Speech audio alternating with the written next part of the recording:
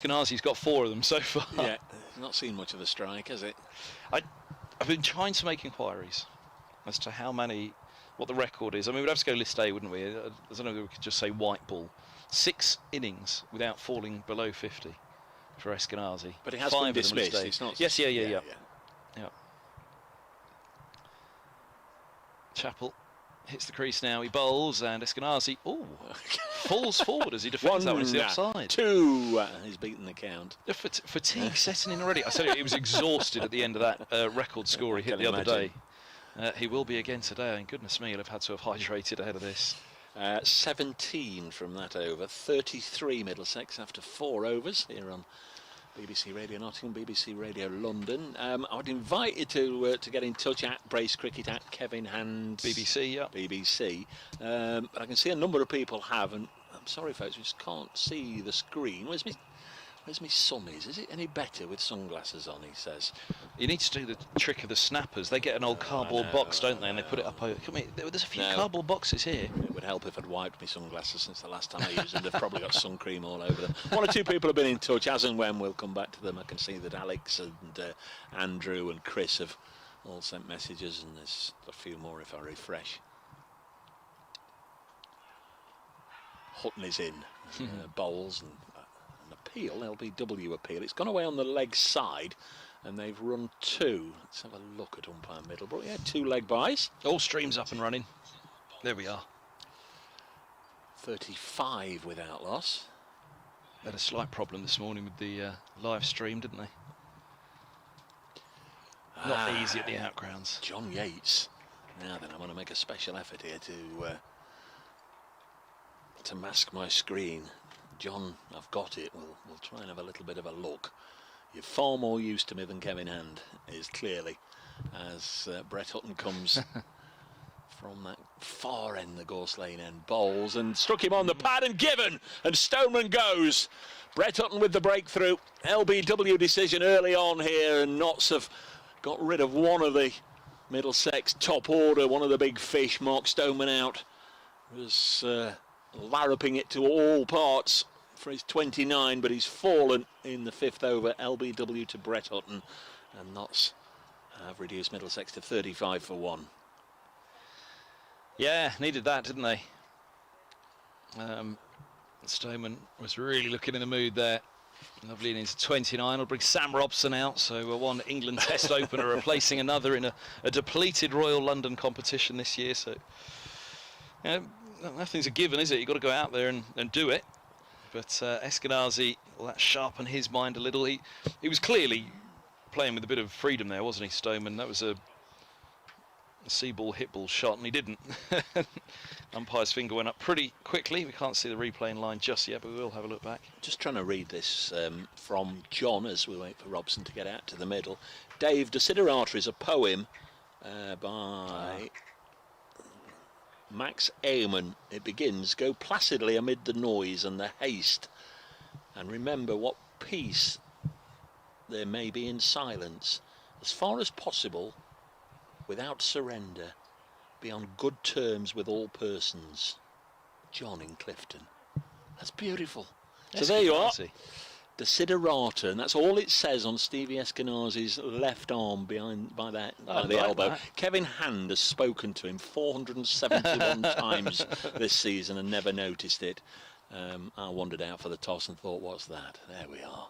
Well done. Desiderata. But thanks for that, John. Appreciate it. I'm glad I just about remembered what he told me. Desiderata.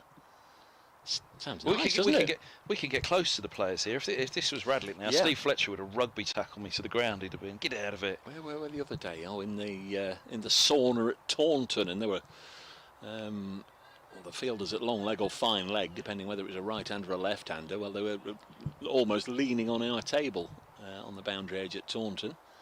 So Sam Robson, who was full of runs against Notts earlier on in the season, both games, both at Lords and Trent Bridge, faces Brett Hutton, eases it into the offside, and there's no run. You nearly talked him out. Well done, DB.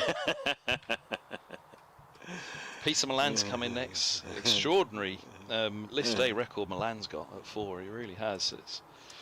Pete Hanscom was to be in for the whole season, but he got called up by Australia. Australian A side, and then had to return home for family reasons as well.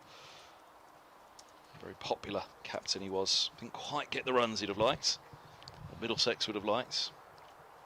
Got a good impression on that Middlesex dressing room. Robson looking for his first run, pushes this into the offside. Nothing doing there. This is temporary respite for Notts. They were chasing the ball a little bit with Stoneman on strike. He did look good, didn't he? That 6 down the ground in Hutton's last over, and then the lofted 4 off Zach Chappell. You thought, aye. Well, the right-handed, left-handed, I mean, I have to say, you know, you kind of looked at it and thought, would that have been worth a punt of sending Max Holden up with Eskinazi, who were the T20 openers, and saying, here you go, got another 6 overs, just going to have a T20 dash at it if you're 2 down at the end of the 10th. There's Hutton in to bowl, and he's away, playing it on the leg side, down to Fatty Singh, who is the closest fielder to us. Sam Robson at Trent Bridge. Who was he dismissed by, Kevin Hand, in the county championship match? Second innings. There you are. It's only a few weeks back. How's your memory? Is he playing today? He'll be playing cricket today. Mullaney? You don't remember that last day when we sat through the absolute torture of not using all 11 bowlers, and Ben Duckett taking the second new ball had Sam Robson caught down the leg side. Yeah, Duckett's playing for the England Lions, got a century yesterday, so good stuff for him. End of the over, a successful one, as this one's guided to point. Success for Brett Hutton. It's 30, what's the board say? 36 for 1 after 5 overs. So Middlesex have 500 absentees and an injured player in Cullen. You've got 152 missing, haven't you, basically? 13, I think. Poor old Surrey the other day, you did have to feel for them. But, I mean, to be fair, they made a good game of it. Young team as they were. Ryan Patel with a century.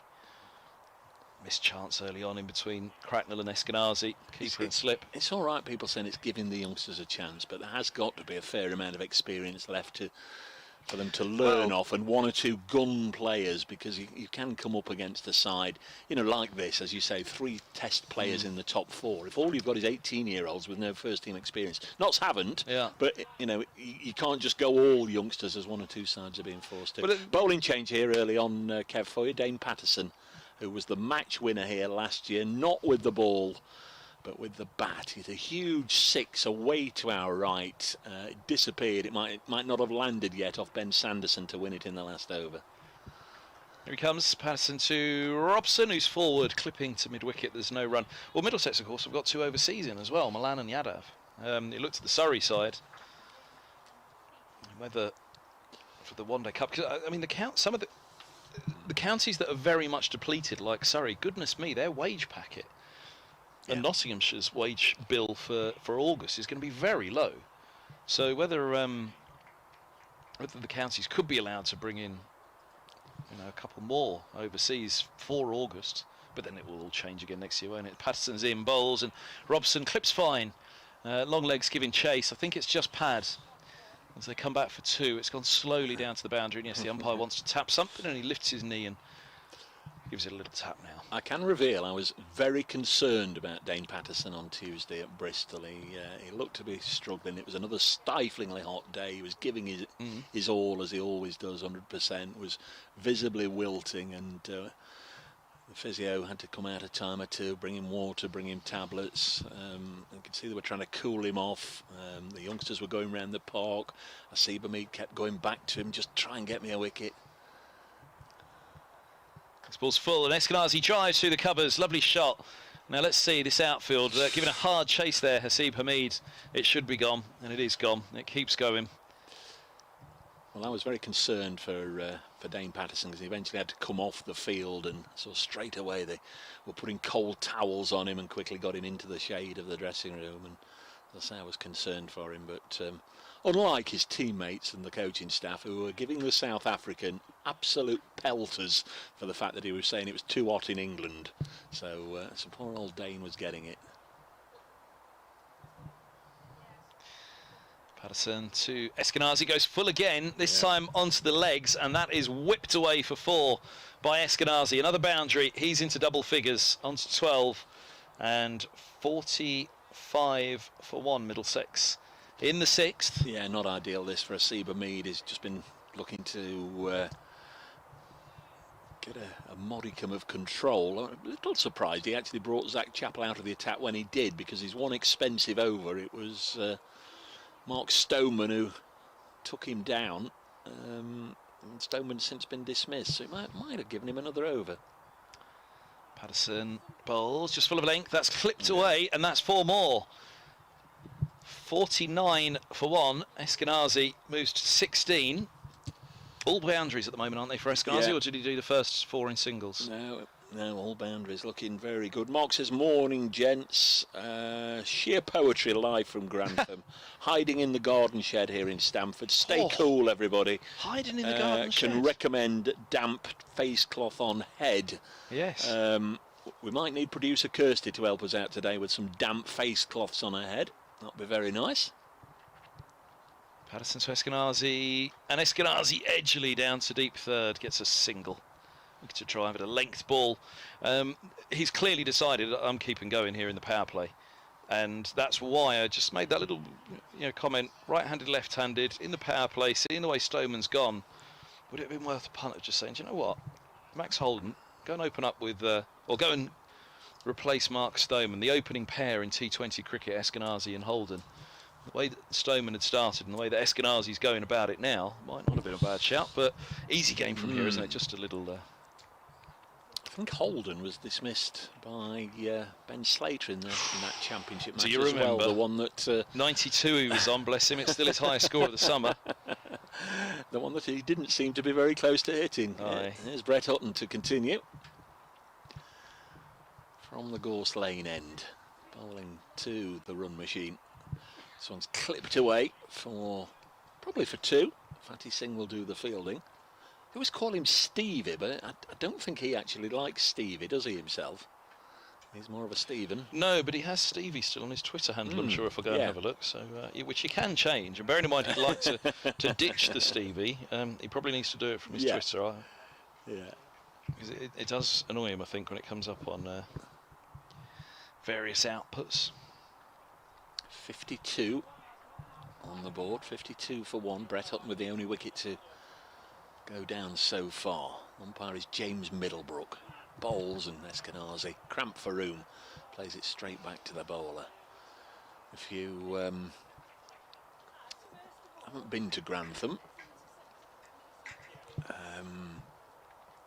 our commentary marquee, gazebo, tent, call it what you like. We're at long leg, with the bowling at the far end. Eskinazi, the right-hander, on strike. Diagonally opposite us are the concessionary tents, as this is driven back past Brett Hutton. Thought the bowler might have been able to get that, but he couldn't. It was to the onside of straight past him and away for 4. Nice looking shot. So it is one of the great things of cricket, though. Whenever you've got a scoreboard on a ground, people will stand in front of the scoreboard, so you can't see exactly what's going off. I think it's 56 for 1, it is. Did I say that loud enough? 56 for 1. Eskinazi on to 23. So I've been distracted by our mate Marty. He's on it as already.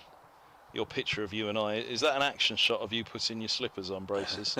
Meanwhile, here's an action shot of Kev, feet on the table. Shall I send him on from Grantham with the feet on the desk? 56 for 1. Durham are playing Gloucestershire today, aren't they? Up in the northeast, which is a bit of a nonsense, as Eskinazi this time does play it back to Hutton. I say it's a bit of a nonsense because on Tuesday, Durham were at Somerset. Gloucestershire obviously were down there hosting Notts. And they've both had to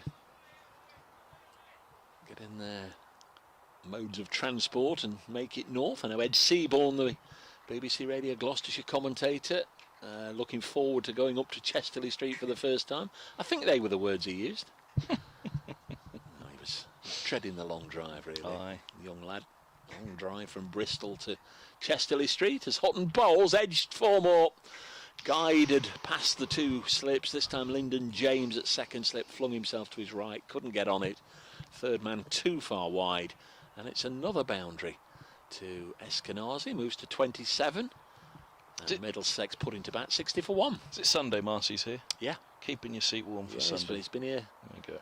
He's been here before, but when he came, well, It's a day of a strange old day in many ways. We were put in a tent at the far end of the ground as Hutton comes in to bowl to Eskinazi. And he drives elegantly for 4 more, 3 in a row. Brett Hutton kicks away in frustration, and a cloud of dust or loose grass cuttings come up. And I might just ask the Notts media man, Tom Holgroff, to tell me the score as he stood right in line of the scoreboard. 60 for 1, thank you very much. Here on BBC Radio Nottingham, BBC Radio London, with Eskinazi.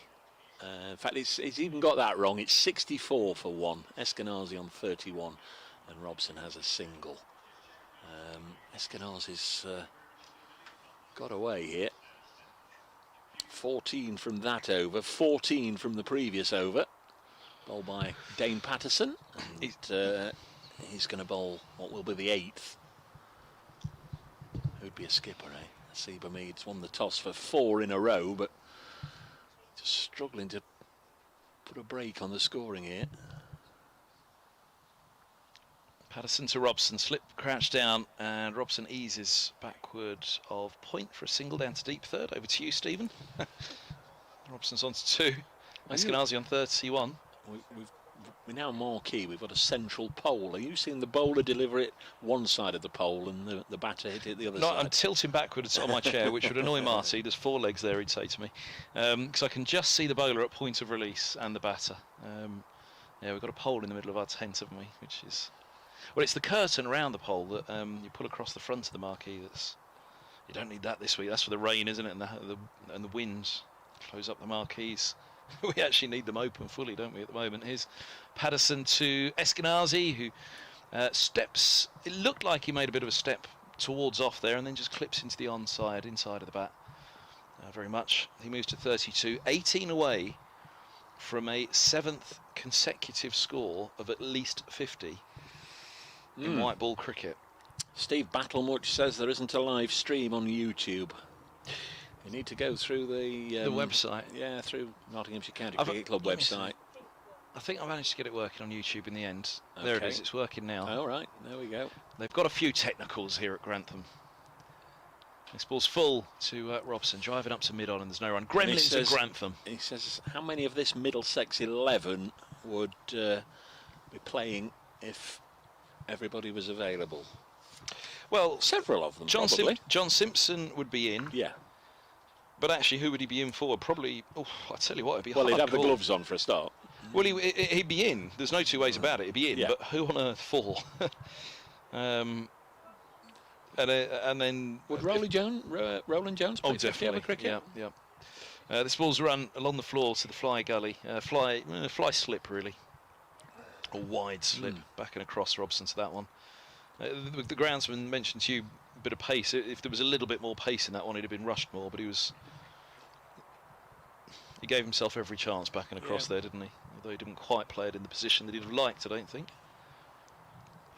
Just a little awkwardly, but soft hands, angle back foot back and across. Big lorry goes around behind Robson as Patterson's in, bowls, and Robson's beaten by a lovely ball, line and length. Now he's beaten on the length of that one. It was a little bit tennis ball, wasn't it, through to the keeper. It didn't really shoot through off the surface, but it was just the perfect line and length that did for him. And Eskinazi comes to have a chat with Robson here.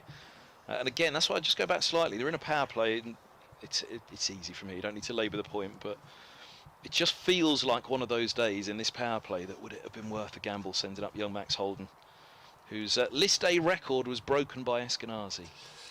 Whacked a few, I remember, back in his Northants days when he was on loan there against Notts at the top of the order. Patterson up to the stumps, bowls, and up to the ribs of Robson, who defends into the onside. There's no run.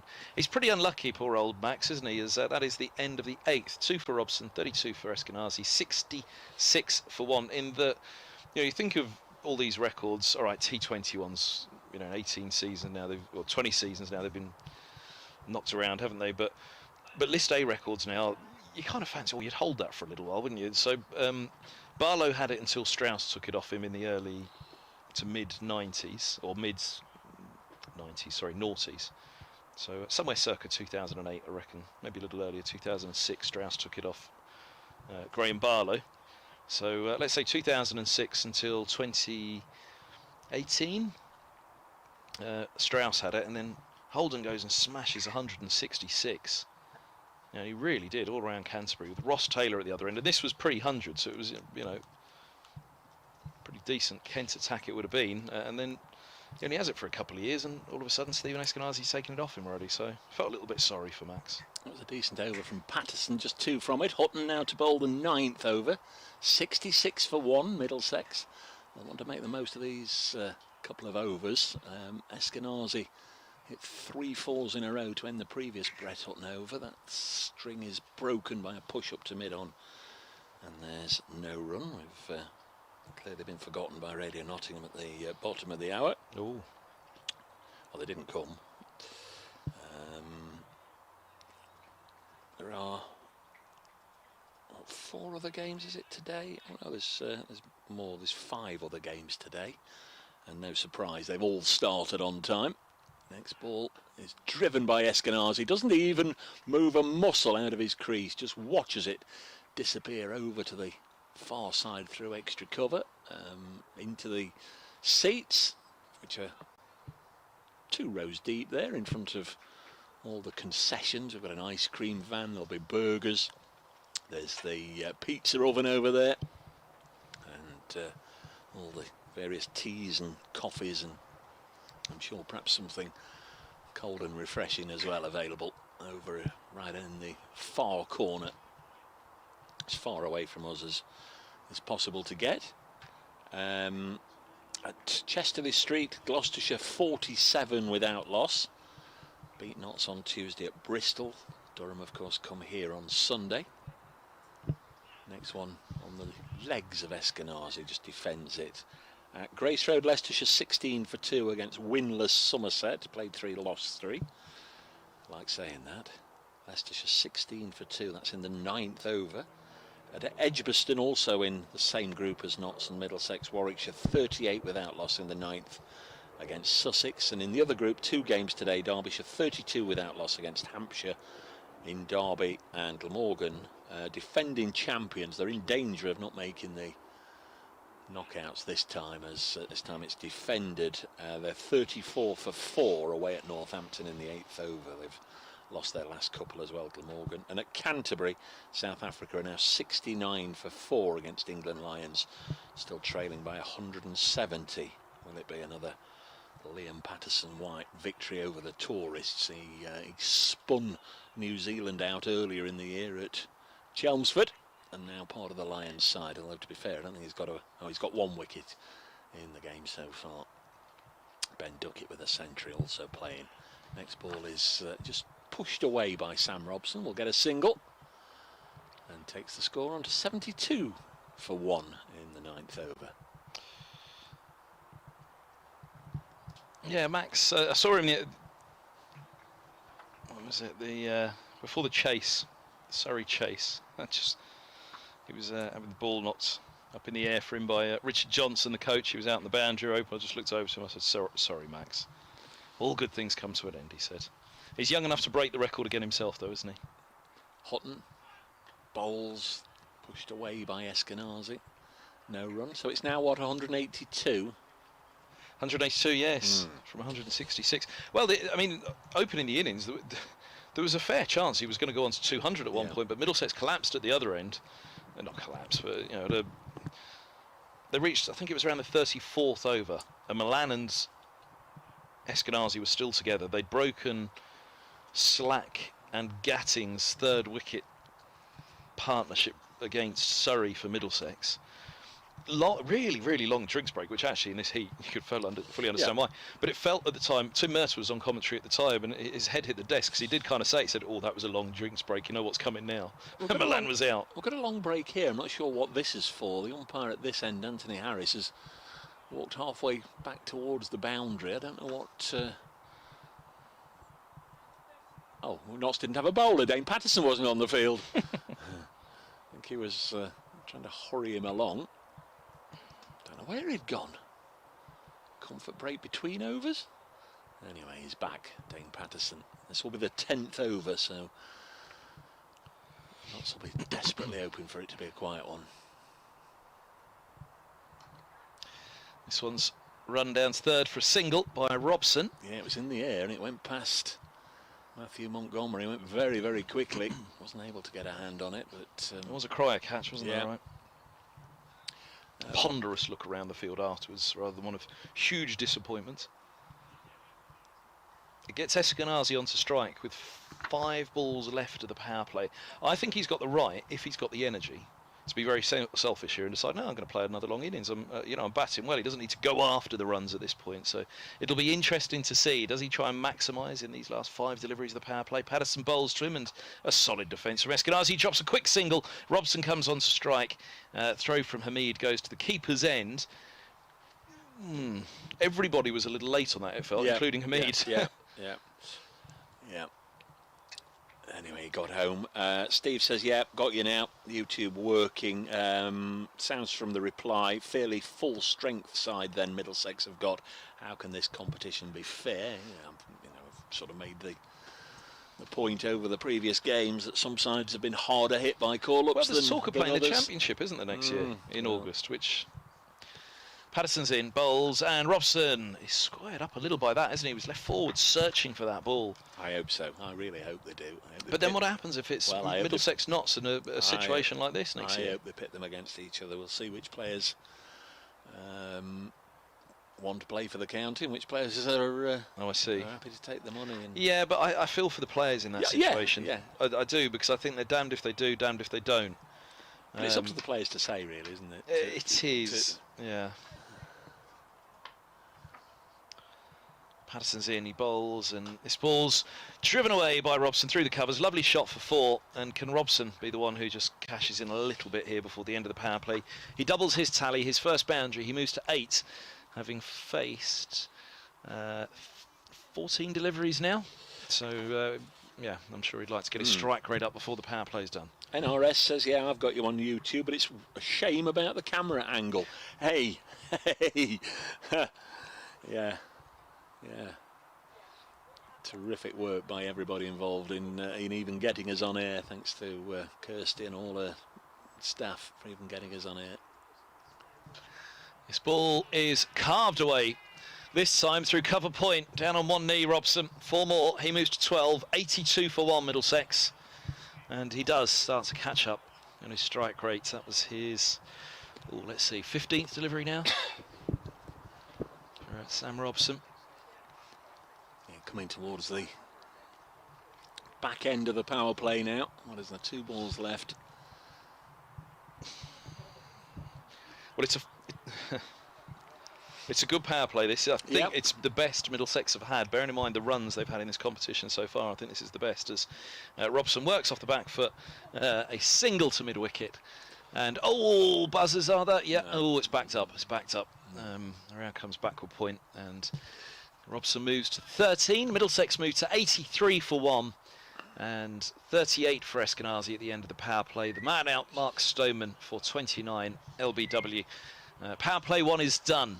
The umpire raises his hand and then swirls it around in front of him like a big Ferris wheel, and we're into power play 2. 4 fielders back. Yeah, you'd say Middlesex are going to be the happier, but I did fear after 4 overs that it might be 90 for none or 95 for none at the end of the power play, and it might just be running away and over the hill before Notts are able to do anything about it. And getting rid of Stoneman, and there were just 1 or 2 overs in the middle there after the dismissal when Robson first came to the crease that just sort of kept Notts in it. It's Middlesex's power play, but not as bad as I feared. And that's why I thought switch it up at number 3. I thought, you know what, you've got Cracknell, you've got Holden, the T20 opener.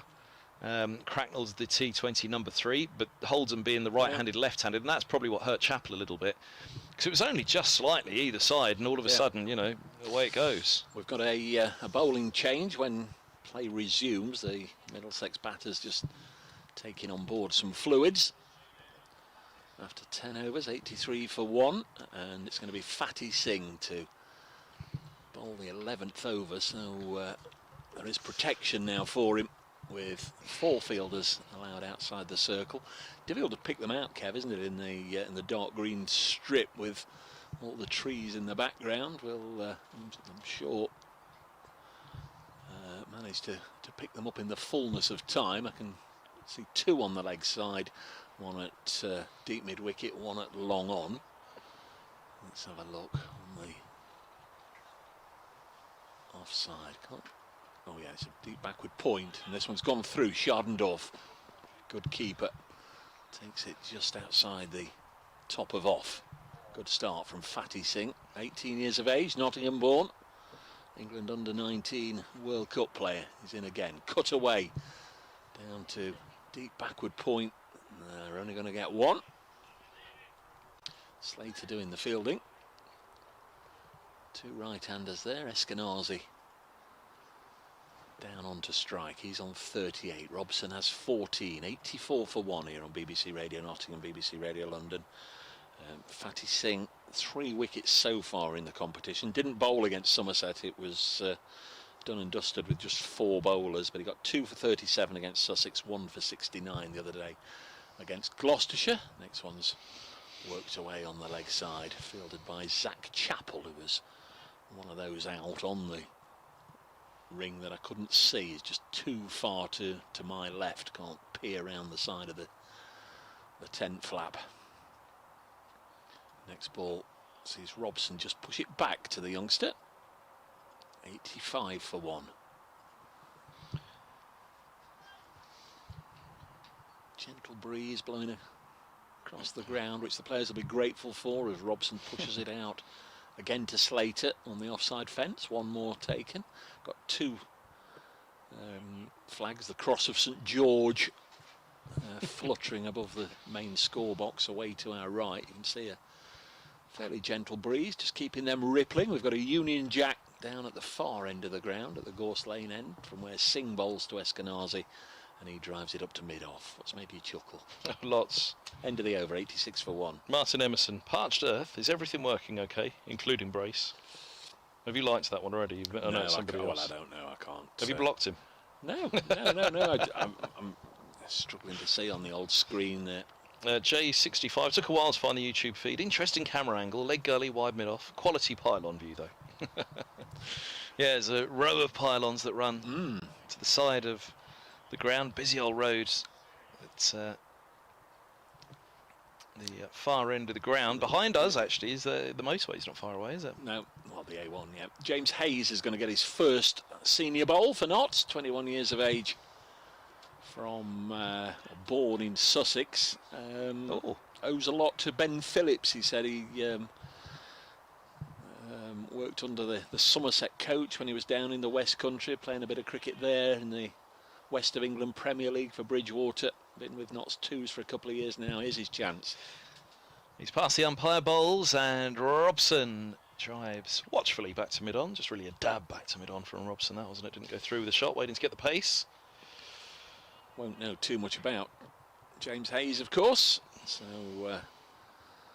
just put it there or thereabouts in the early stages, James. Make him have a little bit of a look and allows you to ease yourself into the day. Yes, if you like pylons, folks, have a look at the Notts match against Surrey in is it the back end of next week at Welbeck. Lots of pylons on view from there. This one's full, clipped by Robson for 4. He moves to 19, 90 for 1 in the 12th. Yeah, too close to his pads, and Robson's not going to miss out there. Very strong in that area, isn't he? Strong in most areas. That ball's gone a long old way in that Kev. It's just been thrown back from the other side of the score box.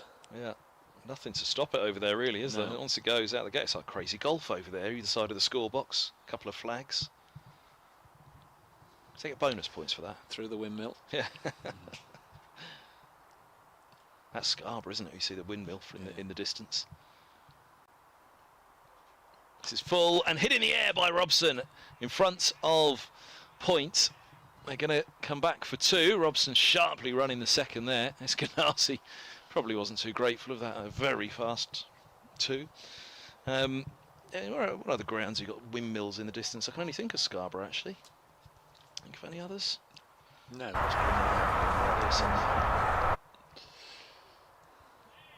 There's the one that immediately sprung to mind in the distance. So we used to sit up the back there with Callie, didn't we? Looking out towards the hills in the distance. This ball's run by Robson. Oh, past the keeper. That was nasty because he ran it very fine into the ground, but so fine. Keeper away to his right. And we did just have a question on that actually about the outfield. That's 4 more. Robson moves to 25. Middlesex are 96 for 1. Peter Mead says, "Morning, Kev. I'll be with you for the day. Some of it will be from the gym, though. I don't envy." Has he got a cleaning job? I don't envy anyone. Sorry, Peter. That has to slide on that outfield. It's like playing. Is it playing like an outground? So far, so good. Middlesex. It's a little bit up and down at Radlett the other day, as outgrounds can be. This ball is full and eased into the offside by Robson. And they run again. They've put 60 on already. In fact, 61 for this second wicket. Come up in good time. Which Robson's called up quickly. It does feel like it's a big scoring one today, doesn't it? You're going to have to be close to that 350 to 380 mark. I mean, look, if things go very well, you go well beyond it, don't you? But yeah, it's going to be tough to dry up the runs today, it looks like. Robson awaits, and that's a wide outside off. That's one thing you can't do. No balls and wides are very much a no-no. 6 balls and over is plenty. Bound to be a few nerves there for young James. Feel a lot better if and when he can get an early wicket. 21-year-old at this end, an 18-year-old spinner at the other end. He's in now, bowls, and Robson drives him into the covers. Well fielded by Hamid in there, low to his left. A dot ball. Yep, got through his over. over. The 12th, 97 for 1. 11 from it. Mead 4 tosses in a row. First 4 times he's skippered a side in senior cricket. He's won the toss every time.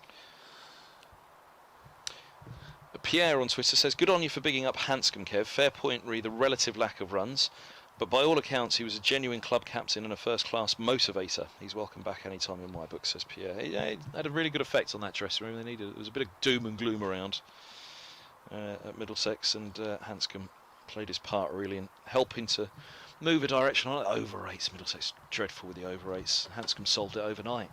Put a lot of energy into the field. Let's not talk about over 8s this season. Oh no. Notts were polished at Lords when it rained on the last day. This one's, well, I'd like to tell you exactly what happened, but at that very precise moment, Ben Martindale was walking in front of me. It seemed as if Eskinazi was going to go down on one knee looking to scoop it and might have missed it outside the off stump in the end. Next one's clipped to mid-wicket, no run. 97 for 1. Let's have a look, see. They've got another of the cameras working from behind now, so we can have a look and see. Fatty Singh bowls, Eskinazi cuts it. Decent stop by Sol Budinger.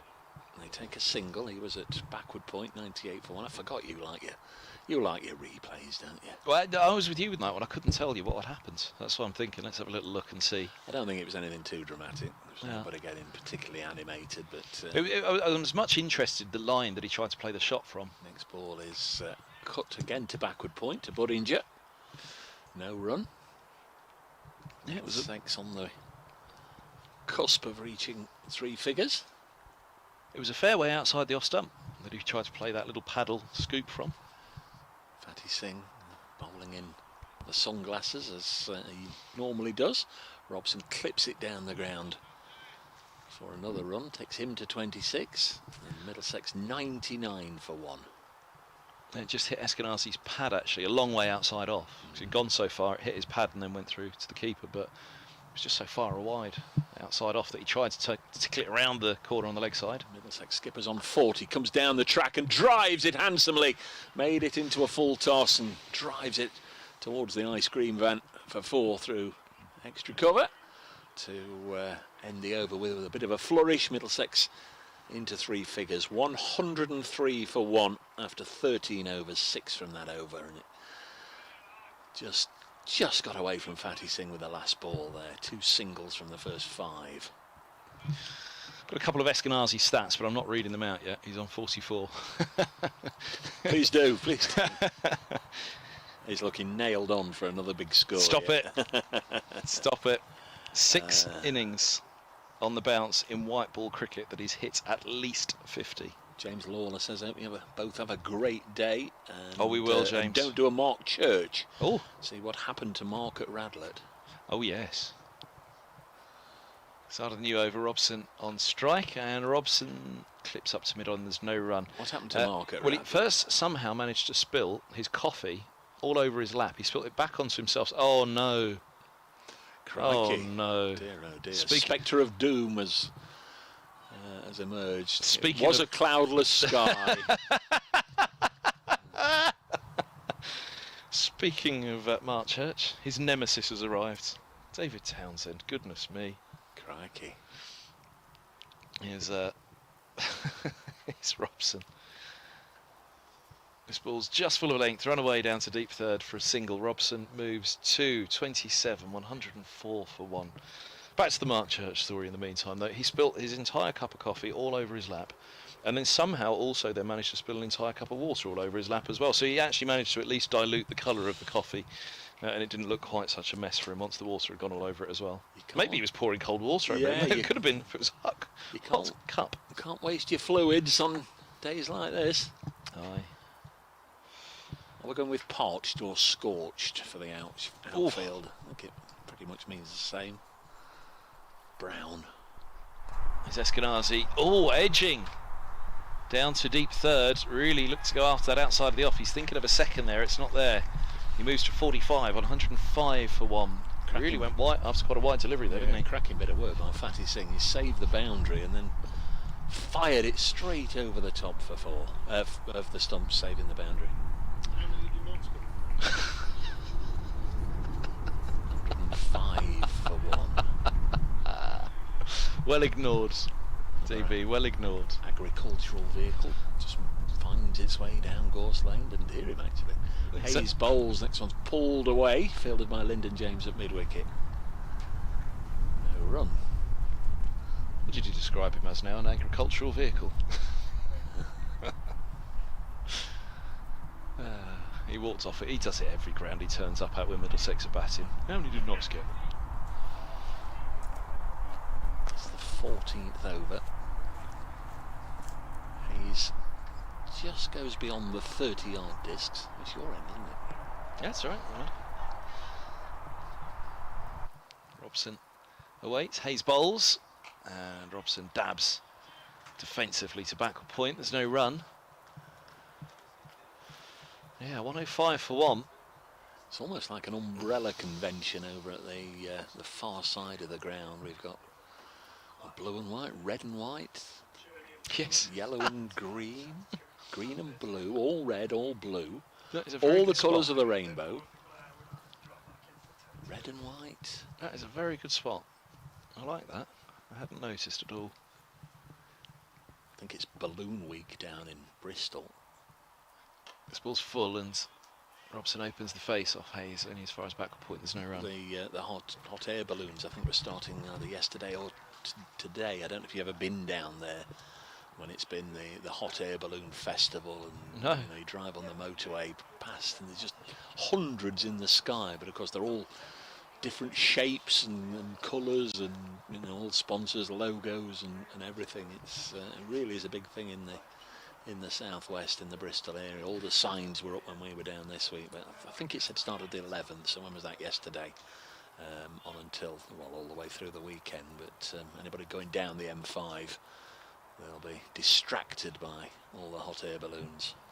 Now you mentioned it, actually, I've got a feeling I have seen it.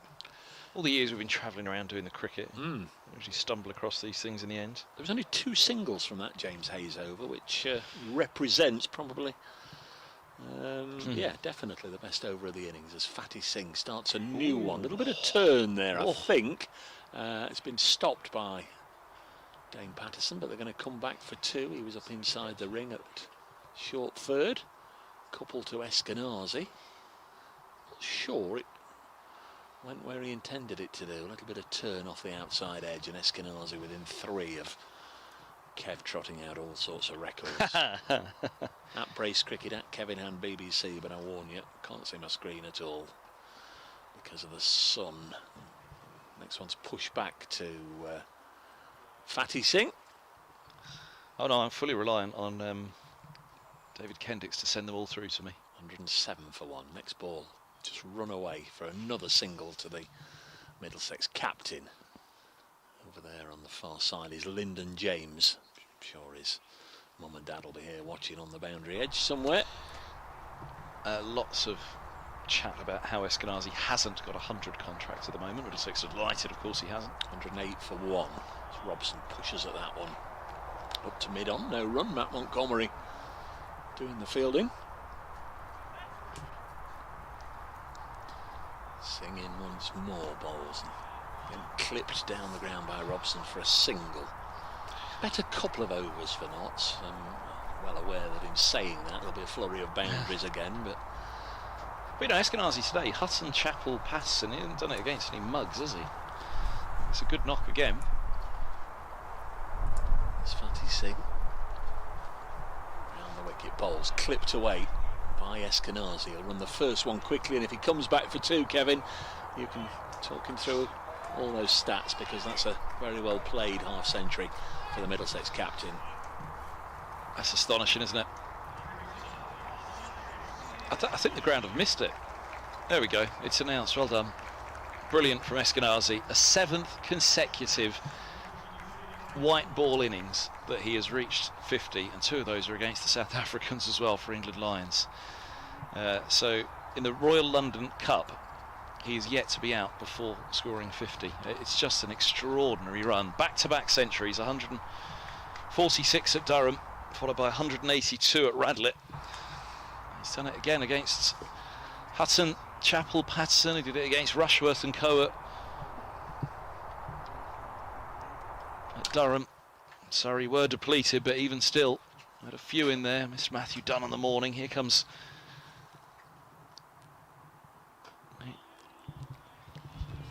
James Hayes. Hayes, sorry, I was going to call him Yates. My apologies, I was going to call him Yates. That's why I stopped myself. It's pushed back to mid-on, there's no runner. Can you have a brain freeze on a hot day like this? British hosts, so people who work for the BBC, and then also Ukrainian hosts as well. Now your sporting and cricket, Nottinghamshire in one-day cup action against Middlesex at Grantham today, where Dave Bracegirdle has the latest for you. Looks a good wicket, parched outfield, runs are going to come along very quickly, very often today, as we're seeing. Middlesex have got off to a bit of a fast start. They're 111 for one in the 15th over. We're currently watching James Hayes bowling, 21-year-old on his Nottinghamshire debut. The only wicket taken so far, that was by Brett Hutton, who trapped the former England opener Mark Stoneman LBW for 29. That was in the 5th over. We're now in the 15th, with Middlesex getting a boundary there. They're 115 for one. Dave Bracegirdle reporting, and ball-by-ball commentary. In fact, we're in the 16th over, and James Hayes put away into the offside for a boundary by Robson. He's on 32, and closing in on a century partnership. Let's have a look. Yeah, 80 in fact they've now added. He's in bowls, and this is edged by Robson to backward point. There's no run, just forward searching for that ball again. So yeah, 7th consecutive innings in white ball cricket where Stephen Eskinazi has passed 50. As he said out there at the toss, you've got to cash in when it's your turn. Don't think he'll have minded too much being asked about first by Asiba Mead. There's Hayes. Bowls now, and short. That one's an attempted pull by Robson, who's up on his toe. And again, he's threw it too early, hasn't he? Just hasn't quite got Hayes' pace here just yet. He's up on his toes and looking to hammer that into the onside, but just had to steer it in the end. I tell you what, looking at that camera view now, it could be Abu Dhabi out there, couldn't it? I've just seen that one. It looks like we're in a desert, doesn't it? And the hazy heat in the background as well.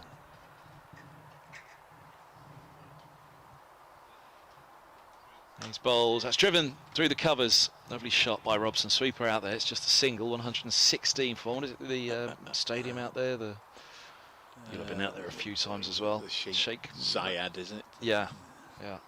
in Abu Dhabi. Hamid did me then, because he was crouched down low and the ball from this angle appeared to go straight into his midriff, and as he came up he was almost throwing his arms up in frustration, but I thought he was throwing the ball up in the air. Thought that had been a bit of a soft wicket. Yeah, James Hayes, might call him Heat Hayes, gets a wicket or two here today. He's in now and he bowls. So Eskinazi takes a little step across and then drives him square out to the deep point. Moves to 51, 117 for one. That is the end of the 16th. Drinks run outs after an hour, well, 16 overs here at Grantham. And the drinks run out, or is it just for the batters? Nothing for... it's just for Sam Robson. Eskinazi doesn't even need a drink. I think they're all... He's acclimatised now, isn't he, Eskinazi? I think they're all urged just to keep the game moving as much as they can. And yeah. The 12th and 13th and 14th men are always going round the boundary edge, leaving bottles of water for the bowlers. Tough old life for the likes of the wicket keeper and those close to the wicket, though. They don't get the opportunity to get some water on board. Sammy King on the field as a sub at the moment, and he's gone all the way from the dressing room all the way up to the wicket-keeper Schardendorf, and then has taken his position on the offside boundary. So a message passed out on for the keeper. Here's Fatty Singh bowling, cut away by Eskinazi, out to Sammy King. So I can see Patterson, I can see Chappell. So I'm not entirely sure who's gone off. If he's out there, it's probably Ben Slater, because he's been patrolling that offside boundary. Dabbed away by Robson, again out to King. 118 for one Middlesex, put into bat by Asiba Mead. Both sides with 4 points from 3 games. 8 matches in the qualifying stages, 4 at home, 4 away. Down the track comes Eskinazi, he's lifted it into the offside. One bounce out to Sammy King, makes a comfortable stop. One more to the Middlesex skipper, takes him to 53. Winners of the group go straight through to host a home semi-final.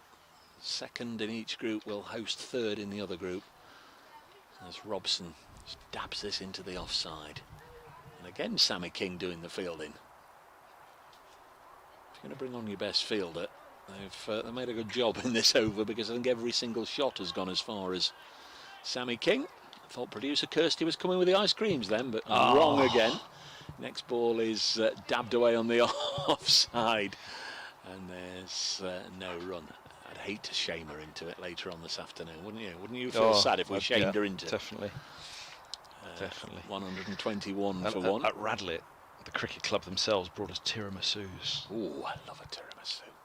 Next one's clipped away for a single. The scores momentarily were the reverse of each other, 5 and 3 and 3 and 5. But I hear it's a lovely club, Grantham. Ben Slater coming back on the field, and of course tiramisu in Italian means... Oh, go on. Pick me up. Does it? It's a pick me up. Now we've just said we've not had a proper drinks break, we're all going to get one. The players can have a tiramisu, a pick me up. Players can have a pick me up, yeah.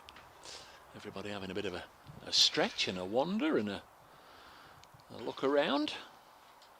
We're on the wrong side of the ground for all the ice creams and the burgers, but the smells will, I'm sure, begin to waft across. Maybe not today, it seems as if the breeze is going in the other direction, but I know last year it was certainly making mine and Andrew Radd's lips water as the burger smells were wafting across the ground. You get the old fried onions, don't you, that you can detect almost from anywhere. The man that we need is sat in the tent opposite us, David Kendix, who has messaged me this morning. Eskinazi's 328 runs across consecutive List A innings prior to this is the 7th highest in the history of limited overs cricket. The highest by an Englishman, and the 2nd highest in England. David Boone made 166 and 172 in consecutive innings during the 1989 Ashes tour. Yeah, that was proper cricket, though. Well, you're comparing some knockabout games against South Africa to the Ashes, eh?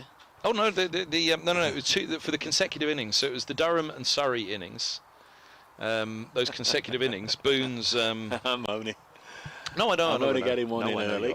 We can see rather more now. The one of the flaps of the marquee. The tent is in. We can see we're not alone. Yes, it was yours waving at Paul Edwards. Just being a mischief as usual. He's. It was like the Wizard of Oz there. He kind of revealed, and all of a sudden, there he was. See, they've tried to open us to the elements without realising that they're now going to very much be a target for all our comments. We're very close to some cricket breaking out, I think, with James Hayes about to bowl the next over. Drinking heavily, I think, was the reply from Paul Edwards. It is water, I should add, that he's drinking. 122 for one. Here comes Hayes, moving away from us. He's past the umpire bowls, and this ball's pushed away into the offside, and there's no run. DT bingo is completed by Paul Edwards, suggesting the arrival of lunch must be imminent as David Townsend's appeared in a press tent. Yeah, one or two were very disappointed at Bristol on Tuesday when they came barging into the commentary room there, the suite that is used for commentary, but also for bringing the meals in at 1 o'clock. They were expecting the meals. They, of course, didn't come until the mid-innings interval at 2:30, so they were very frustrated. Eskinazi on strike, and Eskinazi pulling away into the onside. Deep square will come around and hold him to a single. They were thinking about the second, but back they come. Well, they don't come back, they get back into their ground, is what I'm trying to say. Excuse me. This is Hayes' 4th over. Fatty Singh's had 4. Dane Patterson 3. Just a couple for Zach Chappell, 5 for Brett Hutton. So 6 bowlers used. Not yet seen the right arm off spinner Matthew Montgomery. So plenty of options today for Asiba Mead. As well as forward goes Robson. No run into the offside. 123 for one. Eskinazi 55. 35 to Robson. Stoneman out for 29. Seemed as if he was in a hurry to get somewhere, Mark Stoneman. Big 6 down the ground. And a couple of crisply hit shots off Zach Chappell. And then pinned. He's in. Bowls, and this ball's short and cut away by Robson. A single taken. Thinking 2, but just one it is. 1-2-4 for 1. So Eskinazi. Let's have a look who's been up against in these runs. Now the last one at Bristol. I think Gloucestershire were done as well, weren't they? In the by that point in the blast, I think they didn't make it through to the knockouts, did they? They had an unusually disappointing T20 campaign. He got 65 unbeaten against Gloucestershire. This ball's driven square on the up by Eskinazi for a single. And Eskinazi managed 65 unbeaten from 55 deliveries. Middlesex chasing posting 163 for 4, and a bit of a sticky one down there. That was against Josh Shaw, Tom Smith, Tom Price, Paul Van Meekeren, Glenn Phillips, Jack Taylor and Benny Howell. So a decent attack down there. It's a bit of breaking cricket news. Adam Lyth of Yorkshire suspended, if we can get the word out, suspended from bowling in ECB competitions. These bowls run by Robson down to deep third, thinking 2. It's wide of the fielder. I think they'll settle on 1. They do. There's been a misfielder going to come back for the second. He steps over it. There's been an independent assessment of his bowling action conducted at Loughborough University, and as a result, blah-de-da-de-da-da-de-da-de-da, is currently suspended from bowling, and this follows an incident where the umpires reported his action in the Blast semi-final at Edgbaston on July the 16th. Well, that would have been obviously televised and would have been very much scrutinised by all the watching people, both in the ground and on the cameras. So live, ineligible to bowl in any ECB competitions until able to pass an independent reassessment of his bowling action. Don't know if Middlesex have, well, like Notts, you wouldn't be expecting to face Yorkshire anytime soon, unless maybe in the knockout phase of this one, as Fatty Singh comes in and bowls. This is cut away to backward point, and there's a single, 128 for one. Let's go back to Eskinazi for a moment. He then got those 50s against the South Africans, then 56 against the Leicestershire attack of Wright, Hendricks, Mulder. Fatty Singh, slow left arm spinner, bowls to Robson. Pushing forward. Before Mulder picked him up LBW, and then Rushworth and co up at Chesley Street. And for sure a depleted Surrey attack when he hit the 182, but they were tested. That one's pushed back. Apologies, Dave, I missed that ball. It was pushed back into the offside by Robson. And no run. But again, he had to manage that innings. He was out there. Right out there until 3 balls to go of the innings. Singh bowls, cut away by Robson. He's going to pick up at least 2 here, you'd imagine. Ben Slater out there. In fact, it keeps him to 1. That's good work by Slater. Just examining his right knee there. He slid to the ground. As we've said earlier, it's bone hard, and I think any fielder that has to go and dive on it like that to make a stop is going to emerge worse for wear. Again, he's looking at his right knee. Fatty Singh bowls to Eskinazi. Just milking the bowling at the minute, if that's not being too unkind. Just working it away for singles. Moves on to 58, 130 for one. Well, he's playing his own game at the moment, and that's the point we're illustrating here, isn't it? I mean, the Surrey attack, Conor McCurr, they missed Matthew Dunn on the morning. He dropped out for family reasons. But they still had Amir Verdi, Ryan Patel, Cameron Steele, Yusuf Majid. Next one cut away, out to Slater. Goes down with the long barrier this time, perhaps a little gingerly, not wanting to jar that knee again. Another single taken, and once more Fatty Singh racing through the over. 131 for one, Middlesex. And is that the end of the... I think I've missed an over on my little chart. 131 at the end of the 18th. Hold on, which end did they start? Didn't they start at your end? The far, no, it's 19th, end of the 19th. End of the 19th. I'll go back on the commentary in a minute and have a look. Yusuf Majid, I mean, bearing in mind there were runs aplenty and records tumbling, the young left arm spinner picked up 2 for 51 from his 10 overs. He was very impressive, young Majid. Certainly a name to keep an eye out on, Yusuf Majid. But Conor McCurr's 3 for 38, the pick of the bowling that day, as Eskinazi hit the 182. Here's Hayes, bowls to Robson, who punches out to deep point for a single. Robson's on to 41, Middlesex are 132 for one. Just a gentle breeze starting to blow our way now. Without looking, unless you've done some homework, Kev, which I doubt. when did Notts last host Middlesex in a one-dayer? In a one-dayer, it was the T20 quarter-final. No, right. In a list A. List A, yeah. Actually. Sorry, I thought you were being mischievous and sliding one in. No. And who won that day, Kev? no, not at all. Well, there was the one at Lords, I remember, in 20... Host. Oh, Kevin, sorry, host. When did Notts host? These bowls, and this is run I'm not backward a point for a single by Eskinazi. I'm not trying to catch you out. I'm just pointing to the absolute nonsense of it. Let me wreck my brains. Well, it was 2005. I mean, that's 17 years since Middlesex. Can't even say came to Nottinghamshire because we're not in Nottinghamshire. But Trent Bridge 2005, the last time. Since then, there's been 5 meetings. 1 at Southgate, 4 at Lords. The last in 2015. That was the night that Ricky Vessels got a ton, and the year before, both Hales and James Taylor got hundreds. Notts winning the last 2 at Middlesex.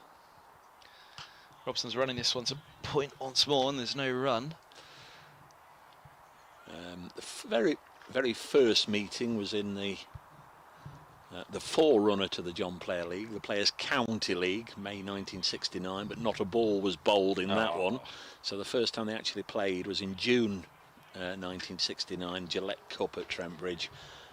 Notts got the win, but Peter Parfitt scored 119, and that's one to keep an eye on, because that's the highest score made by a Middlesex batsman against Notts in List A cricket. Peter Parfitt, 119. Robson's up on his toes, so Hayes, he runs a single out to deep square. We've had a report from Hurstpier Point. Derek says the stream is fine, but the commentary's gone. From our octogenarian listener, Derek, in Hurstpier Point. Can we still call him the octogenarian? He must have nudged 90 by now. Dear old Dell. I was going to say that's not very far away, but that's home Pier Point. Ah. Where the old water sports centre is, it's Pier Pont. And just to finish that on previous meetings, Notts 20 wins, Middlesex 30. This ball's driven up to mid-off by Eskinazi. Yes, no, they've got to get back. Throw misses, or Robson would have been long gone. Made a horrible mess of that, Eskinazi. I don't think he realised that Hamid was going to swoop him from cover in front of mid-off as he did, which would have left Eskinazi gone by a mile, which would have been a nasty way to end his own run. He's on 59, he remains on it.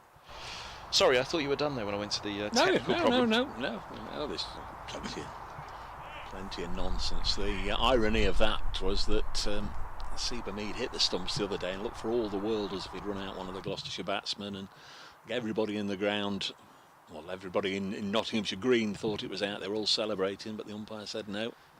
Hayes bowl short. This is hooked away by Eskinazi. A single out to deep square. He's on to 60. It's always the way, isn't it? When you do it, the umpire says not out, and when he's not in the frame, you narrowly miss. 100 partnership being acknowledged for the second wicket. I say acknowledged. It was read out. I think. We can forgive the punters today. They're like us. They're down a gear today. They're not clapping today. They're not clapping. But century stand 135 for one after 20 overs. I think in all the games so far, I've sort of made that daft reference that they'll talk about doubling the score after 30 overs, or they used to, and either there's been a side 7, 8 or 9 wickets down, so it's not going to happen. Next ball on its way, a lovely looking shot from Eskinazi, just lifting it over Hamid at extra cover for 4 more. Did you know that? He commentated before he did it. It's on. Next ball's on its way. It's 3 or 4 that he's hit there. Might want to post a man over by the ice cream van. I'll go if you want, Skip. 139 for 1, 64 to Eskinazi. Next ball just run into the offside for a single, get down the other end. Aye. Are all of Middlesex's games away from Lords? Yes, banished. All at Radlett or shared around? No, all at Radlett, which is a lovely place. I'm delighted to be at Radlett, no problem there. But it's a nonsense that they can't play at Lords in the month of August. 140 for 1. Fatty Singh bowls. Sam Robson cuts it away into the offside. Work out there for Slater to do. Crikey, those knees and elbows are getting a battering out there by the boundary riders. 2 runs, 142 for 1. Edgbaston, meanwhile, is hosting the 100, Warwickshire. Or are they called Birmingham in this? Are they called Warwickshire or Birmingham in this competition? And the Commonwealth Games. The Commonwealths, yeah. Middlesex can't play at Lords because the 100's on in August. I mean, come on. 142 for 1. Fatty Singh bowls. Robson again, repeat of the previous ball, but it's close enough to Slater to keep them to 1, but he still goes to ground, puts in a bit of a tumble. 143 for 1. Yes, not started the competition at Trent Bridge, but their other 3 home games are shared around. 2 here at Grantham and 1 at Welbeck. Next one's dropped on the leg side, but Eskinazi has dropped his bat and he's hobbling down the far end. And crikey, no. Is it Dame Lady Luck who's going to end the Eskinazi run by giving him a damaged foot? He's hobbled away. Sam Robson's gone down the other end. It's the left instep. Might just be the ball on the instep. Oh, this can't be the way to end the run. If it's ball hitting foot, he should be okay. If he's done something in setting off for the run, then it's a different matter. We'll have a look. Gross on the board, 144 for 1. Sam Robson's not concerned, Kev, so I wouldn't waste too long in finding the replay, because Sam Robson's just, I think, had a bit of a chuckle and gone down to the other end. And he's ready to face the next ball. He's got his bat, Eskinazi. Just sharing with umpire Middlebrook what exactly happened, and they'll be okay. Robson's on 45, pushes at this one into the offside. He's making Eskinazi run, and he did in truth hobble down to this end, and Eskinazi turns and says, "Thanks, pal." Well, it's an odd one because the ball's a long way down the leg side, and he swats at it, so he must have hit his foot with his bat. Yeah. So he's clipped the inside of his left foot with his bat, trying to clip the ball, which was a long way down the leg side. And I mean, bear in mind the way he's timing things at the moment, DB. He's just middled the ball of his foot on the inside, on the instep of his left foot. Seemed like a quiet over that one, but there was still 10 from it. James Hayes to continue. 5-0, 20 so far, so slightly less than a run a ball. Hayes to Robson, who's bowling. Yeah, he's really settling in here. Mr. Hayes.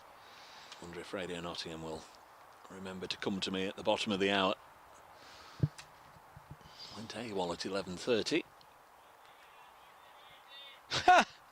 Anthony Gibson. The thing is, you just don't expect to read when you open Twitter. Anthony Gibson writes, "I gather that we're being live streamed on TikTok. Now that's a first for me." We're seeing Anthony on Sunday at Taunton. They're at Grace Road today, aren't they? Oh, Aren't they? I think. yeah. Here's Hayes, bowls, and this is short and hooked away. That's a deep square by Robson. You have to keep a close eye because of the parched outfield. It's tough for the fielders out there. Do you know, I must admit, because it was Somerset and the way that Somerset do innovate themselves, don't they, with streaming technologies and all the other bits, social media. Do they? Well, they tell us they do. So I'd kind of assumed it was Somerset was streaming it on TikTok. It was an innovative gazebo I was in last Tuesday. Oh dear, yeah, it's not popular, is it? What's going on down there with the commentary positions? I guess that'll be Sunday for me and Mr. Gibson. Here's Eskinazi facing Hayes. Is this the first time he's had strike since middling his left foot? Maybe. Pushes a single out to deep cover. He's all right. He's off up to the non-strikers then without any great alarm. Ben Martindale on drinks dispensing duties, wandering around the boundary edge. Played at Bristol on Tuesday. Notts debut, son of Duncan Martindale, former Notts middle order bat. Didn't mean to ask other listeners to let us know that they're hearing us okay on both the stream and the BBC Sport website. Kirsty will be right across it in the tent next door. His bowls driven by Eskinazi, only to Hamid, by Robson, sorry, to Hamid at cover. Well, the way Joel wrote it, I assumed that he was saying stream's okay, but the BBC's down. But I think we're all okay. Yeah. Nobody else reported anything. Stat Dan on Twitter says the second South Africa game wasn't List A, only the first South Africa game was. I did say white ball innings though when I said it, but I said List A on Twitter, so well done Stat Dan for picking me up on that. It's the 7th consecutive white ball innings that he's reached at least 50. Hayes is in, bowls, and Robson runs this one away down to deep third for a single. I would think if he goes on and gets 3 figures, a third consecutive ton trumps all the rest of it. All the rest of it, and you needn't really bother about the Well, it's a heck of an 50s aggregate in score, though, warm-up isn't games. it? Yeah. Yeah, the South African ones. Well, yeah, I mean, well, you wonder the strength of the South African attack compared to the strength of the Surrey one. Don't know. They're getting pasted by the England Lions at the moment. Are they? So. I mean, I've got Peter Milan here playing in this game. He averages 48 in first-class cricket and can't get in the South African side. Hayes passes the umpire, he bowls, and Eskinazi with a little steer into the onside, just backward of the square leg umpire. There was quite a bit of talk in South Africa because I was sent 1 or 2 links to articles suggesting that Dane Patterson was on the brink of being selected for this tour party, and I put it to him, and he said, "I'm not holding my breath. If they're not going to go for Kyle Abbott, they're certainly not going to come for me." So he certainly wasn't expecting the call. 149 for 1 at the end of the 22nd. Another decent enough over from James Hayes. Just 4 runs for the debutant, born in Haywards Heath, and product of the West of England Premier League in recent years, where he's played for Bridgewater. Speaking of Dane Patterson, he's coming back from the Gorse Lane end. England haven't actually taken another wicket this morning. England Lions, South Africa 97 for 4, still trail the Lions by 142, so they're heading towards an innings defeat. Liam Patterson-White's bowled 3 overs, 3.5 overs, none for 13. Here's Patterson, bowls to Eskinazi. First ball is short of a length, pushed away on the leg side, and there's no run. Just a couple of overs early on to Chapel, but very much looks as if he's into the attack. Going to be a double change, I would imagine. Lovely day. We moan when it's too hot, we moan when it's too cold, we moan when it's too wet, we moan when it's too windy. The English way, Patterson bowls, cut down to third man. It's James Hayes doing the fielding. I'd say it's okay today, provided you're able to get a bit of shade, able to get a little bit of a drink and get away from the... On the cricket now, off to Grantham, Nottinghamshire against Middlesex, and here's the latest with Dave. And it's an absolute scorcher here, Mark, as you can imagine. Middlesex put into bat by Hamid, who's had this happy knack so far in this competition, been able to win the toss. 4 successful toss wins for Hamid. He's asked to bat first. He did get one of the early wickets he was looking for as Brett Hutton removed the dangerous Mark Stoneman for 29 in the 5th over. But since then, it's gone very much the way of the visitors. Eskinazi, who's bidding to make 3 consecutive centuries, is 67 not out, and at the other end the former England opener Sam Robson 49 not out. We're in the 23rd over of 50 and Middlesex 151 for 1. Thank you, Dave. You can follow that ball by ball. So here comes Patterson. It's bowled to Eskinazi, who cuts it away. Pass backward point, and that'll run away for 4. 155 for 1. It's off out to the crazy golf course again, huh? It is indeed. Yep, boundary to Eskinazi. 155 for 1.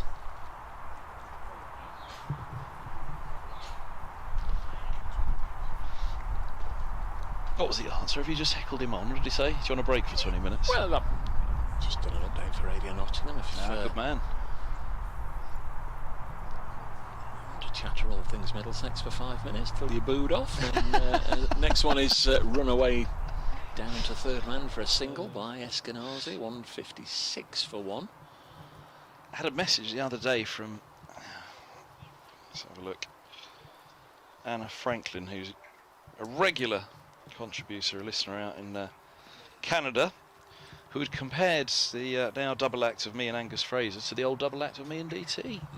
Old Statler and Waldorf, becoming the new Statler and Waldorf, she said. Is it likely to be here today, Angus? No, I don't think so. Patterson bowls to Robson on 49, and there's his 50.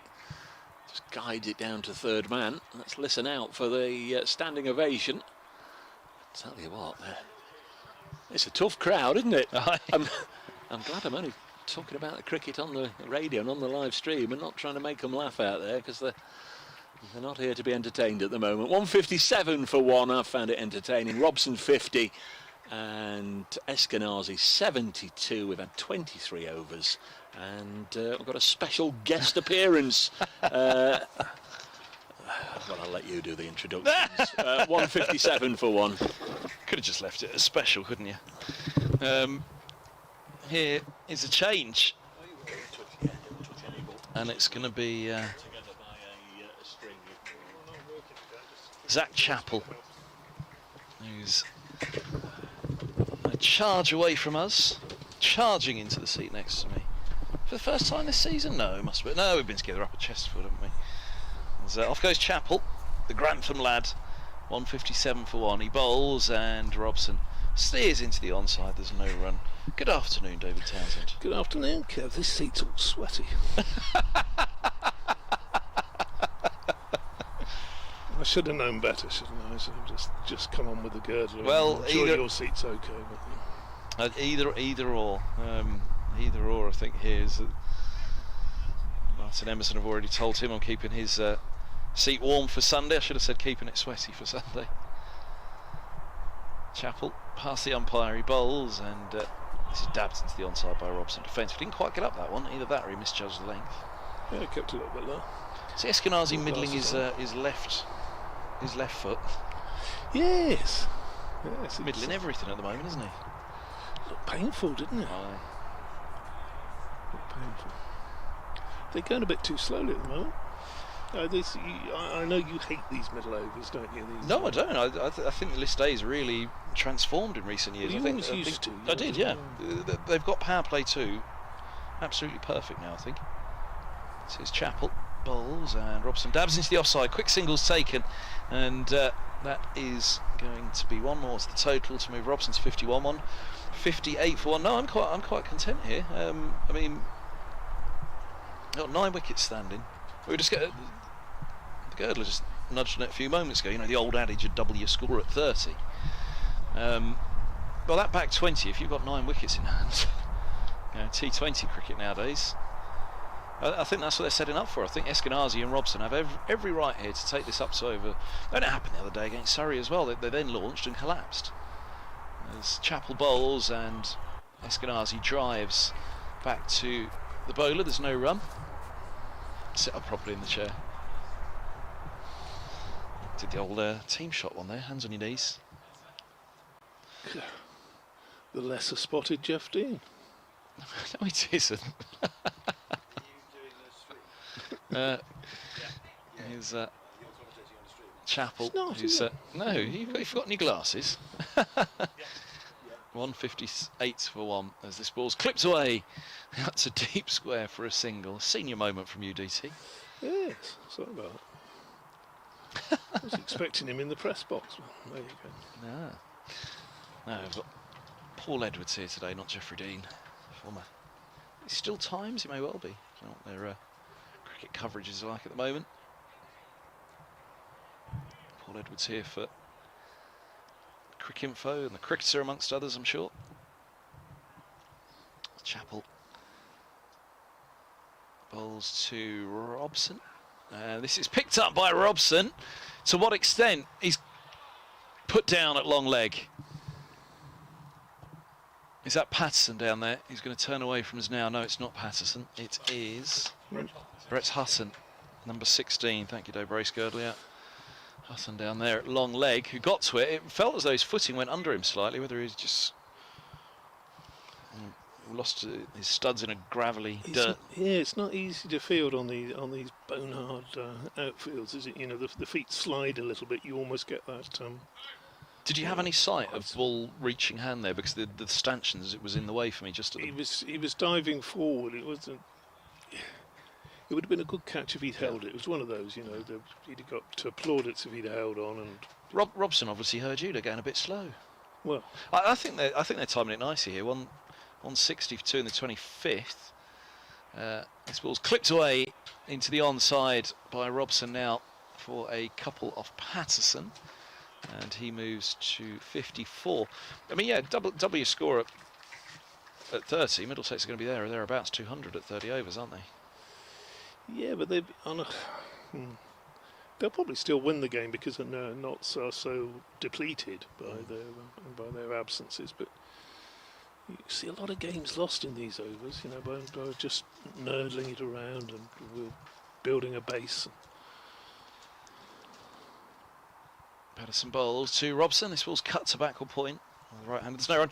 Oh, I'll go back to the Surrey one. You know, Milan and Eskinazi had broken. You probably were there for that other game, 85, I think it was. Gatting and Slack for the 3rd wicket stand against Surrey for Middlesex. Oh yeah, I meant during the interval. Partnership somewhere around 130, I think it was. Anyway, Milan and Eskinazi broke that. Then there was a long drinks break around the 34th over. I was still at school. Not 1895, DT. Here's Patterson bowls, and this is worked away out to deep square for a single. 163 for one. So yeah, around the 34th, they had a really long drinks break, and it looked as though the conversation between Milan and Eskinazi were like, look, 8 wickets standing, 16 overs to go, we've got to look. And immediately after the drinks break, Milan looked to send one into the car park. But Radlett missed it, plumb LBW, and And then a real clatter of wickets, and Eskinazi had to slow down dramatically at that point then, so we'll see. Here's Patterson, bowls, and this ball's down to deep third in the air, run by Eskinazi, and that bounce, it nearly looped up over him. It was almost like a basketball player hooping through the air, trying to find the hoop as he managed to climb up and collect that one on the bounce. It really did kick up, didn't it? Yeah, they offer a few. It offers a few different challenges in an outfield like this, doesn't it? And, we see them from time to time. I think the driest I ever saw was Middlesex's championship year in 1990 at Uxbridge, and a lot of members will remember that. That was really dry. I did tease the Grace, the Girdler this morning. Of course, welcome to Uxbridge.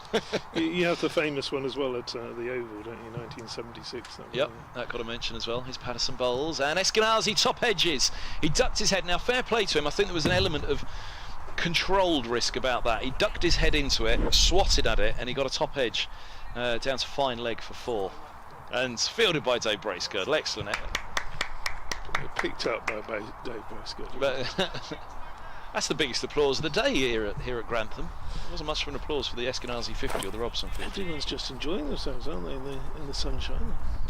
Lots of umbrellas out there, but not being used for the purpose that umbrellas are used for. Used at cricket. Well, there's a couple of parasols being put up here. Actually, I thought it was pizzas being delivered, but actually it's the base of the parasol, isn't it? Here's Patterson in bowls, and forward goes Eskinazi, pushing away into the offside. There's no run.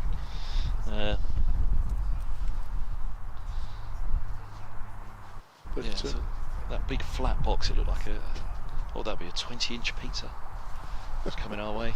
One Camber tree and covered it. 169 for one. This is good, isn't it? Does this mean we can go and sit outside now? Oh, yeah, maybe. Well, I think it's the sun's obviously coming around in front of the commentary tent for us now, isn't it? So I'm sitting further and further back by the moment. You'll be fine. I'm sure you've got your factor 45 on or whatever it is. So how have you been, old chap? I've been good. I've been very good. Seen a fair bit of cricket this summer? I have. I've been following. You've been pestering the streams around the country. Following Paul Edwards around mostly. Oh, he likes an out ground too. He does. Up at York last week. That's a lovely ground for cricket. Another club ground. That was very well attended. 4,500 there for Yorkshire against Lancashire, and up to Scarborough sadly for the last time this year on Sunday, and then. Sitting at home last night, and I thought, wonder what cricket's on tomorrow. It's going to be a nice hot day. I'll have a drive up and see what the boys are doing up in Grantham. Chappell's in, bowls to Robson, who is working fine for 4, and just straying in line. Chappell, Robson gets him away. He's on to 59. Middlesex 173 for 1. See, the runs are there, and this is why I think once you're set. As a partnership's going, just keep the partnership going. They seem to just the last couple of overs, don't they? Oh, they heard you. I don't think they heard me, Kevin. What about Anna's comment then? That Angus Fraser's taken your place as the Statler to my Waldorf. Well, what about it? Chappell's in bowls, and Robson heaves that one over mid-wicket for 6. Wow, that was a sweet pick-up, wasn't it? He moves to 65. He's catching up Eskinazi on 79. 179 for 1. All of a sudden, the runs are flowing. On a pitch like this, against a depleted attack, you would have to think 380, 400's not out of... I think 400's very much on here. I think it really is. Stat Dan says this is the highest List A second wicket partnership for Middlesex against Notts, overtaking Rosebery and Langers 131 at Lords in 1999. Highest for any wicket versus Notts is 173 at Lords in 1976 between 76. I bet Featherstone. I bet Rad's in there. And Gatting. 76. Yeah. He'd have been a very young man then. Been 18 then, Gatt. Yeah. He's in the team, but I don't think he was. Was he a regular by then? Certainly by 77 he was, and might have been. Played for England in 1980, didn't he? Or in fact went on that tour that winter, the 77-78 tour. Oh, I'm wittering away. Martin Emerson must be... Oh, no, it's the picture of you and I. I see a sandwich shortage at 1:30, says Martin. Middlesex loving on comms at Grantham. Well, it was also nice to come up and see the Girdler. There's a just a quick run into the onside there. I'm not working today, so I'm not doing any commentary. You're just here for a natter. Yeah, just. You did have a comment off air at the back when I said about Anna saying that Gus is the new DT. Well, I'm sure Gus will be very flattered by that. I'm not so sure I am. Chappell hits the crease, bowls, and this ball's clipped away into the onside by Eskinazi, fielded at mid-wicket, and there's no run. Afternoon, so all the legends will be tuned in. Radders and Gat and Gus will all be Selv, they'll all be at home watching. Yeah, that's lovely. Yeah, thank you very much. The parasol's been presented in front of us. Couldn't have placed it in a worse position, could he? Really? Why? It's a 2-inch bar that's holding up the parasol. The key is the umbrella. It's the big stanchion I've got here with a curtain either side of it that's been troubling me. You just have to a little lean at the last moment as the bowler hits the crease, as he does now, Chappell, and it's run by Eskinazi down to deep third for a single. 181 for one. You used to live in Spain, didn't you? Yeah. You used to be a warm weather. Yeah.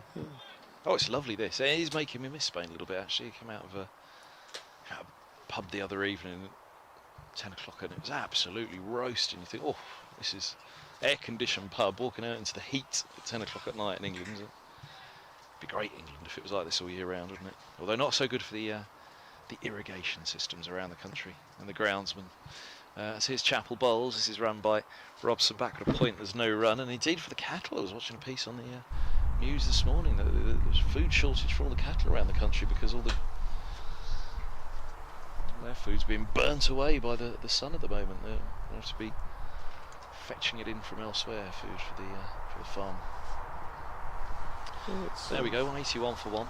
It poses its problems, but it also provides a few moments of it gives Mark Church. It gives Mark Church a nice tan at this time of year, doesn't it? See it be me. I don't know. He looks as though he's been on a holiday to Chernobyl or something. Doesn't it, at the moment? This ball's run away by Eskinazi down to deep third. 182 for one. He is glowing. I mean, Donald Trump must be jealous of that. Why haven't you put all this on Twitter? Because I'm too nice. Don't upset Churchy. He won't be listening today, so he's playing somewhere today. Not sure they answered actually. Who do you want to upset today, TC? Nobody. No? Oh, I'm very happy. I'm a lovely outground. I'll try and think of a few, see if we can get Bit you of to upset pricking. This is full from Hutton, clips a mid-wicket by Patterson, sorry, clips a mid-wicket by Robson, no run. Haven't seen the girdler for at least a couple of years, probably. I know, I thought 3 or 4 years. he'd seemed quite happy today. Yeah, he's up to the last hour. Gloucester 164 for one in the 27th, so just behind Middlesex up at Chestley Street. Leicester 91 for 4 in the 25th against Somerset. Somerset have lost 3 on the bounce to start the one-day cup.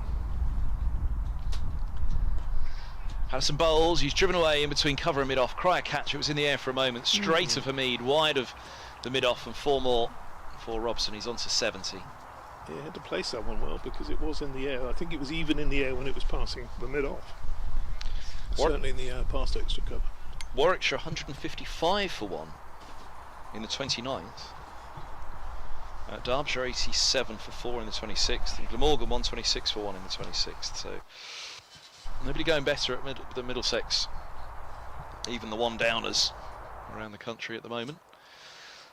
There's Patterson bowls. And Robson's beaten by Butte. Lovely line and length. Good to see.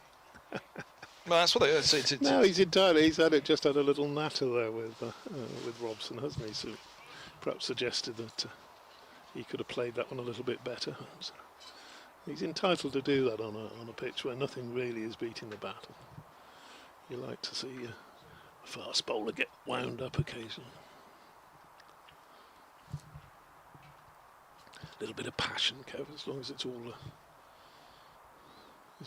in good humour. Patterson bowls short and Robson's up on his toes, times out nicely off his hip. Sweeper coming around at deep square, holds him to 2. Typical Sam Robson, shot off the hips. Moves to 72, 188 for 1. I mean, look, Middlesex from this position, they might want to be They might want another 150 from the last 20, will they? They'll fully be thinking, right, last 20, 200. Well, they've got to look at somewhere close to 400, haven't you, on an outfield.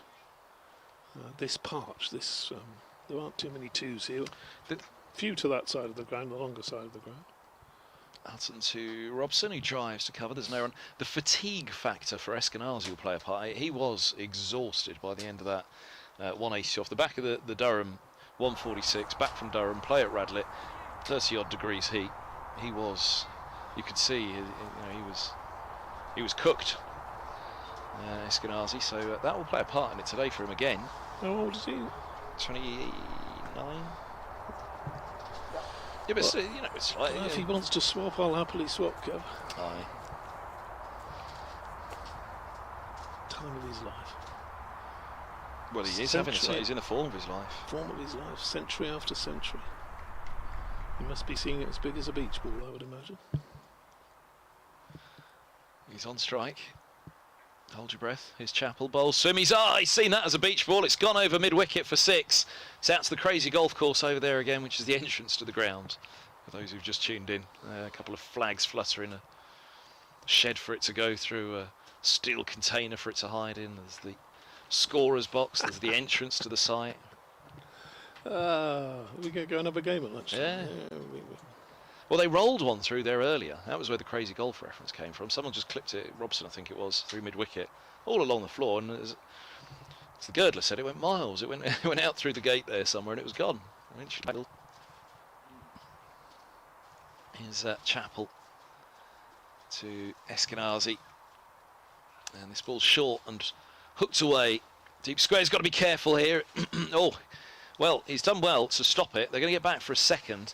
In a way, it was a misfield, but he's worn it on his knee as well, I think. Out there, 26 picking himself up is Slater. And it then had to be completed, the fielding, by mid-wicket. It was coming around. So you'd imagine it was going to hit him and then go over the rope, but fortunately it hit him and went square from deep square to mid-wicket. Probably not fortunate for Slater that it... No. 196 for 1. Eskinazi awaits, Chappell bowls, and Eskinazi runs this one down to deep third for a single. He moves to 90.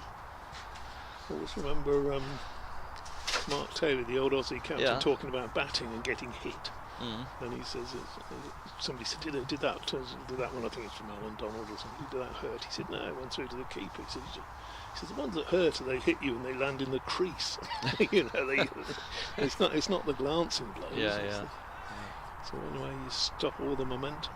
Poor old Cameron Steele stopped the momentum with his helmet against Yadav the other day. Here's a bouncer from Chappell through to the keeper, ends the over. Oh, does it? No, it's just the signal of you won for the over. You don't want to be doing that. Underneath. No. Hilton Cartwright did it at Radlett a few years back as well. I can't remember the bowler. It was a very full length delivery. Just absolutely. It might have been a Glamorgan game. It leapt at him, thumped into the grill from a very full length. Steele's wasn't that full the other day. That was in the early days of Radlett. It had just come on the scene as a venue for Middlesex. Chappell's in, bowls, and this is cut away. And that's a brilliant piece of fielding at backward point, holds into single. It was going to be a really difficult chase for deep third that have got past the backward point. Who is? Go on, turn away for a minute. He's going to turn. It's the number 1. So, Buddingham.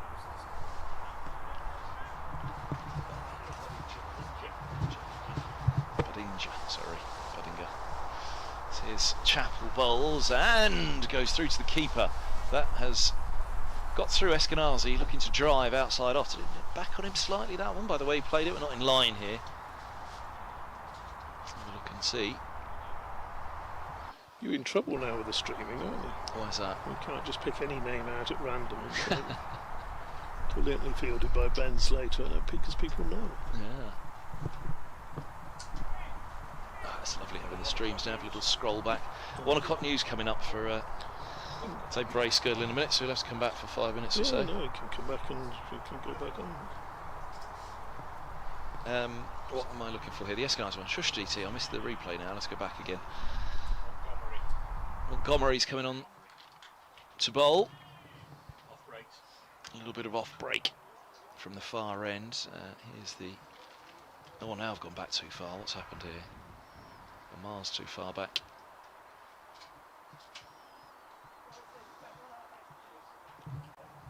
Going to bowl around the wicket. This is becoming a more popular tactic. Yeah, off break around, yeah. 198 for 1. I've lost the stream momentarily. That's driven away by Robson, and through it goes, through the covers for 4 more, and that's a 200 up. 202 for 1. And Robson is on to 77.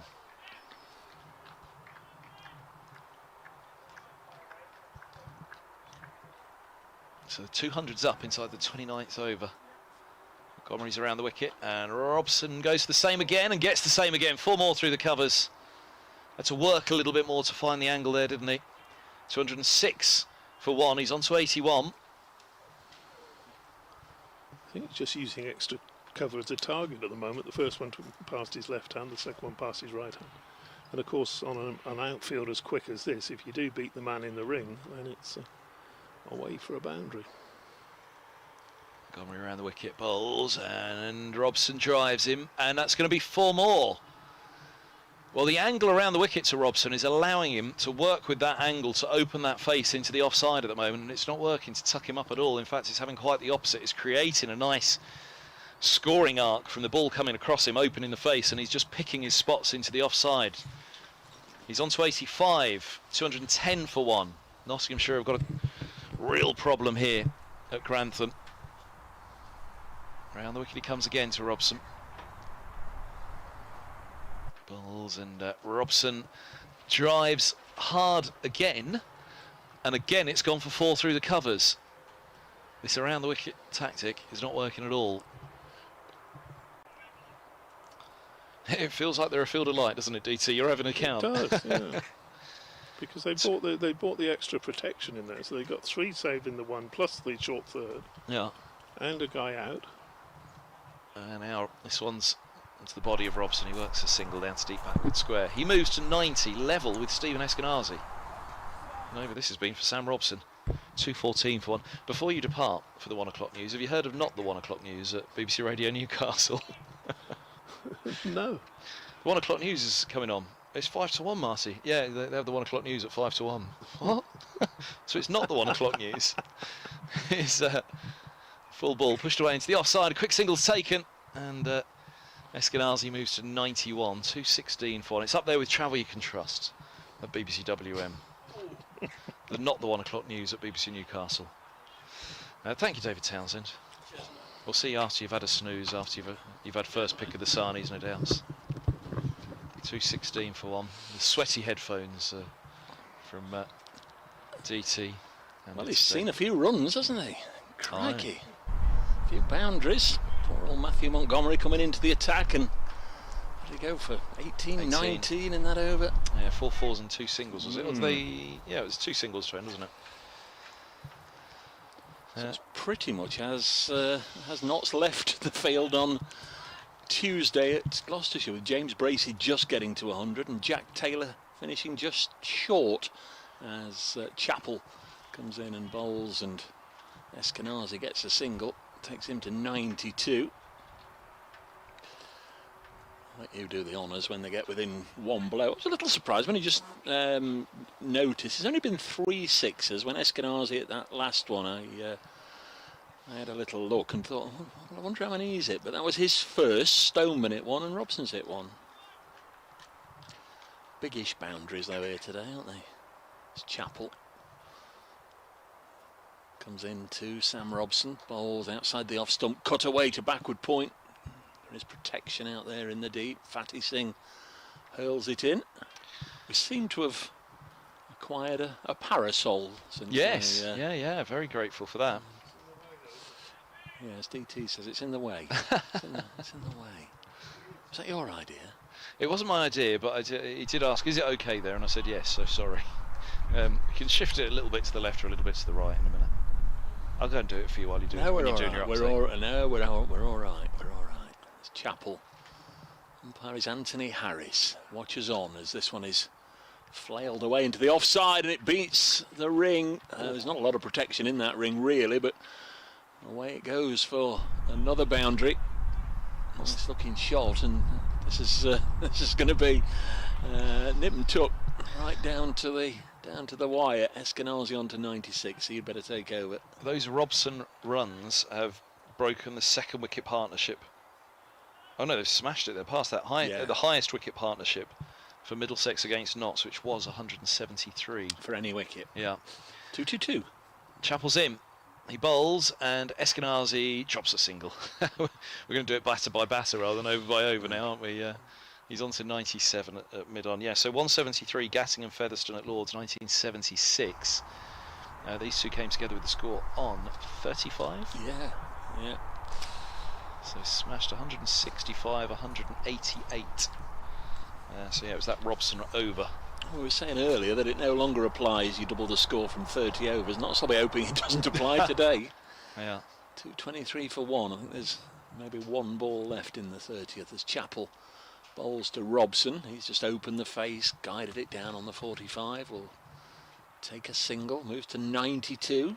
224 for one. There's another ball left in the over. 380 is Middlesex's highest List A score when Max Holden hit the 166 with Ross Taylor. There's your moment, Cav. Don't miss your moment. Don't miss your moment.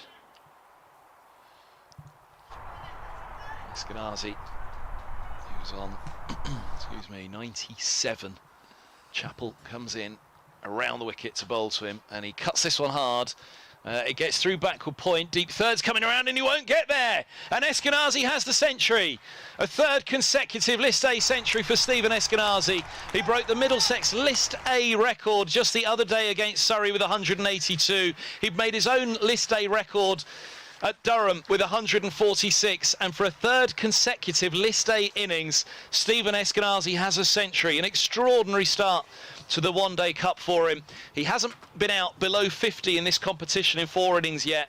He hasn't been out below 50 in 7 white ball innings going back to the end of the blast and those couple of games against the South Africans for the Lions. But for Middlesex, this captain is in the form of his life. 228 for one, 101 for Stephen Eskinazi. Truly incredible. 120 minutes, 76 balls, 14 fours and a 6. And Stephen Eskinazi shattering the records at the moment. Absolutely. Well played, Skip. Terrific knock. Really has been terrific knock. As you say, there's even though you're scoring runs, there's bound to be a little bit of weariness after his 2 big innings in recent days. Here's Fatty Singh starting a new over. We go into the last 20 with Notts desperate for a wicket. Robson takes a single to move to 93. Handed over to Ed Seaborn at Gloucester, at Bristol on Tuesday with scores level, and Jack Taylor on 96 to let him get the joint, the century and the match win, and Taylor hit it straight up in the air. But it didn't work with you. 229 for one. Fatty Singh just asking his skipper Asiba Mead if he can just have an adjustment to the field with Eskinazi. Smashing it to all parts. What are you pointing at? Chap with a mobile fan. It looks like it is going. It's going around. Look, he's walking around with it. He's got a big mobile fan. So it's obviously battery powered. But you know, one of the ones that you'd have in your office that goes back 29 for one. This one's cut away nice and fine by Eskinazi. People have moved on, life has moved on, but not for us and the 500,000 people in this country who are still shielding. Just a now moment. you sport and in cricket, Nottinghamshire are bowling in their latest one-day cup match against Middlesex at Grantham today. Dave Bracegirdle has the latest for you. Yes, Nottinghamshire bowling, fielding and doing an awful lot of ball fetching as well, because Middlesex now 233 for one, and something of a record that Notts fans won't be too thrilled about, I guess, but great for the Middlesex skipper Stevie Eskinazi, because he's just brought up his 3rd consecutive one-day century in this competition. Really in the form of his life. He's 105 not out, and at the other end there may be another 100, because the former England man Sam Robson is 93 not out. There was an early wicket for Brett Hutton, but since then Notts have been chasing the ball all over Lincolnshire. 233 for one in the 31st over. And ball-by-ball commentary continuing on the BBC.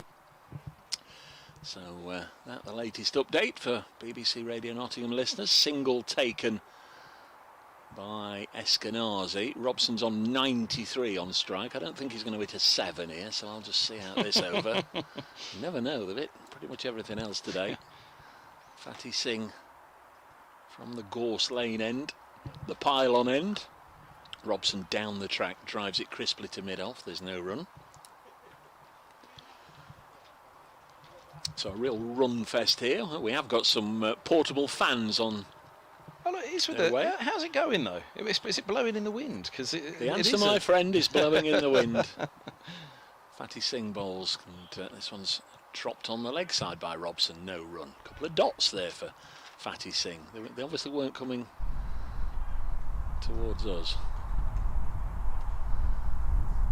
We're high on enthusiasm but low on facilities here. Next one is chopped away by Sam Robson. He'll get a single as umpire Harris at the square leg starts to walk in. I would imagine it is the end of the over. It is. So Sam Robson on strike. Here is our fanner. Oh no, it's not for us. No. It's not for us. Dear oh dear. 2.35 for one. Sam Robson has 94, 106 to Stevie Eskinazi. Feel for Mark Stoneman, who's missed out a little bit, making 29. Just going to bowl from this end. Brett Hutton's coming back. Wasn't able to get a good view of that Hutton drop. I think you and Dave were on commentary. Yeah, he had to come around a long way, dive forward to get in it. It felt like his spikes were scratching at a dusty surface as he dived forward. So it felt like it was a bit of a slippy effort going forward to get fingertips to it, which we think he did. Tom, couldn't quite see it. Oh, you are good. You are good to him, Girdler. I don't know why, but you are. Chapel bowls to Robson. He's up on his toes. He works this out to deep mid-wicket for a single. He's to 95. I don't know where ours went, actually. The old all-important meal voucher. They were on the desk here. Oh, there's one. I've got one. I've got mine tucked away. That then becomes the next logistical problem with all the catering outlets at the far end. So there might be method in their madness if we have a volunteer to go and do the honours. There's Hutton. Bowls now to Eskinazi, who steps across, looks to paddle, looks to scoop, looks to ramp, but through to the keeper it goes. We've not seen too much unorthodox stuff. There's not really been any need, has there? But on that occasion, Eskinazi deciding for the second part of his innings, he was going to bring out some of his trick shots, trying to scoop it over the keeper, but missed the ball. Must need a couple of wickets just to arrest the momentum and perhaps just have 2 or 3 quiet overs. They can just start to regroup again. Not that they've ever been allowed to settle. I think we had 1 over that went for 2 runs. Hutton to Eskinazi, who works wristily into the onside. A single taken back with a square. 237 for 1. Eskinazi's on to 107. There'll be a fatigue element for sure for Eskinazi now. Now he's got to this point, I wonder, does he just think, you know what, I'm going to launch, because better I try and get the runs now than really run out of gas, run out of energy later in this innings. There's still an hour and a bit to go with the Middlesex knock here. And Eskinazi's been up on his feet for a long time in the last few days. Travelling around as well as Chapel bowls and Robson drives. Open in the face. A bit edgy down to deep third though, picks up a single. And it may well be, fairly early on in the Nottinghamshire innings, we know where the points are already heading, but if it turns into a long old afternoon for Eskinazi, he's going to have to do a bit of thinking and rejigging with his bowlers and with his fielders, so he'll be hoping to pretty much take knots out of the game here and now and make this into a 400 plus score. And if they can get Budinger and Slater early on, knots will be completely derailed, you fancy. This ball's just full of a length and eased away. Back with a point. No run again. That's not to say that there's not some decent players to come, but if Notts were to lose too early on chasing 400, it might just be too much for a relatively inexperienced batting lineup to chase down. Yeah. Sorry, I said Chapel last ball. It's Hutton. Hutton. Apologies. the young dasher, Sol Budinger. He got 89 at Bristol, and for those that haven't seen him, if he hangs around for any length of time, gives it an almighty wallop. See ball, hit ball. Hutton to Eskinazi, gets a bit of a leading edge about that one into the offside. He's just looking to steer, I think it's more towards the on. Just looking to drop and run, but the leading edge lands safely into the offside. Single more. So what are we now? End of the 32nd? No, that was, yes it is, because the bowling was at the other end, wasn't it? Began. So 239 for one of Eskinazi's, of which Eskinazi has 108, 96 for Robson. Yeah, 5 from that over, which is a relative, which is a bit of a win really for Notts, I suppose, relatively speaking. Fatty Singh to bowl, so Matt Montgomery only had the 1 over, an expensive over. Might be brought back if and when a wicket goes down. Fatty Singh bowls, and down on one knee again is Eskinazi, and he's paddled it away nice and fine, and this will run down the hill for 4. Despite Dane Patterson's best efforts, has to put the brakes on before clattering into those metal advertising hoardings. 4 runs, 243 for 1. I think if you've got 400 in the sweep today, might be rubbing your hands. 18 overs left.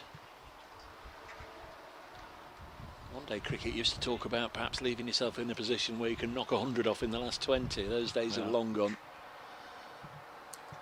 Yeah, it's 100 in the last 10 now, isn't it? Fatty Singh to bowl to Eskinazi. Comes down the track, he's lofted it. Must be about the 6th time today he's done that out towards the ice cream van for 4 through extra cover. 247 for 1, and Eskinazi onto 116. It's like the old joke they put on David Gower on, what was that news quiz, sports quiz he used to be on BBC I think One. it's all over. Yeah. Some people are on the pitch. This one's driven to the left of bowler Fatty Singh, down to the long off fence for a single. How could I forget that name? Unforgivable. 248 for 1. They did a montage of him keep on doing that lovely cover drive of his where he'd get out at slip. You'd think he'd learn not to hit it there. For Notts today, you think they put someone out there. But it's just been a run fest all around the park, hasn't it, for these two? Yeah, Asiba Mead's such a good fielder, he's in that position, but Eskinazi time and time again has lifted it over Hamid's head or made sure it's been well wide of him. In fact, this one on cue is hit by Robson this time, straight to Asiba Mead. It's a full day for Notts, but Hamid won the toss. I think he could have had a fair idea what was about to happen as this is chopped away by Robson for a single. Beg your pardon, Kev, you should have done that one. Right. Moves him on to 97.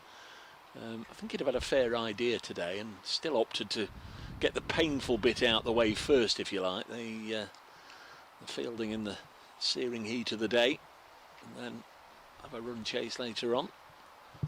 Fatty Singh bowls to Eskinazi. Captain pushes to captain. Hamid does the fielding, but another single. So Eskinazi will keep striking. It's the end of the 33rd, 249 for 1. I just saw him this morning, Eskinazi. I just said, morning, not bad, Steve. I thought, leave it at that. Don't say anything more. Don't say anything more. But it's incredible. He's done it again. All eyes on Taunton on Sunday now. 190. And again, you know, this is Hutton, Chappell, Patterson. When's your next game? Sunday. Yeah, it's Taunton. You might still have him available for that one. I was just thinking somebody's going to start having a look, aren't they? And does somebody have to drop out for him to be called up? I don't know. I genuinely don't know. Yeah, I don't know. That seemed to be the assumption, or that seemed to be the word at Radley. It was the way it was phrased. Let's put it that way. Was, well, if somebody gets sick and somebody gets injured in the 100. Yeah. Hutton's in bowls, and Eskinazi turns the single out to deep mid-wicket. So here's Sam Robson on to strike on 97. Yeah, between me saying that was 249 for 1 at the end of the over and that over starting, a run was found from somewhere because I saw it moved on to 250. The end of the 33rd. So here's Robson's big moment on 97. Is it 11 fours and 1 6, and he's faced, is that 94 balls? Yeah. Nothing's into him. Robson chops away down to deep third. Should just be a single. He's on to 98. Has he had list A hundreds before? Must have done. Yes. Yes. Yeah. Robson's. I mean, he wanted to play in the T20 side, Sam Robson. He felt as though he was worth a place in there. He's never really been given a go. He's had a couple of chances, but fabulous first-class cricketer, Sam Robson. We were discussing this. His third match against Notts this year, and it'll be his third 100. Is that right? Yes. Nothing to Eskinazi, who drives back to Robson. Has to skip over the ball at the non-strikers, then just leapt off the ground. He's like a little leaping lamb there, wasn't he? Just skipped up and over it and let the ball go underneath. I bet Dane Patterson was absolutely chomping at the bit when they went out there to looking forward to the chance to bowl to his South African teammate Peter Malan. The only problem is Malan still sat in the dressing room, or the marquee away to our right with his pads on. How many List A games do you reckon Sam Robson's played? This isn't a trick question. It's 16. 25, 27. Here he is on strike, Robson. He clips away out to deep mid-wicket, single more. He's on to 99. No misfields. It's not money for a 33-year-old, is it? But that's how List A's obviously slips away a bit over the years, and it hasn't always been nailed on in the List A side. But yeah, we missed 2020, didn't we? There was no List A cricket at all in England. Yeah, that year, yeah. 2009 was his first-class debut. 2008, his List A debut against Worcestershire at Kidderminster. 14 years ago.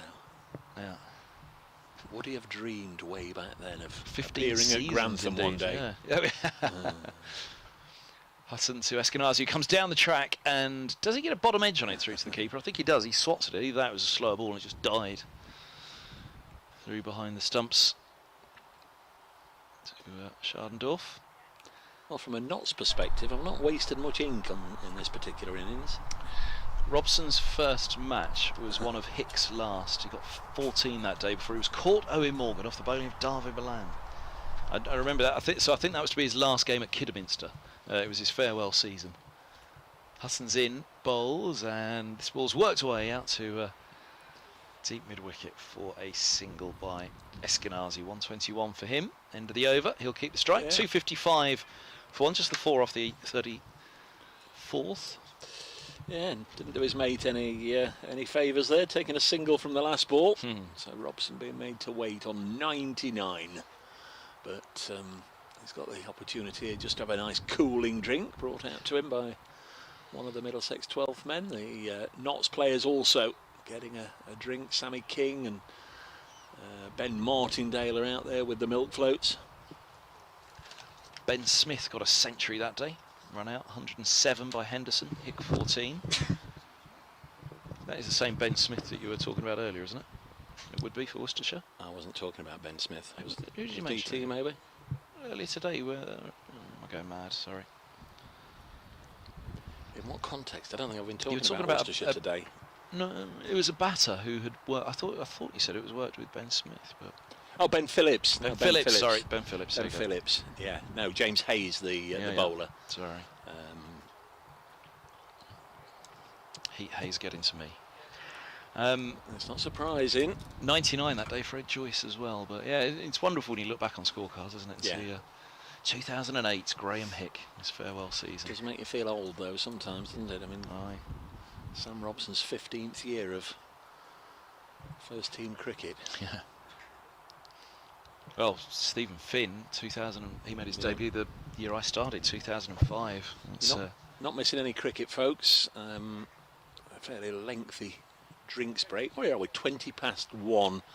They've got up until 2:30, haven't they? We obviously we're used to having the big fancy scoreboards at some of the bigger grounds, which give you cut-off times and all sorts of things. But don't think we've got that facility here at Grantham. Fairly standard main score box away to our right with total numbers, overs, etc, and away to our left a temporary digital one.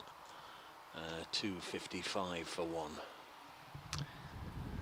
Thank you to Stat Dan, who says Eskinazi with 500 List A runs this season for Middlesex after only 4 games Since the reduction to one competition from 2010, only Milan and Sterling have passed 500 list A runs in a season, twice each. Most runs since 2010 is 552 by Milan in 2013. He had 12 games to do it. That's extraordinary, isn't it? It's 12 games in 2013 of list A, which even then, it seems a lot even then. It was on the slide, of course, wasn't it? Thank you to Stat Dan for his tweets on that one. What was the other one I was going to come to there? There's another. Oh, it was, so this was the point where Middlesex got themselves into a spot of bother after the drinks break at 34 overs against Surrey. Let me draw up that scorecard in a moment. Let's do it now. We wait on the resumption for the drinks break here. So yeah, that Surrey match just the other day. Middlesex with Milan and Eskinazi had reached in the 35th over 241 for 3. So 241 for 3. They were in the 35th when Milan fell. Play restarts then with Eskinazi pulling it away on the leg side. Take a single. James Hayes back into the attack, and that brings Sam Robson on to strike. And Robson's on 99. Yeah. Oh, does it? Hold on. Did they get back for a second? Eskinazi's back on strike. Oh, right. What happened there? Was it Misfields? It was gone for 4. It got away for 4. We can see it now that the thing's taken down. Actually, there's still a few fans. Thought it was cut off, but it must have gone for 4. So Eskinazi under 125, 259 for 1. Hayes from the Gorse Lane end. Yeah. No. 259 for 1. Balls to Eskinazi, who slashed at that one. Gets nothing on it. From this angle, I had to look towards the umpire just to make sure it wasn't too wide. Shadendorf had to go a long way to his right. But everything all fine and dandy as far as umpire Middlebrook was concerned. Chance, I guess, for Eskinazi to really push on and get another big score, and maybe his own 182 could be in thread. There's Hayes. A little bit of something about him. Bowls with decent pace. This is run to backward point. Shy at the stumps by Budinger, but Robson home. And back to Kev because he's on 99, not out. So yeah, 1 list A century, 106 is top score. Sam Robson, 99. Here against a depleted but reasonable Nottinghamshire attack. Can't dismiss Hutton, Patterson and Chappell. Robson awaits on 99 and cuts at that one. Yes, he has steered it. Worried as he searched for that, whether he might have erred slightly. They're going to come back for the second. Robson moves to 101. His second list A century, his 3rd century in 3 matches against Nottinghamshire this season. He and Stephen Eskinazi shattering the record for a stand against Nottinghamshire for Middlesex, having come together with the score on 35. It's 262 for 1 now, and they have absolutely powered their way through this, the pair of them. Robson catching Eskinazi up at one stage, just settling in a little bit more now for the century, which he brings up, I can tell you, in a moment, because the bowler's in again. There's Hayes into Robson, clips it to mid-on, and they scamper a single, the bowler doing his own fielding, and they take 1 run. 97 balls, 11 fours and 1 6 for Robson's century. That's pretty decent, isn't it? When you're sort of considering almost playing second fiddle to the skipper, who was clearly in prime form, but yeah, he still brought up his 100 better than a run of ball.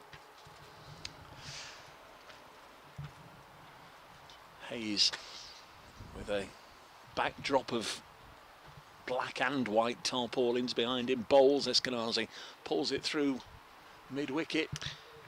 They've been stopped at mid-wicket. Yeah, I was doing what you have to do, peer one side of the pole and then look at the other side. It didn't come out the other side. End of the over, 264 for 1. This is, I guess by club grounds, a huge white sight screen at the far end for the club games. There's a hedge behind it, and then the road. There's a lorry just going past right now, but obviously for this game, in the middle of the white tarpaulins, there's a lot of black sheets up there so they can see the white ball. 264 for 1 after 35. So now it's a look for the Middlesex partnership record for any wicket against any team in List A. See WhatsApp is the message from David Kendricks. Hutton starts a new over, bowls. This one's flailed away onto the leg side. He was looking to drive on the on, I'm sure, but gets it out instead to Lyndon James, and a single taken. Not been many false shots. Might just be the angle we're looking at it. 265 for 1. 128 Eskinazi, 102 Sam Robson. We almost need to get him on. He's in the tent over there, David Kendricks. He's one of the stats gurus of the world. England's scorer over the years, created the test table. He's given me a belter here. Hutton to Robson, backs away, just pushes it out onto the edge of the discs where Hamid does the fielding. Yeah, there's a lot of good guys, isn't there, round the county circuit. I was listening the other day, driving down to Bristol. The Hampshire game was on from the Isle of Wight. David Allen, who I think most of us know, Hampshire's historian or archivist, I think he calls himself, was on air with Kevin James and Steve Lamotte at Trent Bridge, who very much seems to have taken over from the dearly missed Peter Wynne Thomas. Up and down the country, some terrific people looking after the heritage of the game. This one's worked away behind square by Eskinazi. It's fielded out there by Slater, who again gets up hobbling, and they come back for 2. World record for Stephen Eskinazi. In 2007, Jerry Snyman of Namibia made consecutive List A scores of 98, 158 unbeaten and 196. This aggregate of 452 from 3 innings remained the world record until now. 268 for 1. Next ball on its way, and Eskinazi again works it out onto the leg side. That's really good stop by Lyndon James. Deep mid-wicket, single taken. Lyndon James, number 45. It's interesting having a little bit of a look at the live stream yesterday from Canterbury of the England Lions against South Africa, and that Ben Duckett is wearing number 45 for the Lions. I'm not entirely sure what that was all about, but I just wondered if he was paying a little bit of homage to Lyndon James, who's got that number for noughts. Ben, of course, normally number 17 wherever he plays. Next ball hit down. In fact, he's bowled him. Eskinazi comes charging Robson. at Brett Hutton and bottom edged it onto the stumps. It is Robson, thanks Kev, who's gone, and Brett Hutton with not only the first wicket but now the second wicket. For a long time in between, an awful lot of runs have been scored, and in a sense Robson has not quite given his wicket away there, but not quite playing with the normal textbook orthodox manner that he has throughout most of his innings. But that's a gem of a knock, 103, and he's taking his helmet off, and I hope he gets a very good reception as he leaves the field. Well, yeah, we've just seen something brilliant from the pair of them, haven't we? And again, you know, there you go, lovely applause for Robson. I'm sure Eskinazi will get a huge applause when he comes off as well. Again, the other day against Surrey, you were trying to put it in perspective. I mean, Holden and Taylor had done that against a good Kent attack, you know, in a non-depleted Royal London at Canterbury a few years back, and then Eskinazi scores 182. At the end of the day, you have to score the runs. Nobody else scored them, did they? Yeah. Eskinazi scored those runs against a Surrey lineup that did have some decent bowlers, and then again today, you know, this Nottinghamshire attack. We're seeing a proper game of cricket here. All right, there's a couple of youngsters in, but you know, not heavily depleted. Don't get me wrong, but this is still, you know, a proper game of cricket, and you've just seen a man in the form of his life, Eskinazi, thump another century, and Robson bat extremely well for his as well. Here's Peter Milan out at number 4. Out of the frying pan into the fire for Notts as a really world-class batter. Middlesex is overseas in the number 4 spot. He's out in the middle. Only seen him once. Was it with Warwickshire last year, and he didn't do anything in the one match against Notts, so perhaps owes them a few. played at Edgbaston, and that's got him out cheaply. There's Hutton then to bowl to the South African, who's away first ball, clipping it on the leg side. 270 for 2 at the end of the 36th. To have a look how that will at some point in the interval maybe, how that compares to the partnership the other day at Bristol, when James Bracey got 100 and Jack Taylor was, I don't know, 95, 96, something like that, and they put over 200 on. So knots of chase leather a little bit of late. And these bone dry conditions, fast outfield. Not entirely sure what Kev's doing. I was trying to get a picture with the parasols in the way, just trying to get the parasol out of the way of it. Can I do it? A picture of who? Just the ground today, to go with the tweet of where he set the record. Oh. 270 for 2. Well, what you need to do at the end of the game is to go and get him. Get the Middlesex as Hayes starts a new over. Single taken by Peter Milan. Get the Middlesex media and communications staff that are here on the ground to have a word with the scoreboard operator and pop the partnership up on the scoreboard. Oh, musical interludes. I think we're going to get... it's gone again. We did have Radio Nottingham in our ears for a second. Sometimes they come at 1:30 and sometimes they don't. They get into a little bit of a rhythm, knowing that at 1:30 in a county championship game the players are off the field for lunch, so they don't come. As Hayes bowls, and this one's helped away by Eskinazi for 4. Pretty sure he got it. No, Zach Chappell stood right in the way. I just wondered if the umpire held his arm aloft there. I wondered.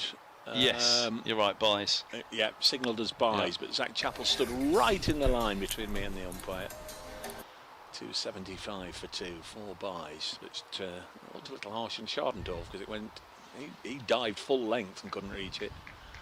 As he's off in the way, 131 still then to Eskinazi. Milan has a couple. Hayes looking for his maiden wicket for Notts. This one's guided down to third man for a single. I think James Hayes would just, whatever, he'd just love to get off the field at the interval with at least 1 wicket to his name on his debut. Chicago Chris says, OK, I'm finally awake after that musical interlude. So that obviously goes down the line to them as well then. What we just heard, a little Good morning to you in Chicago, Chris. Good to have you with us.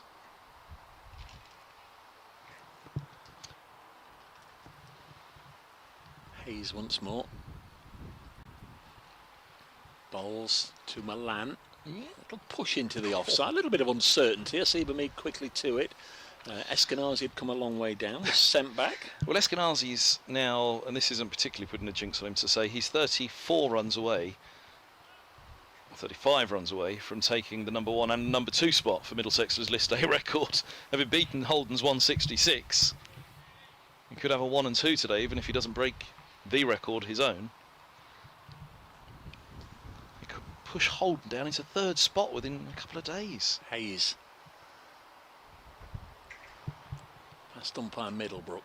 Milan pushes it into the offside. There's only a single fielded by Budinger. I think Eskinazi is going to be responsible here just for making sure that the tempo doesn't drop for any length of time after that wicket going down. As Milan's just come out there and helped himself to 3 singles.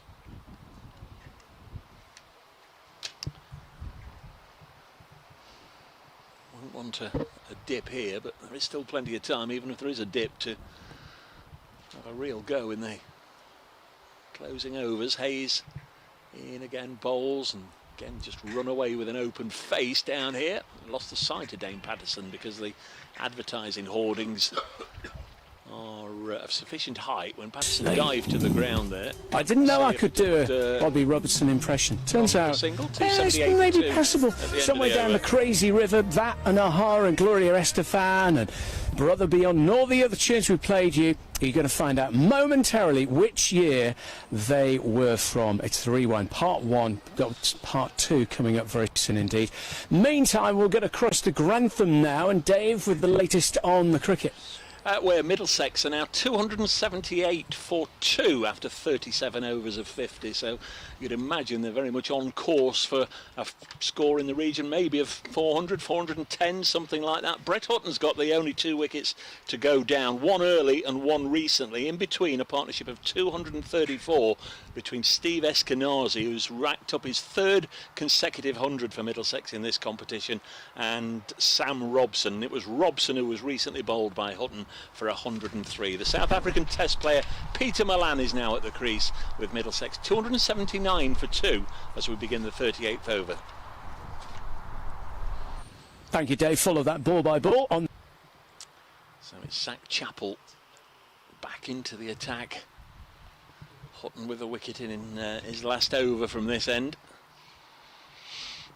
Here comes Chappell bowling to Milan down the track, and he's lofted it, and there should be a catch for Hutton, and is.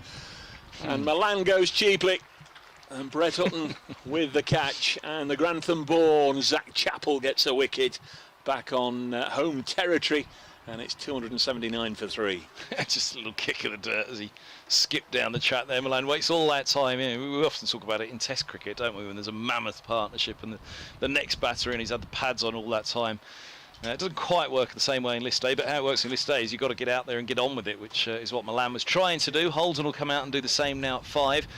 Again, this is where for Middlesex, all of a sudden 400 as a potential target for them fell away against Surrey the other day, when after 34 overs they started to launch and they lost a few wickets, and Eskinazi then had to slow down himself and reached 182 with 3 balls left of the innings when he was out, having looked as though, well, goodness me, if Eskinazi's still there with 3 balls left of the innings, we'll be well beyond 200. So whether that will be the case again today, I can't see him slowing down here, Eskinazi. I think they'll just keep going, Middlesex, at this point. But slightly reminiscent of the Surrey situation here, where trying to get on with it, they ended up losing wickets then, and once the partnership was broken, the run rate fell. So I was going to go back to that Surrey game and just give you exactly how it panned out after the 34th. You're all right.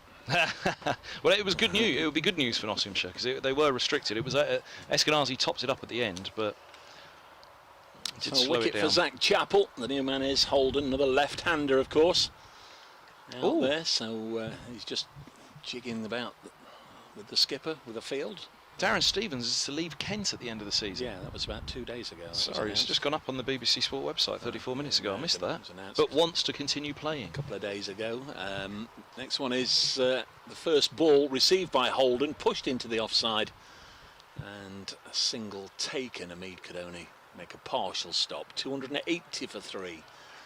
So Eskinazi back on strike on 134.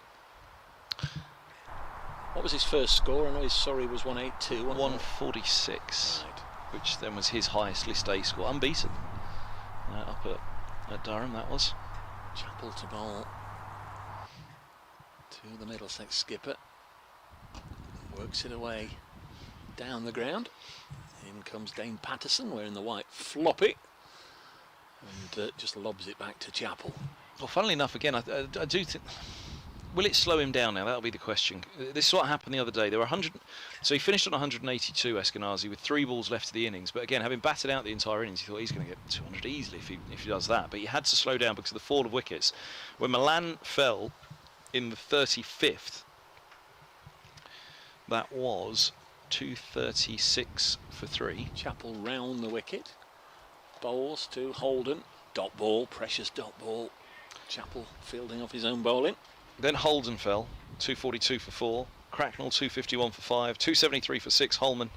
And then Eskinazi at the end with Anderson managed to top it up when he had a little onslaught in the final few overs. But they did. They had to really slow it down, their Middlesex, to make sure that they didn't get themselves into a right mess. They haven't been on for 400, and in danger nearly a bit, not making 3. Chappell to bowl to the left-hander. Little push to point, and there's no run. Ends a successful over for Nottinghamshire and for Zach Chappell. 281 for 3 at the end of that, the 38th over. So just 3 runs and the wicket from it. 12 to go. Of course, another 2 overs, and then Notts going to have another fielder in the deep, should they so choose. So by the end of power play 2 against Surrey, they were 251 for 5. Cracknell was out, penultimate ball of the power play 2 at the end of the 40th. So 251 for 5 then. They're 281 for 3 now. And they are 99 runs shy of their own list A record, innings record, Middlesex, which was that Canterbury game for Holdham.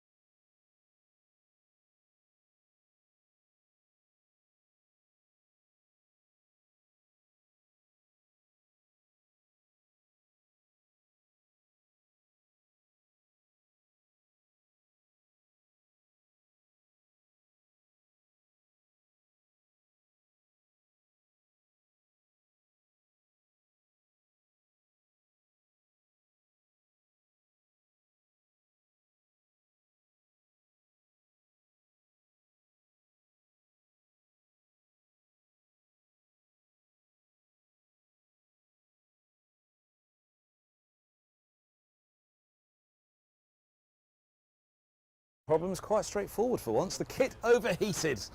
It was heat overhead, heat underfoot out there for Nottinghamshire as well at the moment. Eskinazi has gone 135, 146 unbeaten at Durham, 182 against Surrey and 135 here at Grantham. 3 consecutive list A centuries. Not out for below 50 in his last 7 white ball innings. A world record for the aggregate score over the 3 innings. It's just shy of David Boone's record in consecutive list A innings as this ball's worked down to deep backward square for a single. And Cracknell out there now with Holden. He'd been watching the images of Eskinazi's attempted ramp and he was bowled by Hutton, so 135 for him. And in fact, there it goes. It's just come up on the screen in front of me. My stream's slightly behind. Get another look at it. We were panicking with the kit, so I didn't actually see it properly the first time. He just oh no, he went to pull it. Didn't quite get up on him by the looks of it. I saw him in a heap at the end. I thought that he'd gone down to try and ramp. As here's a foolish ball from Chappell around the wicket to Holden. It's driven away into the offside and there's no run. That is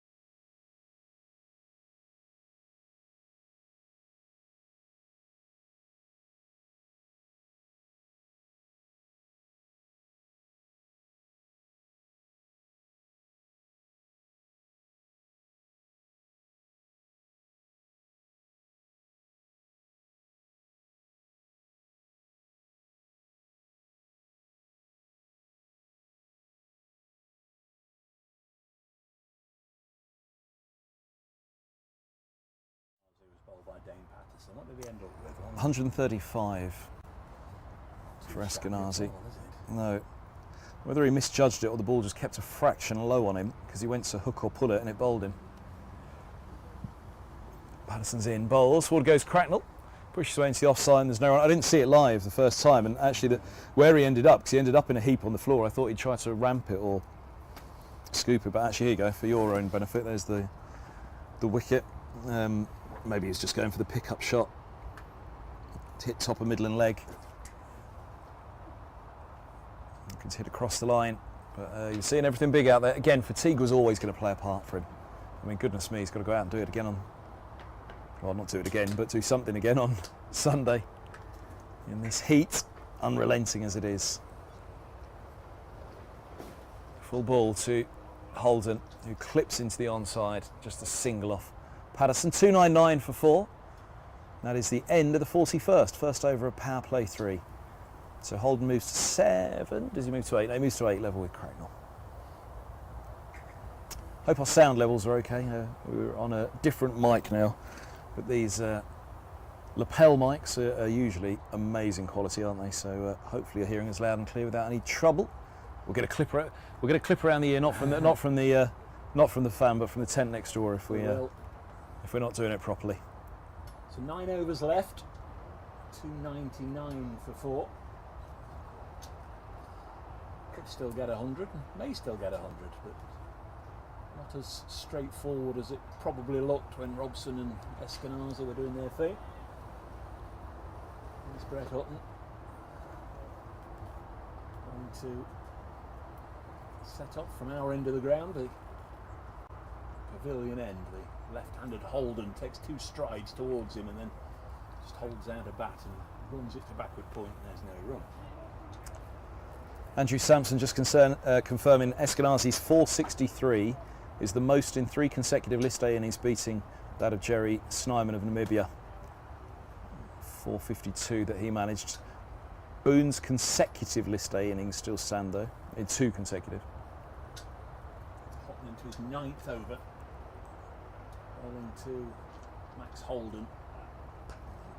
Forces this through the offside. And a wait for 4. Nowhere near Ben Slater, and up there who's had a bit of a run around this afternoon. Almost like the coconut at a fairground. I've been throwing them in his direction throughout the last couple of hours. 300 up, 303 for 4 in the 42nd.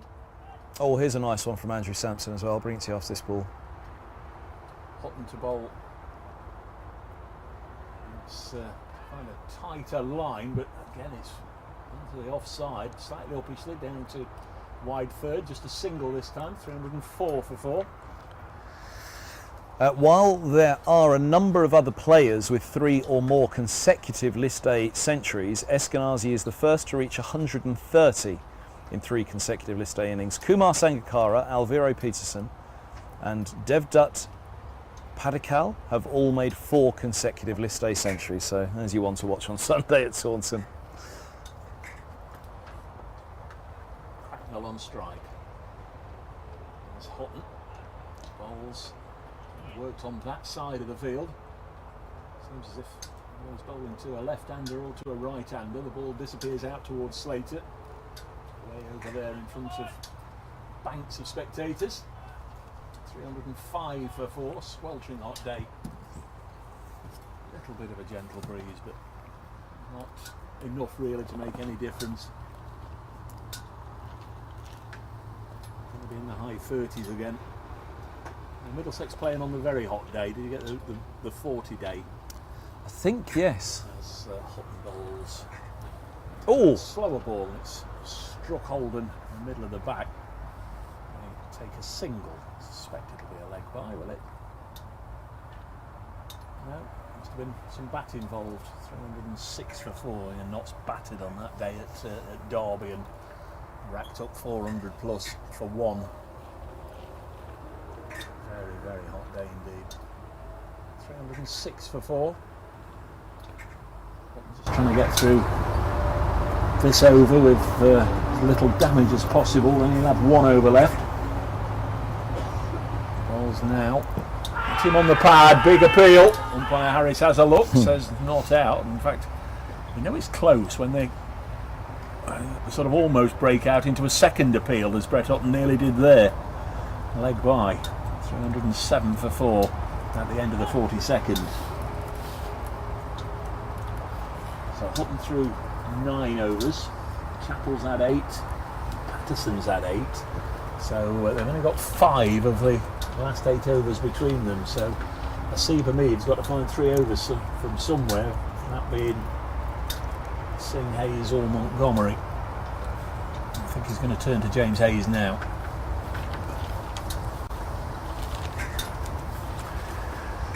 So there we go, just making sure I haven't missed any more in there from Eskinazi. I'm sure there'll be the odd record here that somebody's missed will creep up a little. I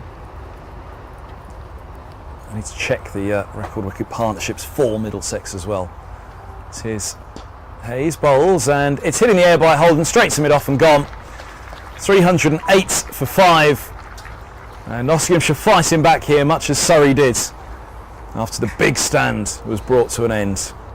Lyndon James with the catch, I think, and James Hayes' first wicket in senior cricket. 308 for 5. It is Max Holden, and Hott's just chipping away. Still plenty of time, but somebody's got to go out there and get the runs.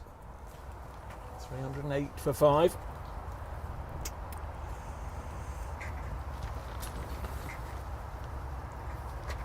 Yep, so that will bring Luke Holman, who's a powerful young batter as well. That's the middle.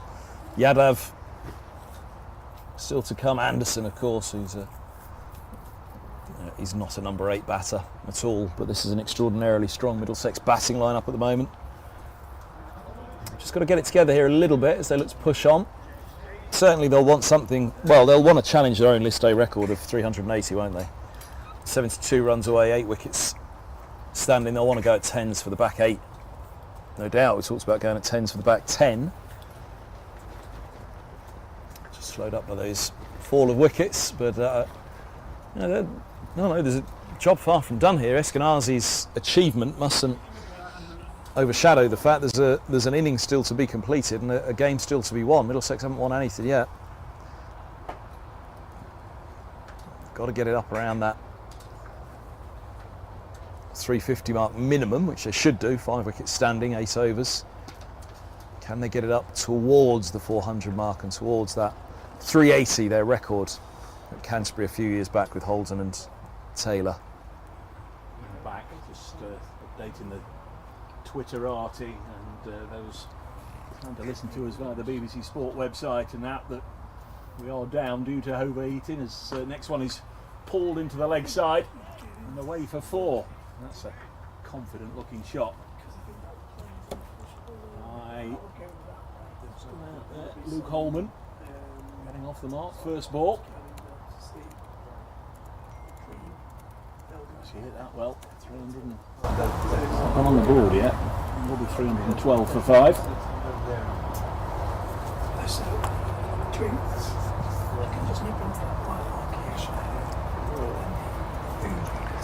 There's Hayes bowls, and Holman cuts hard out to deep cover for a single. 309 for 5. He's off the mark, Holman. If you want to tweet us, at Brace Cricket, at Kevin Ham BBC. So again, Middlesex had reached 236 for 2. And the drinks break came in the 34th over. Milan fell third ball of the 35th. That was 236 for 3. They lost 4 wickets. This ball short, hits on the body, underarm throw. Yeah, keeper couldn't gather it cleanly, otherwise there would have been an opportunity there. Shouldn't really be the desperation to scramble signals. Was that just in case Ethan played? You've got to unplug now as well, haven't you? Yeah, they were 236 for 2, so they lost 4 wickets for 37 runs. As this ball's driven back by Holman, there's no run. And then it required a partnership of 67 for the 7th wicket in the space of 5.5 overs between Eskinazi and Anderson. Middlesex making it 351 for 7 in the end against Surrey. A little bit further ahead in the over by over comparison. By the 40th over it was 251 for 5 when Cracknell was out the other day. Middlesex 310 for 5 in the 43rd here. In fact, it was in the 44th when Holman fell 273 for 6, so well ahead the comparative stages. As this dies on Holman, a little outside off, goes through to the keeper. That didn't get up at all. For from Hayes. And dot ball from the young Nottinghamshire bowler as his first wicket. It's young 21-year-old of Middlesex, Luke Holman. 3:10 for 5. Dave's back with us. Hi. You're right. He's had to explain the situation to the 2 o'clock news. BBC Radio Nottingham.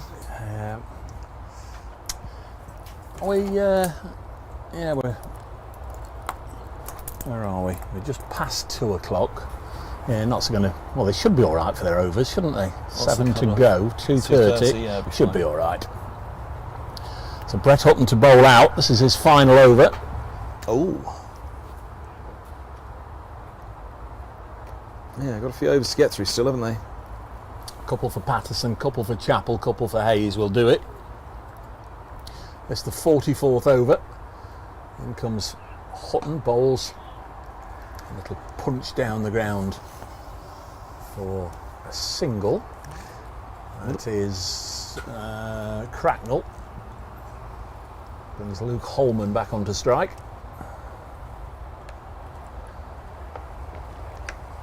Sort of day where very easy to wilt in the field. You've got to keep your energy levels up, keep your fluid intake up. I guess that's the same for much of the crowd as well. I've just realised I haven't had a sip to drink since the start of this innings. And the water bottle that I filled up from the ice cold cooler there, it's warm. It's red hot. Yeah. Hutton round the wicket then to Holman, cuts it into the offside. Out to Slater, said that a few times today. In comes the throw, one bounce.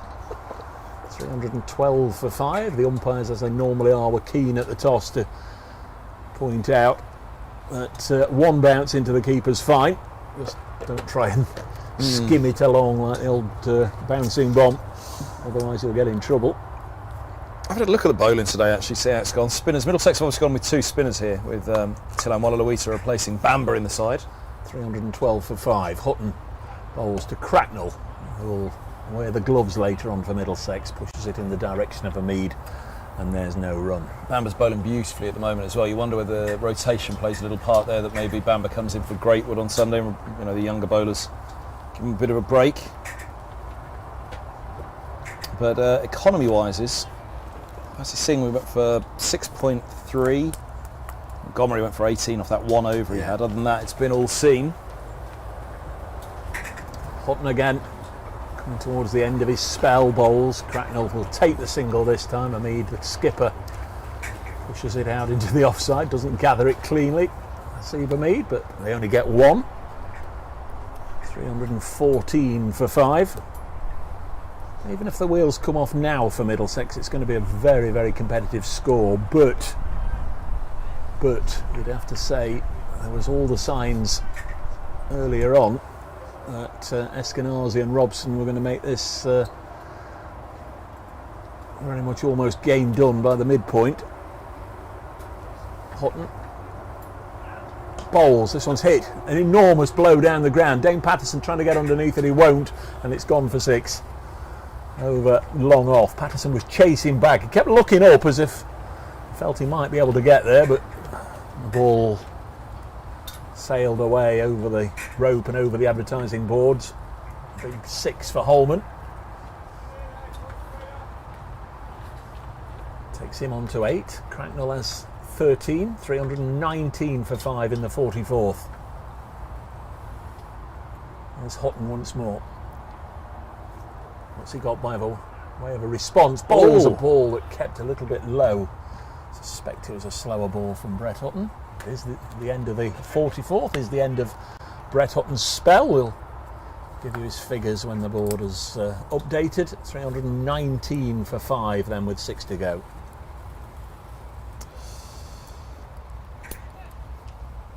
Tweet us at Kevin Hand BBC, at Brace Cricket to get through. Oh, is there another Andrew Sampson? Let's have a look and see. Hutton 2 for 63, which I think in the context is okay. 60 balls, 63 runs, 319 for 5. So Hamid has still got to do a little bit of juggling at the far end, but he is going to go with Fatty Singh rather than with James Hayes.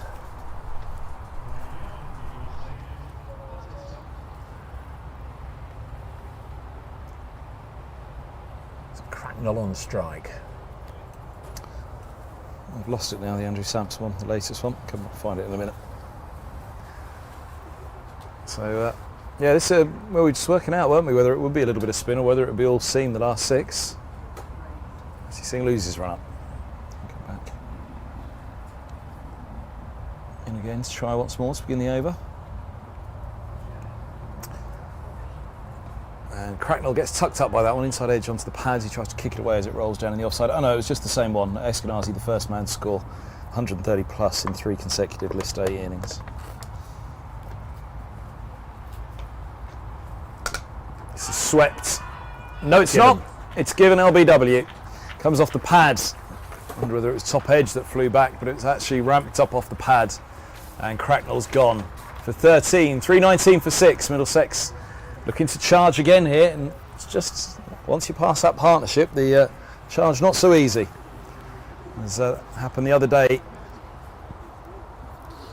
Yeah, that's a little bit of reward there, both for Seabermead and for Fatty Singh. Could so easily have just finished the overs with the seamers. James Hayes had a couple left, Chappell a couple left, and Dane Patterson a couple left, but he opted to bring Fatty Singh back, and a young 18-year-old spinner, slow left armour, picking up a wicket, his 4th of this season's campaign. And Middlesex 319 for 6 as Martin Anderson now makes his way out of the marquee. Very powerful batter. Yadav's come as well, both of them very capable of clearing the ropes. It's got a little bit of work to do here, Middlesex still. 6 wickets down, 319 is not a winning score just yet. I'd suggest here at Grantham, although strong bowling attack led by Yadav. No Bamber today. Not heavily depleted, but you've got to make sure you do your own job right, haven't you? Own job for Middlesex. Got to get up over that 350 for sure. Again, the 400 was definitely on today, but the 380, their List A record, it just feels that's the kind of figure that they need to be getting close to feel like they've done their part here and not let this innings fall away. Be interesting to see how this goes now. I think we've all played and watched enough club cricket to see how sides have just lost their way in the final 5 overs as Fatty Singh bowls. Martin Anderson's away first ball, pushing out to Slater for a single. You can just suddenly leave it to teammates or start looking forward towards a bit of a sit down and totally lose focus and concentration in the last 5. Shouldn't happen, of course, at the professional level, but Notts have really got to keep their eye on the ball here and make Middlesex work for every run. So if they can keep them under 360, it'll be a very interesting chase after tea. But Middlesex conversely will know that probably only one of the pair out there or those to come just needs to whack a quick 20 or 30, and Middlesex are going to be sitting very, very pretty indeed. It may be Holman, who's already hit a 6, drives this into the offside. Hamid with a sliding stop. 321 for 6. How's our iPad doing? Is it cooled down yet? Or are you giving up until the end of innings? Leave it until the interval. It didn't look very well at all. 321 for 6. Fatty Singh bowls, and Anderson very nearly chops on. The ball bounces down. Shardendorf, quick as a flash, whips off a bail, but Martin Anderson hadn't gone anywhere. It stays 321 for 6. Singh bowls, dug out, but he'll field off his own bowling. This is good stuff from Fatty Singh. Terrific over there. 1 run and the wicket, and it's 321 for 6 at the end of the over, and what that will do almost certainly is get him another over. In fact, there were 2 runs from it, 2 runs and the wicket. 321 for 6 with 5 to go. There will have to be a change at this end, and with Chappell with 2 left, with Patterson with 2 left, the skipper's gone with James Hayes. I think your lapel mic, when you put it back on, it's pointing down. You might have to point it upwards.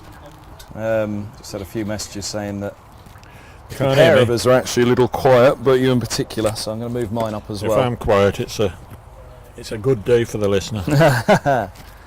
I'll speak up, maybe whispering a little here as well with the lapel on. It's Lincolnshire calling, Lincolnshire calling. Is that any better? I'm sure we get a clip round the ear from the tent next door if it was particularly bad, but we'll speak up a little for the end of the innings. Here's snooze time in there, I think. Hayes is in, he bowls, and that's cut away out to deep cover for a single. 320. Could you try again? 320. 322 for 6. The technical devices are all going off here. Thinking we're talking to them. It's all go at Grantham. Yeah, still a record still to be had here for Middlesex. Their record list day score. 4 and a bit overs to go. They'll do well from here though. 322 for 6. The truck passes by the far end behind Anderson. As Hayes is in, bowls to him, and down the leg side, that'll be a wide. It is the highest Middlesex total now versus Notts. 314 for 5 at Southgate in 2005. Paul Weeks got 100 in that one, so highest Middlesex one-day score against Notts. What's the highest by anyone against Notts? Oh, you need to be well into the 400s, 425, I think. Who did that against Notts? Well, we had a 445, 425, I think it was, Notts v Middlesex. Notts v Northants. Hayes past the umpire, bowls, and this is cut hard by Anderson. Deep point coming around, just a single. There's been a number of 400 plus innings at Trent Bridge.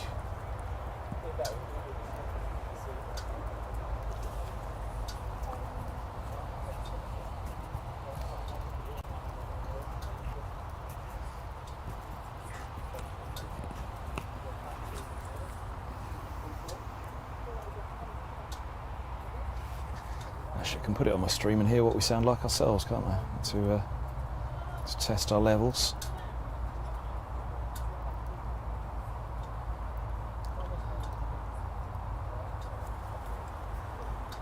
Hayes to Luke Holman. He's right arm over and the left-hander leaves alone outside off. It's another wide. Hayes to Luke Holman. He's right arm over and the left. Oh, there we go. That sounds right. But thank you for those at home. Just 4-2-5 Northants. That was the match that Notts had earlier got 4-4-5 back in 2016. Michael Lum and Ricky Vessels with 300 opening partnership. Hayes bowls and Holman tees off. Mind your heads. Over at mid-wicket.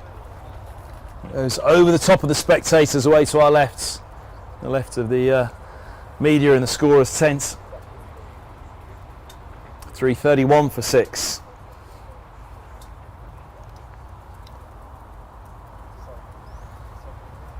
Can they get up to that 380? 49 more runs, 4 and a bit overs.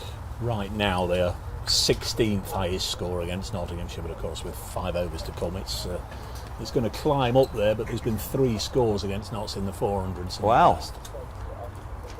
I'm not sure I've seen a 400 list day game in the Middlesex commentary. As here's Hayes bowls and outside off, angles across the left-handed Holman. He looks to open the face and guide it with a late cut. I think all 3 teams that have got 400 against Notts have lost. How about that? Northampton, Lancashire at Trent Bridge and Somerset at Taunton. They've each scored 400 against Notts and lost. Probably a good idea not to get 400 then, is the comment from the back of the tent. That's been chasing. We'll give Dave Townsend that one. This ball goes up in the air. Chance for Chappell. Looking into the sun at long on. He holds on. Well caught. Holman looking to go. Same again. He's gone for 16. 331 for 7. He's becoming his mate. That's the second catch by Chappell. James Hayes with his second wicket. First bit of music today. The ground has burst into life. I don't think there's been music for another wicket, has there, so far today? There has? Oh. I don't know. First time I noticed it. We've had the headphones on, haven't we, up until that's true. now? That's certainly for the Eskinazi one, wasn't the PA did a really good job of asking the spectators here to show their appreciation for Eskinazi's effort. 3-3-1 for 7. Not just winkling out these wickets. It's a Umesh Yadav on his way out. It is. It is, and you and I will warm up our hands with Yadav on the way out. If he tees off, he gets going and keeps going. He really has an extraordinary hand-eye coordination. Hits the ball very sweetly. And will come together with Anderson, who likewise has the potential to go big. He's just got 2 to his name at the moment, Anderson. 331 for 7. You know, it's a proper pair, and Waller-Lewita likewise. But Waller-Lewita wallop. That may still be to come. Toby Greatwood will drop down, I'd imagine, to number 11. Knows one end of the bat as well, can hit it a long way also. We'll be in for some fun now. Middlesex may not bat out these overs, but with Yadav there in particular, I think they will. They won't die wondering. So he's taken guard. Seb Hamid with a little bit of intel to pass on to his bowler. 331 for 7. Middlesex really won't want the innings just to peter out. Bang, bang, bang. Notts will be looking for exactly that. Here's James Hayes in. Bowls, and Yadav didn't waste too long in extending his arms, but it was down the leg side. It's going to be a wide, and they've run through for a bye as well. So 2 extras, 333 for 7. Triple Nelson on the board. Graham Gooch on the board. Yeah. Go down as a wide and a bye now, doesn't it? It's Does it? 2 wide, I think so.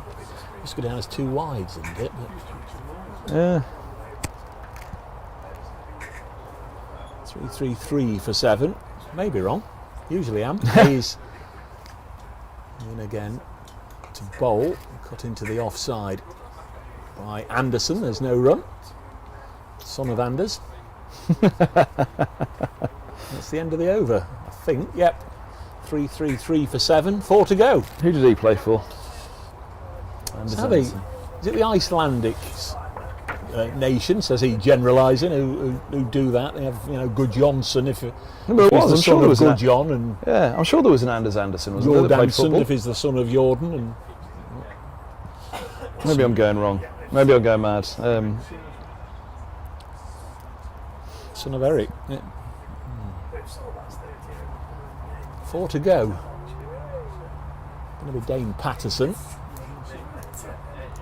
He's not been shy about making bowling changes, has he, in this innings, Seb Hamid? No, it was a little bit of a surprise that he went with the spinner as well, wasn't it? At this stage. And Singh made he had a good over, the last over, a wicket and just 2 singles. I think it is right that it goes back to the former Test player rather than the 18-year-old.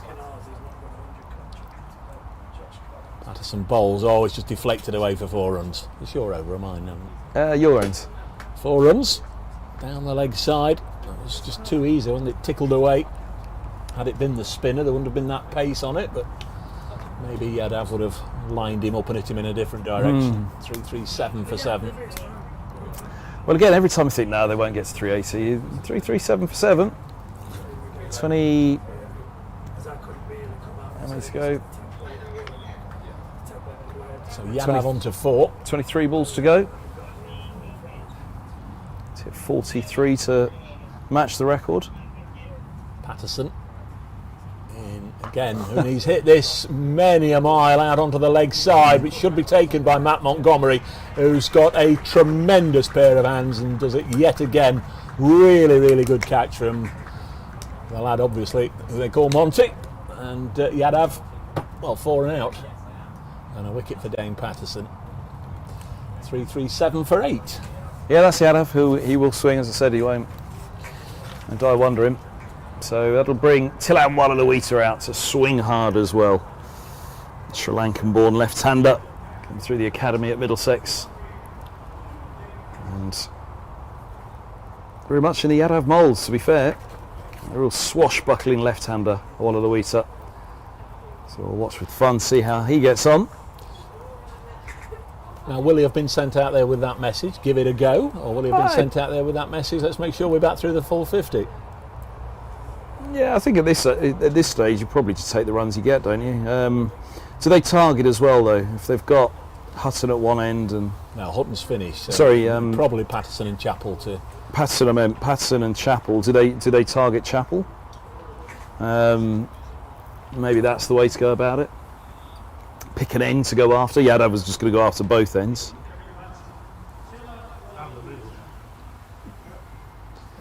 And the middle as well.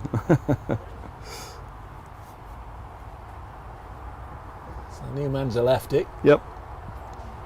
Here comes Dane Patterson. In bowls. There you go. Looking drive through the offside. Presuming there's a fielder out there. There is indeed. It is Matthew Montgomery. I should know. He's just taking a catch out there on that rope away to our left. He's a mix of exactly that, somewhere between swashbuckling and elegance.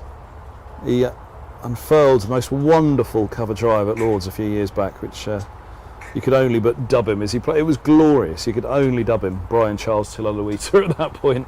It was an absolutely stunning drive from the young tail ender. Anderson stands with bat raised. Patterson to Anderson. It'll push into the offside. They're just scampering singles now for all they're worth.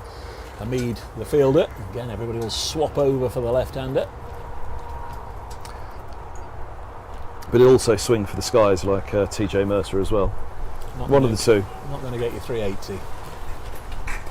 No. Confidently predict. No. Martin Anderson hit 30 on it in an over against Worcestershire a couple of years back. To Wallalawita down the leg side. Well, there we go. That's going to be 4 one way or another. 4 somethings down here. Or is it? Did he get it? No, he didn't. I wouldn't have thought so. Let's have a look. 4 leg buys. So, poor line from Dane Patterson, just helped on its way by the pad. 4 more to the total. All that matters now, isn't it? Just getting what they can.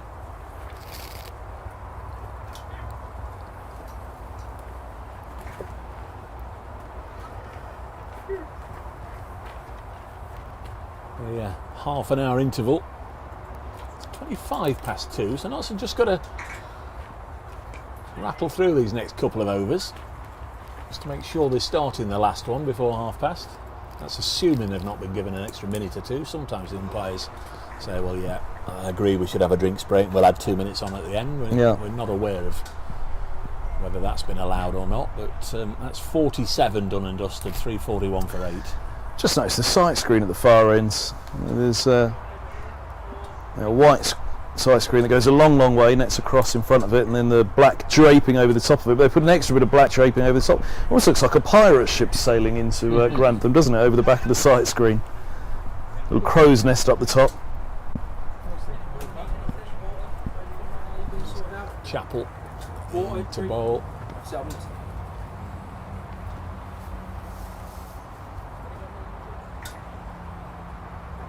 Chappell, right arm over.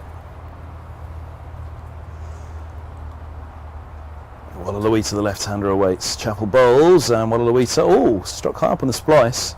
Defends into the offside, picks up a single. Sign of intent from Anderson, wasn't it? Yeah, he yelled. Yeah. And, well, he's a senior batter. I mean, he's batted at 3 in the T20, 4 in List A, 5 in the Championship. He's got high credentials with bat and ball. He's just at the stage, I feel, the all-rounder, that he's got to now really nail one of the two. He's shown great potential with both, but one of them's just got to push on a little bit. 3:42 for 8, Anderson awaits. Chappell bowls, and Anderson goes after him, but straight down the throat of long on, and the catch is taken by Patterson. 3:42 for 9. In the 48th, Middlesex in danger here of not batting out the overs. Another one with a safe pair of hands in the deep. Dane Patterson, comfortable catch. 3:42 for 9. Just quickly before play recommences here, see Gloucestershire have again been in the runs. 3:45 for 8. With 10 balls left in the matchup at Durham. Century for Chris Dent, 94 for Marcus Harris in that one. Who'd have thought Middlesex wouldn't end up with the highest score today? At one point they were miles ahead of the rest, weren't they? Leicestershire 263 for 9 with 1 over to go. That's against Somerset. Century there for former Notts Academy youngster Louis Kimber. Congratulations to him. And Warwickshire also in the 300s. They're at Edgbaston today against Sussex. 310 for 6.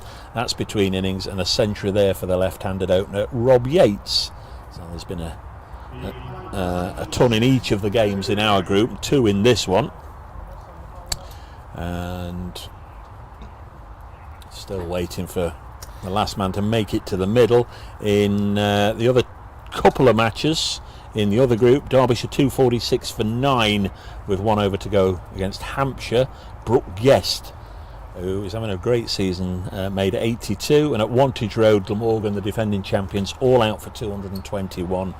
And South Africa trail England Lions by 71 with 3 wickets left in that tour match, and Liam Patterson-White has picked up a wicket. He's 9.1 overs, 1 for 39 as Chapel bowls here. Ball played away on the leg side. They're going to come back for 2. It'll be 344 for 9. Just trying to see who Liam had got out. The wicket-keeper, Kyle Verine. So, first Lions wicket for Liam Patterson-White. He'll be back playing for Notts on Sunday here, ground where last season's match here he got a 5 for against Northants. Very much missed today. 344 for 9. Chapel into bowl to Toby Greatwood. Last man for Middlesex. He's just proffered his bat towards the bowler and dropped it on the leg side and taken a single. 345 for 9. Probably now I'd say, so Chapel's to bowl the last over of the innings. This has been the 48th, 49th will be from Patterson, and the 50th from Chapel. I'd reckon nudge the singles for the remainder of this over and the next, and then launch at the last. Would probably be, having said, yeah, get going and keep going, a few overs back. Now I'd probably say, what, 1 ball left this over, let's drop the single. Silan? I think Notts would take a run chase of 350, bearing in mind absolutely everything we've seen up to this point. Absolutely. How's your iPad? I'll have a look in the break. That's the question that's asked of us. Yeah, it's things you do. It does happen occasionally, doesn't it? With the ISDN kits as well, they overheat. Yeah. So Chapel to Waloloita. Right arm quick, bowls to the left-hander. Can only just defensively nudge it back towards that Chapel. End of the 48th over, 348 for 9. There's your wine gums at the front of the table there, jelly babies, are they? I imagine they've melted, congealed, stuck. I think they're jelly babies actually. Are they jelly babies? Are they yours? Yeah. Yeah. Oh yeah, help yourself. Keep you going. Oh no, thanks, I can't. Oh crikey! Now look at them. We've got all sorts of. What are they? Interesting. Well, they're the same interesting concoctions in there. They've all melted together into a mush. That might be a nice hot jelly baby drink later on. Delightful. Was that a 5 ball over?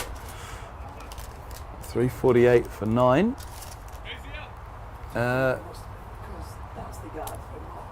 Oh, that was a 5 ball over we're here. Good. Let's have another 5 ball over. Yeah, 5 ball over. So Patterson to bowl the 49th. Here he comes. Oh, and right onto the toes. Not out, going down the leg side. Onto the heel then. 348 for 9. Yeah, I think just nudge and nurdle a few singles here against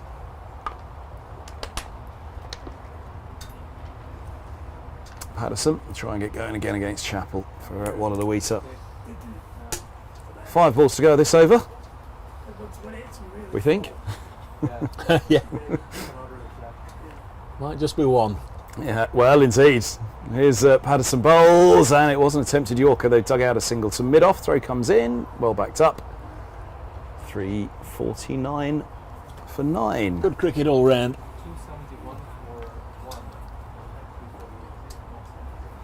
I was just looking up what the collapse was here for Middlesex. And can we call it a collapse? I mean, they've just been hitting out, haven't they? So they've been hitting out without scoring the runs at the rate they'd have liked. So 269 for 1 it was. Robson fell. 36th. 12 overs later, 349 for 9. So 80 runs for 8 wickets in those 12 overs. And Wallaluisa, there he goes. He does swing into the onside, back across around the leg side, doesn't get hold of it at all, picks up a single. Yeah, frustratingly, if he hits one of those properly, it might go straight up in the air. Yeah. Yeah. Well, as I say, I think they'd just be best taking 5 or 6 off this over.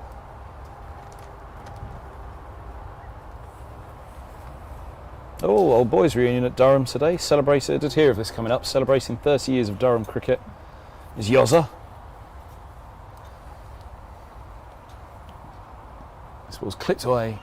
Now it's a deep square. No, it wasn't deep square. Where am I missing a man? Oh, it went down the leg side through to the keeper. Ah, so was it wide? No, it did go through. Stoneman is third top scorer in this innings. Yeah.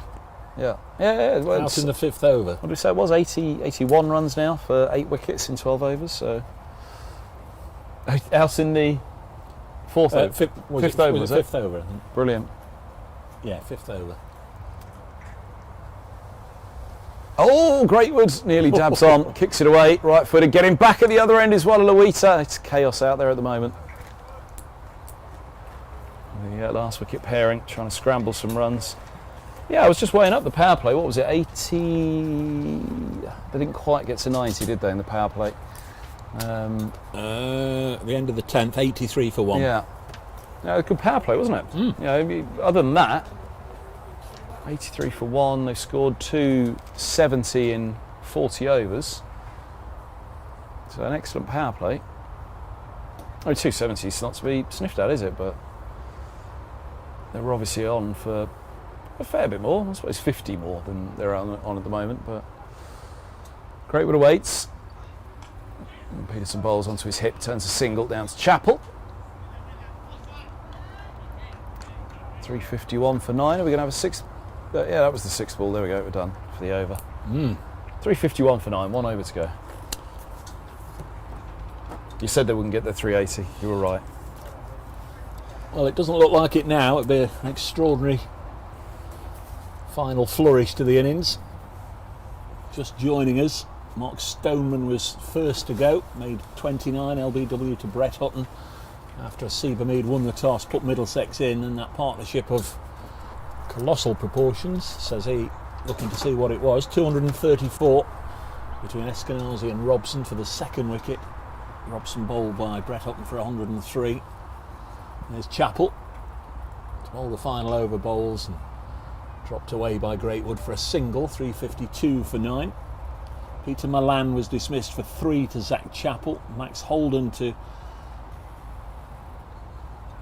young James Hayes, his maiden first wicket for Notts for 13. Eskinazi was bowled by Patterson for 135. Fatty Singh dismissed Joe Cracknell for 13. Holman became Hayes' 2nd victim, he made 16. Chappell got rid of Anderson for 3, and Yadav to Patterson for 4. The wickets shared around. Chappell bowls, and Wallaluita's hit this one way onto the leg side, and it should be taken and has gone to ground. I think that's Fatty Singh who's put it down, and then a shy at the non-striker's end. Hamid backing up, and Middlesex get a couple of runs, whereas it might have been the end of the innings. Stope is okay. It is Fatty Singh. Went a long way up. He had to move quite a way. The ball would have been swirling around a little bit. There was a bit of a breeze. Swirling in the sun as well. Yeah. Hazy old sky as well, isn't it, for that white ball? I'm not entirely sure the board's right. It says 352, but I don't think it is. That's pulled onto the leg side out to Montgomery. In fact, it's Lyndon James rather than Montgomery, and they take a single. You're right. 355 it is now with that single, isn't it? Going by the other board? Yeah. Although the other board doesn't now go up to 355 as I thought it would. They're both on 340, 354 now. There we go. 355 for 9. What do we think? 2 left? Chappell to bowl to Greatwood. Can Middlesex be bowled out? Well, this one's hit up in the air, and Dane Patterson doesn't drop many. Almost talking him into it, but no, those safe hands, and he's gobbled it up, and Middlesex go. They're all out for 355, and that represents a pretty decent fight back, as we've been saying, by Nottinghamshire, after Middlesex were 269 for 1 at one stage. But that's a very, very decent score they've put on the board. It's been very enjoyable, very watchable cricket, and I think both sides will feel that there's still a game there to be won. Yeah, absolutely. I mean, Middlesex, if they were to lose this game now, they would really be kicking themselves. 355 should be a defendable total. It's a lot of runs to get. But also they've got a strong enough bowling lineup in this one. They've got a strong enough batting lineup. Equally, they should have gone beyond 355, probably, shouldn't they? They were the last 9 wickets going for circa 90 runs. So, you know, they know they should have had a few more. So have they left runs out there, or did Eskinazi overachieve? But I think the comment that I wanted to get to those, if Middlesex lose this, then they really will kick themselves, and Eskinazi's done what Eskinazi's been doing of late, and Robson as well. 355 then, Middlesex all out. Notts require 356. We're going to have a little break, try and get a little bit cooler and try and get the equipment a little bit cooler. And we'll be back in ample time, hopefully, for the Middlesex, for the Nottinghamshire run chase after Middlesex have posted 355. We'll be back in about 25 minutes time or so.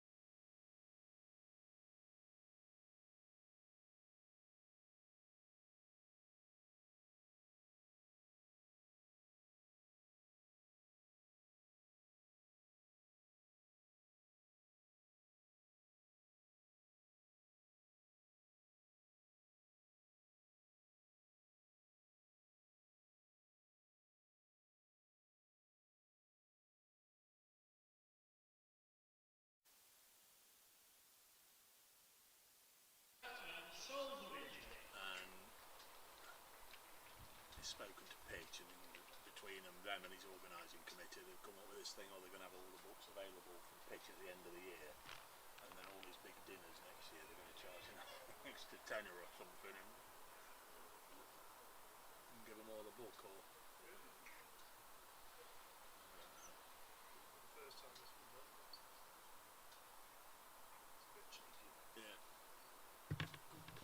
I think that's one of the thoughts, and the other thought obviously is drop them on sale everywhere he goes, but then you won't have somebody taking the money, or...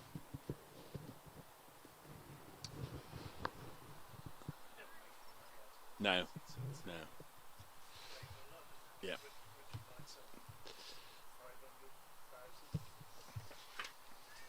Well, hello everybody, welcome back to Grantham, where technical issues aside, we should be able to bring you the Nottinghamshire response. They've been set to score 356 after Middlesex posted 355. I think Notts will clearly they'll have wanted to chase rather fewer than that, but having seen the visitors romp to 269 for 1 in the 36th over, they could have probably been expecting to chase over 400. Terrific partnership between Eskinazi and Robson.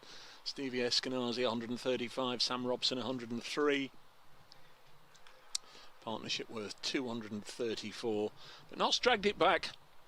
Middlesex bowled out with 2 balls to spare. We're going to get underway in just a second. Umesh Yadav will be bowling. Ben Slater will be on strike. Just quickly, the bowlers: Zach Chappell 3 wickets and 2 apiece for Hutton, Patterson and Singh, and Hayes, I beg your pardon, with 1 for Singh. So first ball of the innings on its way. Umesh Yadav outside the off stump. It goes through to the wicket keeper, Joe Cracknell. Kevin Hand just having 5 minutes to let his 3 pizzas digest. Dave Townsend, who made his way through most of the things on the burger bar, has slumped alongside me for the early passages of this innings. I'll bring him in just a second, as Yadav's already turned. False start. There you go, Dave. Yes, delighted to be back on the mic with you, mate. It's been a while. Well, it was before the world turned sour. Before the world stopped. And, did he get it? Did he catch the old what's name? Oh, I've got it a couple of times. Yeah, it's not good, is it? Here's Yadav in to bowl wide of the pegs, and it goes through to the keeper. 356 the target under normal circumstances, you'd say. Crikey, 356. That's probably out of range. You just never know if somebody can come off. One of these young dashers that we have in the game these days. Every now and again they come off. Might need a Buddinger master blasting innings to get not somewhere close. But let's see. Might be Slater, who's away helping this down to Greatwood in front of us. But great form Eskinazi's in, and Sam Robson always seems to cough up a ton against Notts as well. Yeah, Eskinazi going through all the various records he set with those 3 List A successive centuries. Apparently no player has ever scored more runs in 3 successive List A innings, which is extraordinary when you think the number of innings that have been played. Having said that, though, you'd probably have to bat first each time on a decent pitch, wouldn't you? And you'd probably have to open, so there's not that many opportunities. It's a terrific effort. Buddinger then on strike. Does like to give it a wallop, but he's unable to do that. This one hurried onto him from the Indian test bowler, short of a length. Got up round about chest height, and Buddinger played it down onto the offside. So if you're listening to us earlier on the BBC Sport website and app, sincere apologies. Literally everything overheated. We had the alarms going off on the technical equipment here saying too hot, do not use until equipment has cooled down, and easier said than done. We're at the back of a tent, got the fan on it, still wouldn't cool down, and now Buddinger, a little drop into the offside, doesn't scamper through for a single. Fielded there by number 4, Max Holden, just finding the sheets. It's not the easiest of positions to commentate from, but hey, it's a game of cricket, isn't it? It's a game of cricket. The equipment and everything else is difficult, but these outgrounds, they have their charm as well, Dave, don't they? It's a balance, I think. This one obviously just growing into the role, just the third time that Notts have come here. The first one was washed away, and Budinger has hit that out onto the leg side. And will he be caught? No, it's over his head. Now, was the fielder inside? The umpire's already signalled for 6. It was one of those away over on the far side, away from us. Does like to give it a bit of a slap. And it's away for a 6 for Sol Budinger. Who's that down there? He made a very good effort. Without following the flight of the ball, watching the fielder, he thought he was very much in the game, Dave, didn't he? He certainly did. And is that 13? It looks like 13 from him. Might be Peter Milan if it is 13. Yep, I think it is. And he thought he was in the game. And he was right. He knew exactly where the rope was as well, which was really fine fielding, because at the last minute, when he realised he wasn't going to be able to catch it, stay inside the rope, he was trying to knock it back in unsuccessfully. But just a sign there, if you drop it short, young Sol will have a go. Off the mark with a 6, made 89 blisteringly quick runs at Bristol on Tuesday, and last week even quicker, 71 not out from 29 at Taunton in that 10-wicket win over Somerset. Ben Slater was no slouch at the other end either. As the second over begins, steered into the offside. Who have we got here? Greatwood. Toby Greatwood. Another one seen for the first time. No deal about him. I don't actually. He's one of the Middlesex ones that's come through that Kev likes to refer to as Fraser's fledglings. Well, if he's as good as the other Toby, he'll have a decent career. 7 without loss. Slater on strike. Fraser's fledgling. This one's worked behind square, and a man inside the ring does the stop. 7 without loss. Yes, they've produced a lot of very, very good young cricketers coming through Middlesex, despite their relatively lowly position in the last few seasons after winning the championship. It's 2016, well, if this the next year and never came back. If this, let's have a top 12 and cut away the bottom 6, gets any more momentum. This is a nice looking shot from Slater away on the offside for 4, and Ben Slater's first boundary. That's 11 without loss. I think as it stands, Middlesex are third, aren't they, just behind Glamorgan in second place, and Notts at the top of the second division table. So you don't want to come third just in case these mad people get their way. You don't realise, Dave, it's not a meritocracy. It won't be Middlesex one of the 6 that miss out. Well, I never for 1 minute thought it would. I never thought it would for 1 minute, but this one's pushed into the offside. We've got a little bit of wasp action for the first time this afternoon. If it's not the weather, it's the wasps. Off you go. Off you go. I know it's much more comfortable sitting in your ivory tower at Trent Bridge, but this is the real game here. This is proper, literally down to earth, that we can reach over and touch cricket. I am with you 100% as Greatwood comes in, and this one dropped on the leg side, but my role today isn't one of a lager swilling, ice cream chomping, burger munching spectator. It's one of somebody bringing the information to those spread far and wide all around the planet, and in order to do that I need the technical equipment just to hold up, and it's a little difficult from a field in deepest, darkest Lincolnshire. As Toby Greatwood is in again, bowls, and asking for an LBW shout here, I think. Didn't look from here as if it had an awful lot going. Off the glove, you think? No, he was shouting for a catch. Oh. Shouting for a catch behind, but it was, let's say, one of those sort of exclamations rather than appeals. I've beaten the bat, therefore I'm not going to stay silent. But we know it's not out. So. Just that Slater boundary from the over, 4 from it, 11 after 2. Steady enough start, wasn't it? So. When are we going to find out what's going to happen next year, Dave? That's what I would like to know. Have you any idea? I have absolutely no idea. As usual, I'll be the last to know. But one day I'll be in charge, and then all sorts of things will happen, Dave. The John Player League or whoever the relevant sponsors are, that'll be back on your schedule. 11 without loss. Round the wicket comes Yadav to Budinger. Runs it down with soft hands to Greatwood at third man. Textbook long barrier. 12 without loss. So you'd have that back on the Sunday, would it? Well, I would. It'd solve an awful lot of problems, wouldn't it? People saying they don't get the opportunity at weekends to go and watch cricket. They don't get opportunities at bank holidays and whatever. Just let's start there as a basis. We know there's cricket every Sunday that you can go and watch, and I mean, it's not going to happen, is it? It's not going to happen. This is the fanciful world, but everybody has a go. I saw Kevin Howells yesterday saying he was unable to sleep. It was too hot, so he's had another go at it as Slater drives outside the off stump. But his was very much, I don't know if you saw his tweet yesterday, can't we have 2 months of county championship cricket, then a month of blast, then a month of... It just doesn't work like that, does it? One of the sacred cows now is playing everything in blocks, and I think that's fine as far as T20 and the 100. Well, that would be the other thing with the Sunday cricket day, where they say, oh, you know, I'm a red ball player and I'm a white ball player. You know, you're a cricketer as Yadav bowls, and this is driven nicely by Slater up to mid-on, takes a single, 13 without loss. If that's what they think, then we'll go back to the old days. You can wear whites on a Sunday and we'll play with a red ball then. No, but we're not going to... you know, you'll bring all those things back in just about 10 minutes before you wake up. Yeah, exactly. You'll realise. No, I know. Karen will be bringing you a nice cup of tea in bed like she normally does. Oh, yeah. Here's Yadav.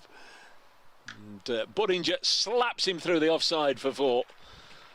See ball, hit ball. He's very much a modern day player, 22 years of age, Colchester born, but then went out to Australia in his younger years. He was one that was very recently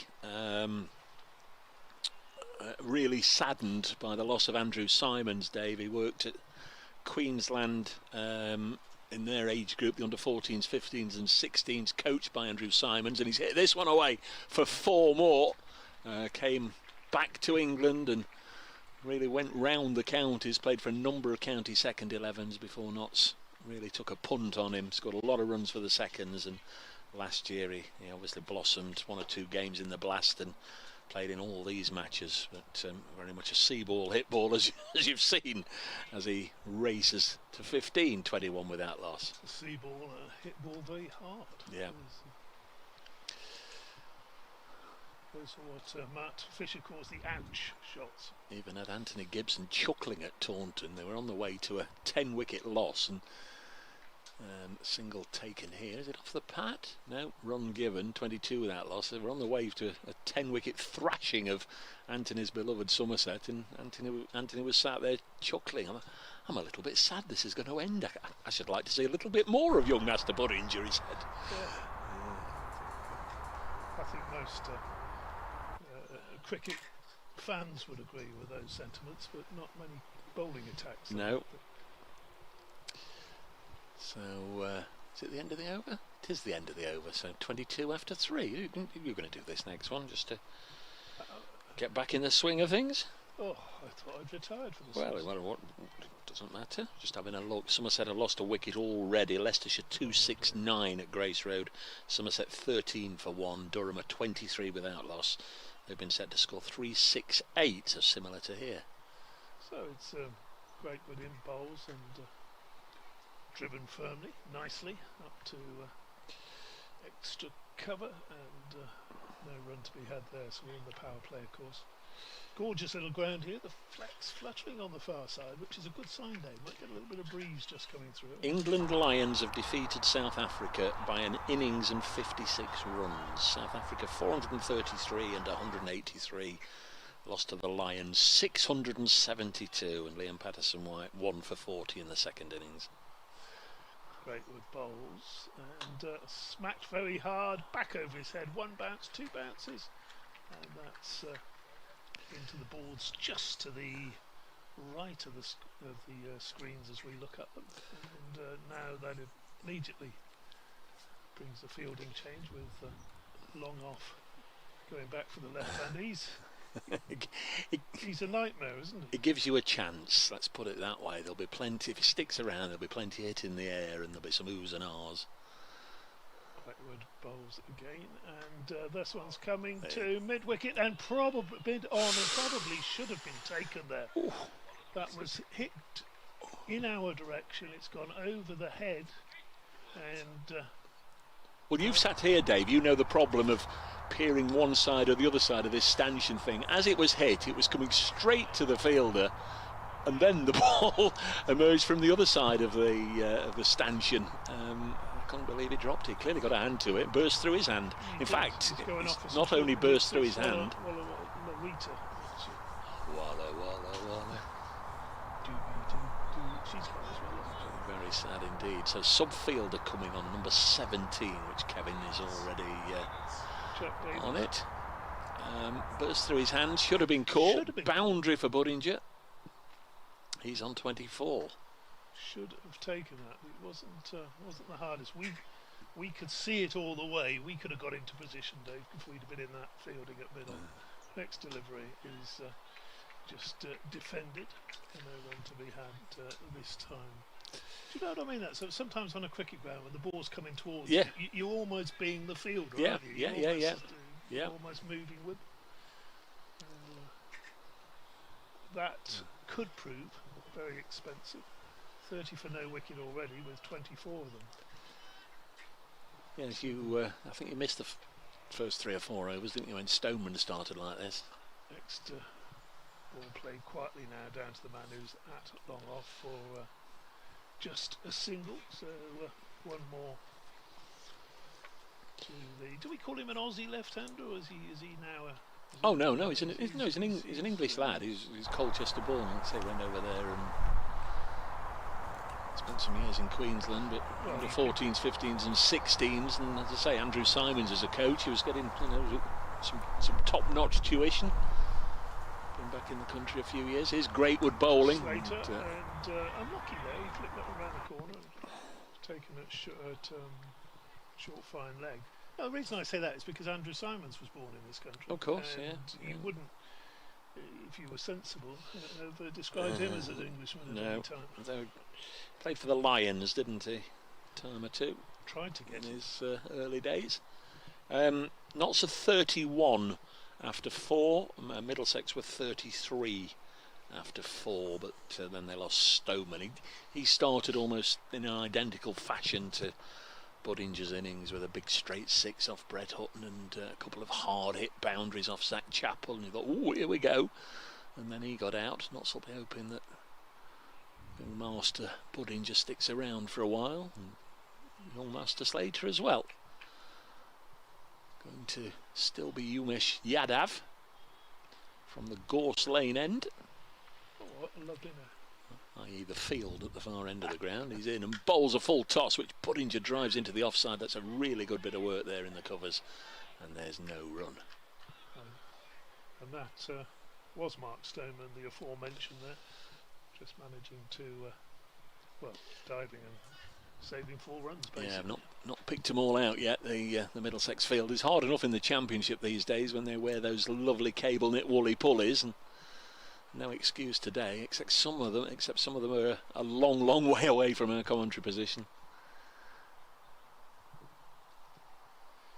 Yes, Sam Robson has now moved out to reinforce that offside field. Yadav to Budinger, bowled him straight through him.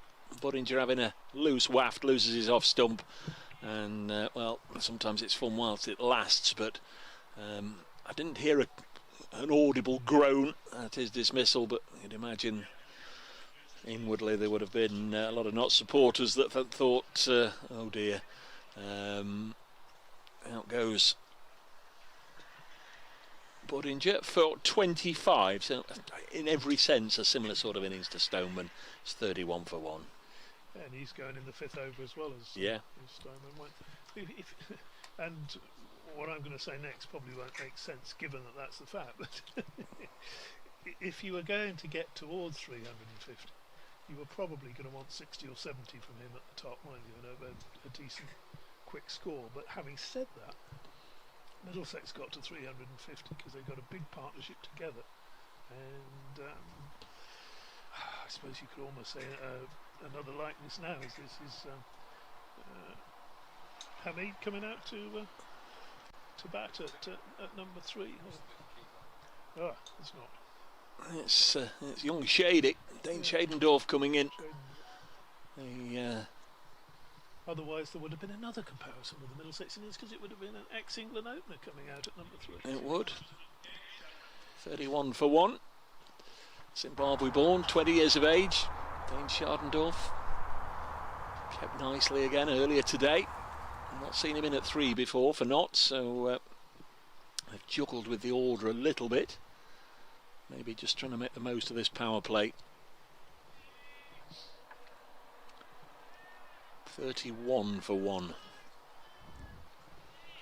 Been update for Radio Nottingham in a couple of minutes, hopefully, as Yadav over the wicket to Schardendorf. Good afternoon, Mr. Schardendorf, he says with a bouncer that's just gone past his nose end. That looked slippery quick, didn't it? Do I get feed in my ears? You will do. You can't turn anything off. You'll have to just sit here quietly. Sit here quietly and put up with it. 31 for 1.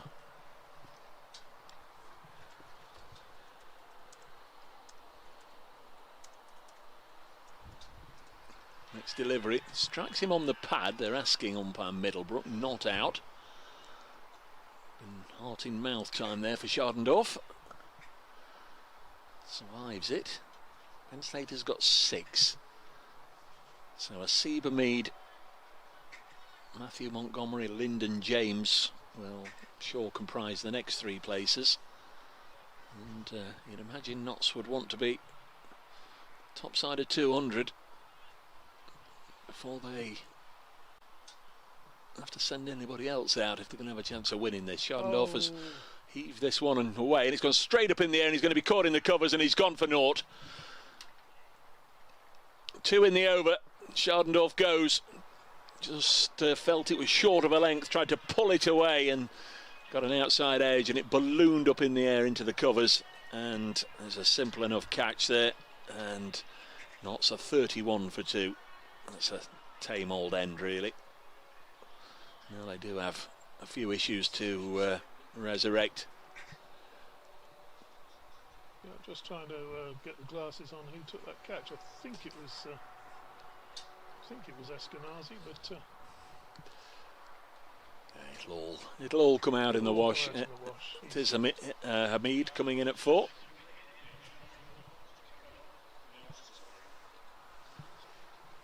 Didn't even hear the Tannoy announcement, but we'll sort it out in a moment of time, in the fullness of time.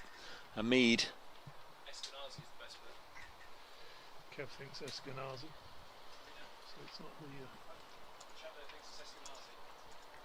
the greatest of positions to judge these things.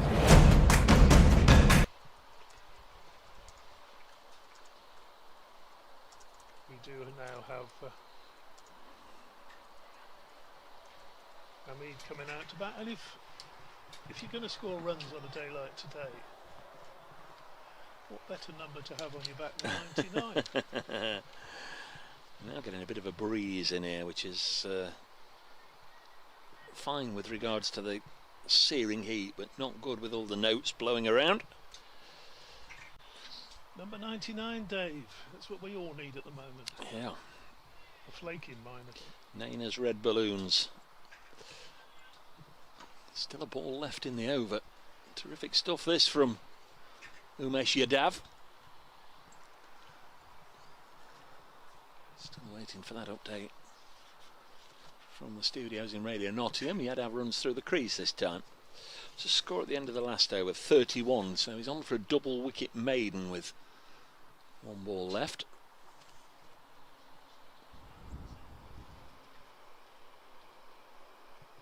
A rare beast today. A rare beast on any day in Royal London T20. Yadav. Feeling of all the stone in here. So is this all original Priory walls? That is the end of the over. Double wicket are maiden. Original. The stone walls. 31 for 2. The beam is original. A piece of Carthusian woodwork left in the country. Hello to Dan it's of White. national importance. Greetings from the A2. Obviously it dates back over 1,000 to years the old. Midlands This room would have been days watching the cricket at Canterbury. It came to the Priory. Only important guests were allowed to stay here, and certainly no women. Meanwhile, it's Yeah, Toby no Greenwood women. to continue. And this just a a snippet there of the story of Beauvale Priory, one of 2 episodes of Notorious Nottinghamshire this week, and you can catch them both repeated on Sunday at 5 p.m. as part of We Are Not. Although, to be honest, if you can't wait for that, you can just listen to them now on BBC Sounds. In fact, there are 8 episodes altogether of Notorious Nottinghamshire, telling a real range of stories from the past. So have a listen. And there's something there to suit everyone, I reckon. Just search for Notorious Nottinghamshire on BBC Sounds. It is 3:31, time for an update on the cricket. I know Dave's had some issues with his technical gear, but we're back in business. Notts, of course, are taking on Middlesex at Grantham Cricket Club. It's a one-day cup match. So what's going on, Dave? Well, it's an absolute scorcher. In fact, too hot for the equipment, which all pleaded for a lie down a little earlier on. We had to switch everything off, but hopefully it's holding for this report. Notts are in a little bit of difficulty, you'd have to say. They've been set to score 356 to beat Middlesex, and they've already lost 2 wickets, 32 for 2. Umesh Yadav, Middlesex's Indian test player, is just dismissed in the same over. Sol Budinger, and then Dane Shardendorf promoted. He fell for naught. Earlier in the day, 3 wickets for Zach Chappell, but it was Middlesex's top order batsman that held sway. Centuries for Eskinazi and Robson. Middlesex scored 355. Nottinghamshire in the 6th over are 32 for 2. OK, thank you, Dave. We've got updates for you on BBC Radio Nottingham every half an hour as that one-day cup game continues. And in the afternoon, it's 3:32. The Mixtape. BBC Radio Nottingham. 36 for 2. So ahead of the next clue from Connie. Turn round the corner, wasn't it? And you don't have to launch at everything. No. To score quickly, especially on a fast-scoring ground like this, a fast-scoring outfield. So, that's right, just manipulate it away from the fielder. Greatwood will be disappointed with the line of the previous delivery. That's better. Just outside off, driven into the covers by the Notts captain, who earlier today won his 4th consecutive toss, which isn't a bad way to start life as captain. First time he's skippered anybody, he says, since his junior days. He thinks he might have done 1 or 2 second 11 matches for Lancashire, but can't really remember skippering a side before this Royal London campaign. This has dropped on the leg side, 36 for 2. I think if you've done it, you'd remember it, Dave, wouldn't you? But he's certainly never done it at senior level, and has gone out to the middle with the umpires 4 times now and won 4 consecutive tosses. Whether now he's wishing he'd batted first, I'm not sure. I guess it'll all depend on what happens in around about 2 or 3 hours' time. Yeah, well, this is really the partnership, isn't it? That's got to win this for Notts. Greatwood to Hamid, lovely looking shot through the offside for 4. He really is pleasing on the eye. Boundary, I think, and I'm looking at Kev for this, did he get a century in both games against Middlesex in the Championship? 1 at Lords and 1 back in Nottingham, the same as Sam Robson did, and of course Robson made it 3 in 3 matches between these sides this year, earlier today. A couple of boundaries there, 40 for 2, just gets the board moving again. Remember, at the end of the power play 10th over, Middlesex were 83 for 1. I think Notts are going to be some way short of that. After 6, they're 40 for 2. Know what they've got to get though, which is a big advantage. These 2 have got to bat deep, bat into the 30 overs, you would think, and get them within striking distance, and then it wasn't a very profitable last 10 overs really for Middlesex, was it? They'd run out of wickets by then, but Notts are already 2 down. They're going to need a couple of large partnerships. Yadav bowls, Slater eases it down to 3rd man for a single. When was the last time you saw an outfield like this, Dave? I don't know. Last week. Well, Kev's saying last week, that would have been at Radlett, would it? At Taunton it was pretty parched. At Bristol it was... Wasn't that earlier this week? Oh, and last week as well, was it? Chelmsford this year. Chelmsford has been dry, has it? Seen 1 or 2 club grounds, and the odd day off of gone and seen 1 or 2 club matches as Hamid opens the phase, chops it down to 3rd man for a single, 42 for 2. But with professional cricketers, shall we say, playing on it, it's as dry as you can imagine. In fact, the groundsman's done pretty well to have a greenish square, hasn't he? Yep. Yeah. The pitch has played well, hasn't it? Yeah. Yes.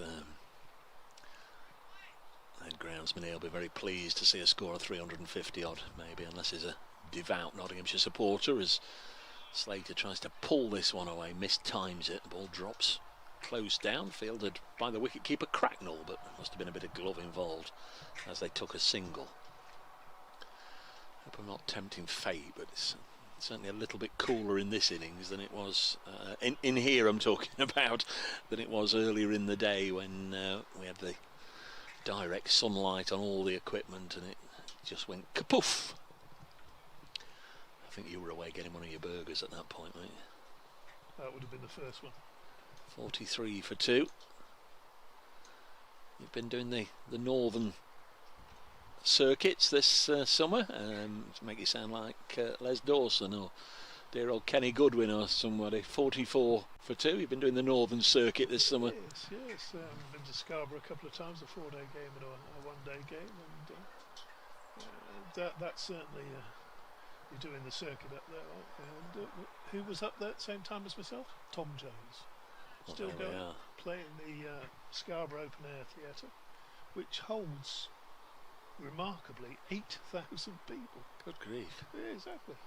Greatwood just obscuring my view of that one, but it was angled off the hip by Slater for a single. Toby Greatwood down here on the boundary edge. 45 for 2. I can't vouch for how big the people are, Dave, but apparently 8,000. Not been there. Always used to go to the Futurist. Was it the Futurist? When that was there, must have seen Ken Dodd over the years probably half a dozen times in the Futurist Theatre at Scarborough, and they'll let you out. They let you out a different day to when you went in. We still do refer to the Ken Dodd stand over to the west side of the ground. 45 for 2. Your Dav bowls. Hamid looking unhurried, unflapped, just drops it on the leg side, gets a single. Anderson doing the fielding, and on they come with drinks. The Middlesex 12th man bringing drinks out.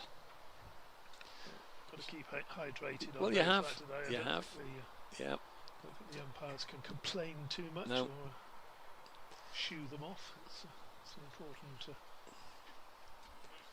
part of staying hydrated.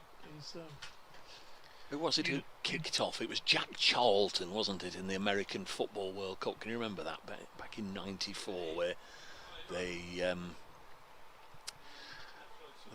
officials, the referees and the linesmen, they wouldn't let the Republic of Ireland players get a drink on the touchline, and Jack Charlton famously threw a paddy, appropriately enough, as he was the Ireland manager at the time, so they couldn't get a drink. You remember that?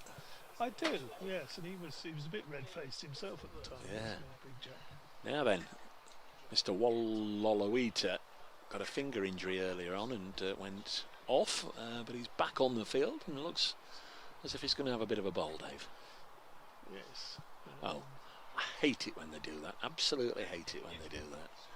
Just ran in and bowled but didn't release it. Well, a practice there's enough. Well, there's enough days in the week now between games. These players want days off to practice.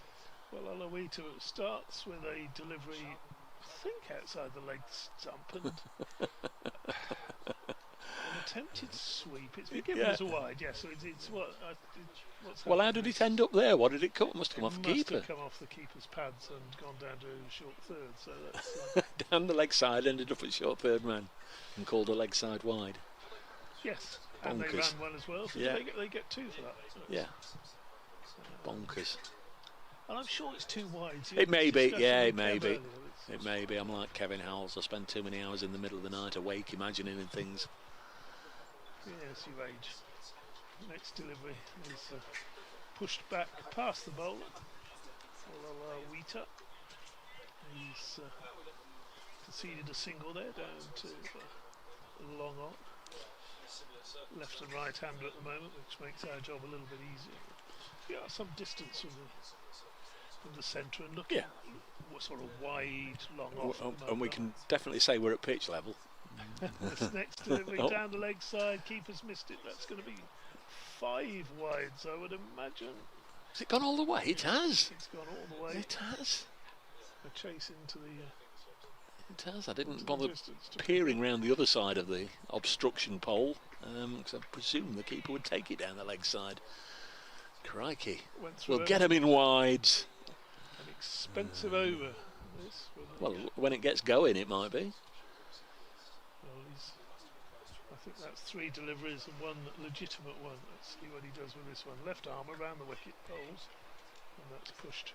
So it'd be what, 1 legitimate delivery, none for 8 then to start with. Which is unusual, of course. Yeah.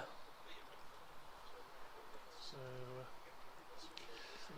again bowls, and that's I did actually settling in a little bit now. Dan Norcross a couple of days ago wittering on about the misuse of the word maximum, because there's no such thing as a maximum number of runs that you can score from any one ball. Next delivery is defended back. It's a little bit bordering on the pedantic, isn't it? Yeah. We know what they mean, isn't it, for a maximum? We know what they mean. It's a maximum hit. You can't hit 8s. No. Although we've seen 1 or 2 that we felt should be given an 8. Next delivery is hit firmly by Hamid into the covers. Fielded, no run there. So he's come back well after that wide. 3 dot balls. Bowlers always like to get that first over under their belts. And chopped away down to short third man this time. No pace on the ball. Can't beat the fielder there, and a tidy end. Yeah. Biggest hit you've seen at Lords? Biggest hit I've seen at Lords was Mike Llewellyn in the 1977 Gillette Glamorgan Cup final for Glamorgan, when he put it, I think he put it on the roof of the top 2. Good grief. Off John Embry. Sorry, Embers, had to mention that. Oh, well, funnily enough, Franklin Stevenson claims the best hit he ever did was on his Notts debut at Lords, obviously against Middlesex. John Embry, the bowler there, and he hit it onto the Notts dressing room, and it was caught by Greg Mike onto the balcony. It's not the biggest of hits, is it? But it's not a bad hit. It'd be a nice one to do at Lords. Here's Umesh Yadav in to bowl, and this is pushed in the offside. Greg Mike, of course, he was 12th man that day, and his son Ben Mike, I don't think you've seen much of him. He's making a bit of an impression in the game at Leicestershire right now. I don't know whether you were there that night at Headingley when someone who's familiar to Middlesex and Notts, James Franklin, managed to hit one over the top of the football stand. Yeah, that was a big hit. Yeah, that was an extraordinary run chase in a blast game. Franklin and Taylor got Notts home. This one's pushed away on the leg side, and another leg by, and it might even have been off Ryan Sidebottom. Yeah. I think he got a bit of tap late on. He was still playing then, dear old Ryan. 55 for 2, so Notts need 301. Won't sound so many when they get under 300. 55 years old. He couldn't have been far off it. Wish I was 55 years old. I think I was about 55 when I saw you in Australia all those years ago. My word.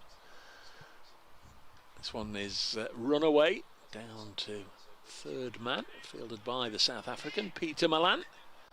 56, so they need 300 now. Now, plain sailing. They're on the home straight. But once you get it down under 300, it's psychologically more. Interesting thing I saw in the because the players were in the tent next to us at Northwood earlier this year. Worcestershire were chasing, I think, 250 something to beat Middlesex in a championship match, and they had a whiteboard out in front of the tent. Yadav to bowl to the crouching Slater. That's a lovely looking drive, but straight to the fielder at point. They had a whiteboard in front of the tent that had bullet points. 2 columns of 10 and 1 column of 5, and you wiped off every time you got 10 runs. Yeah. You've seen that before? Not something I've seen before. No, You've got more experience. No, I've not physically seen it. I mean, you talk about it, don't you? You know, we'll talk about it. Let's get them in 10s or get them in 5s or whatever it may be. Next ball is pushed away by Slater again into the offside. A wall of Middlesex fielders there in their dark blue strip with the little touches of pink. Very nice indeed. I think I actually tweeted it. I tweeted a picture of the board. You may well have done actually. It rings a bell. Anybody wants to look it up, and I'm sure there'll be one person there somewhere. DO cricket. 56 for 2 as Yadav in again, short, and Slater's missed out on this. It goes through to the keeper.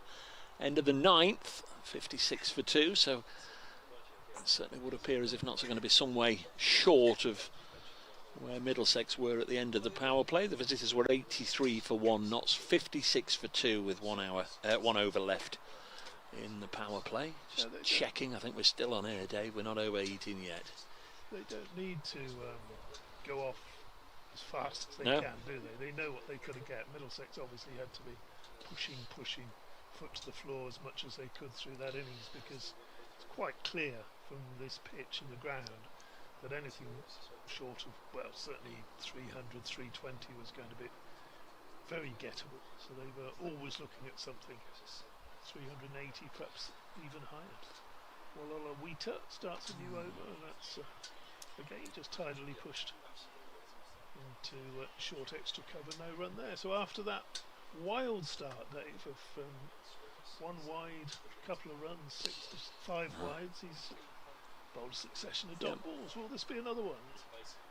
No, it won't. Hamid just plays that one into the onside. A quick cheeky little shot at the stuff because he's dawdling into his ground. It was only 8 from his first over, and I think 7 of them were in wides, weren't they?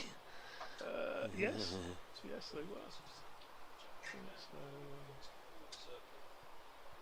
extraordinary effort. Next delivery. Slater is forward defensively, so just took those few deliveries to find his range, to get the radar right. Luke Holman, who's a big bloke and one of my favourite cricketers, who's right in the way at the moment, has eased into the offside. He's found the gap. It's not got enough on it to get all the way, but he got most of the way, and they're thinking of the third. They won't get a third. Throw comes in 2 runs. He's young bloke, leg spinner, useful lower order batsman. You would have seen a bit. Yeah, seen quite a bit of him this season. I like him because he's a bit grumpy.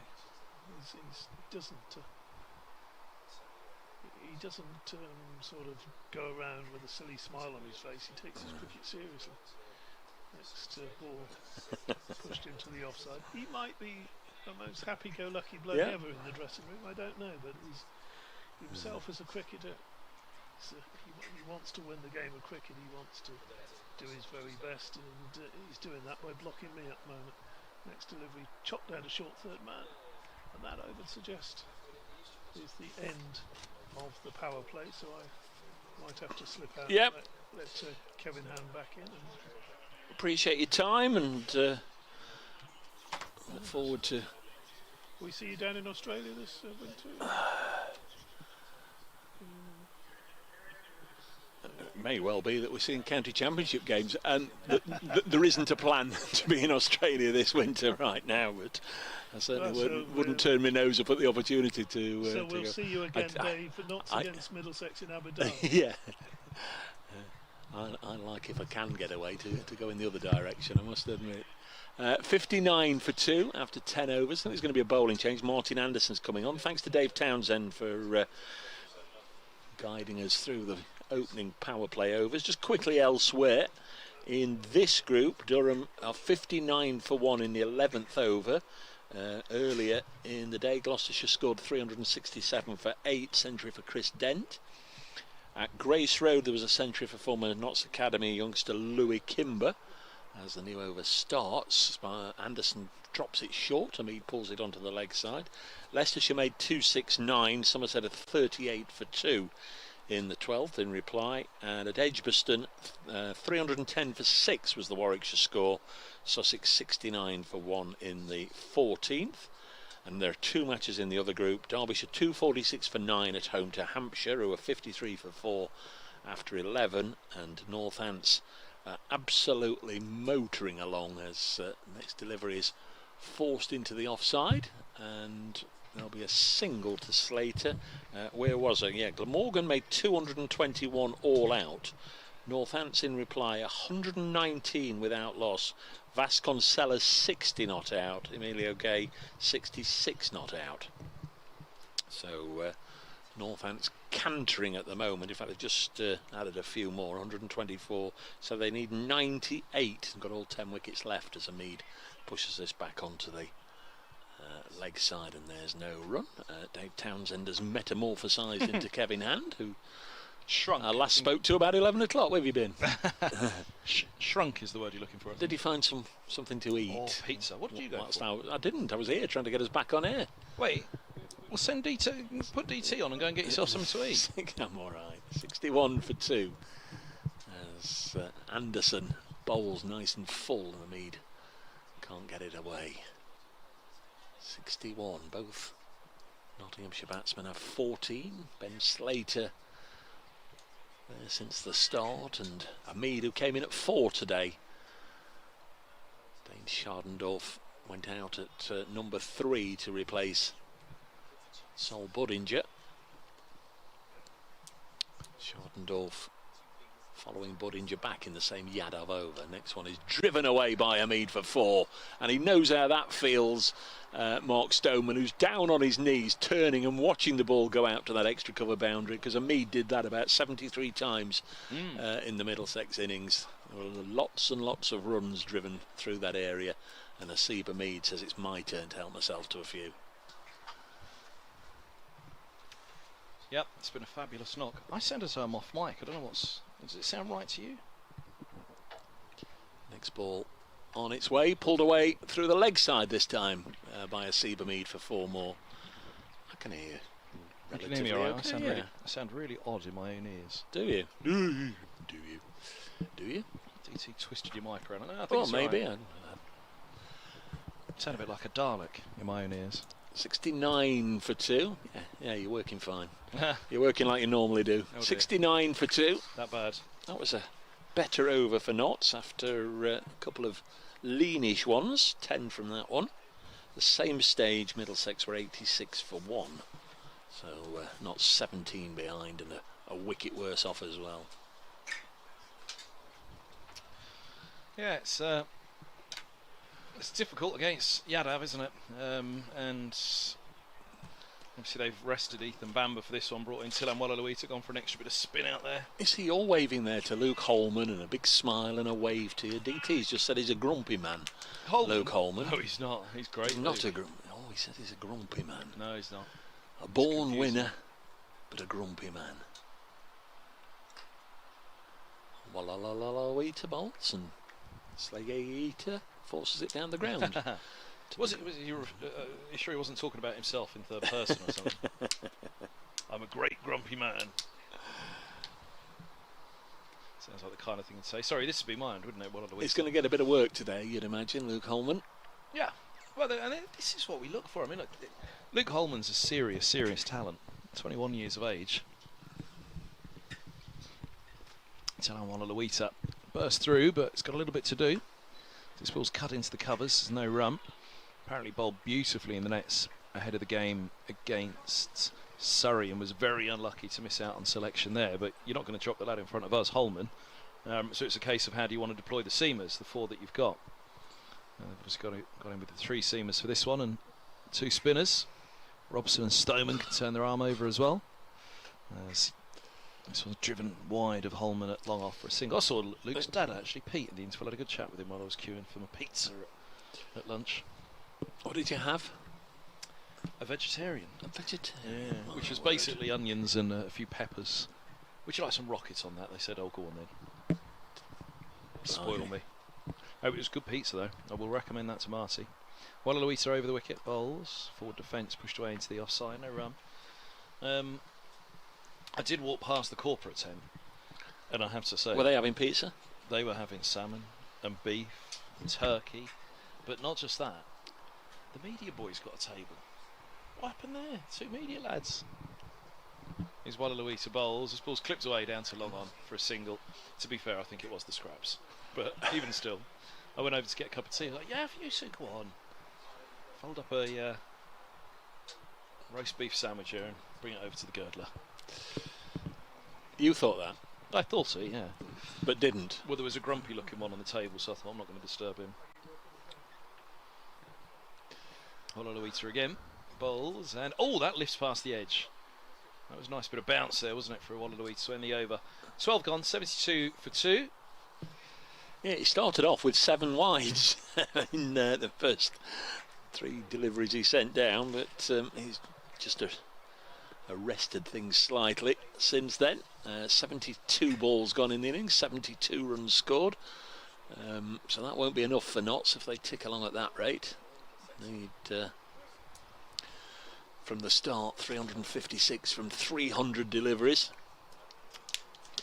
Just read the other scores, all the games pretty much up in the air at the moment. This one you'd say, at the moment, heavily in Middlesex's favour. Slater and Hamid are still there in an hour's time. We might revisit that, as Slater very nearly brings his innings to an end with a inside edge. It looked as if it was going to run back onto the stumps from our angle, but it didn't. It just trickled out onto the leg side, and Stoneman did the fielding. Well, on the way to obviously back on the field and bowling. Were you back from your Pete's when he dropped it in front of us? Yes, yeah. Buddinger's shot. Should have gobbled that up. Next ball from Anderson. Clipped away on the leg side by Slater. Nice bit of timing, Ben Slater. 4 runs. Set that out to the deep mid-wicket boundary. Nice bit of timing. Slater on to 20. 76 for 2. Yeah, it was. It was a bad miss, that one, wasn't it? And Middlesex will hope that they don't pay a heavy price at some stage. Yeah, it's a ground where you can score 350. Anderson in. Slater just rocked back in the crease, trying to give it maximum power through the offside, but instead ran it straight to point. No run. But 350 is an awful lot of runs. As you say, it requires really probably this partnership. You've got to do it in a partnership, really, something like this. So we've seen 4 bowlers so far: Yadav, Greatwood, Ololuita and Anderson, who bowls now. Allowed by Slater to pass through to the keeper when absolutely in the worst position in the ground to tell how close to the stumps were, but Slater felt that was a wide and he let it go through, and just sort of gave a little bit of an exaggeration that he couldn't reach it towards the umpire. It wasn't going to change his mind. Pretty sure Ben Slater thought that should have been a wide. 76 for 2. If you're watching on the stream, you'll be saying nonsense, Brace Girdler. Almost clipped the off stump, but from the angle we're looking at, which is not great to judge the lines of the bowler. Single scampered this time by Slater.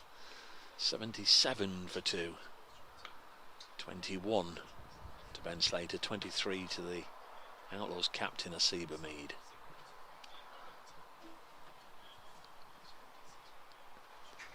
It's a patient chase, this one, isn't it? For everybody involved, I think, spectators. Next delivery, just run away with soft hands by Hamid for a single. Now he's guided that deliberately down to third man. At Bristol on Tuesday he played that shot, but he lifted it again.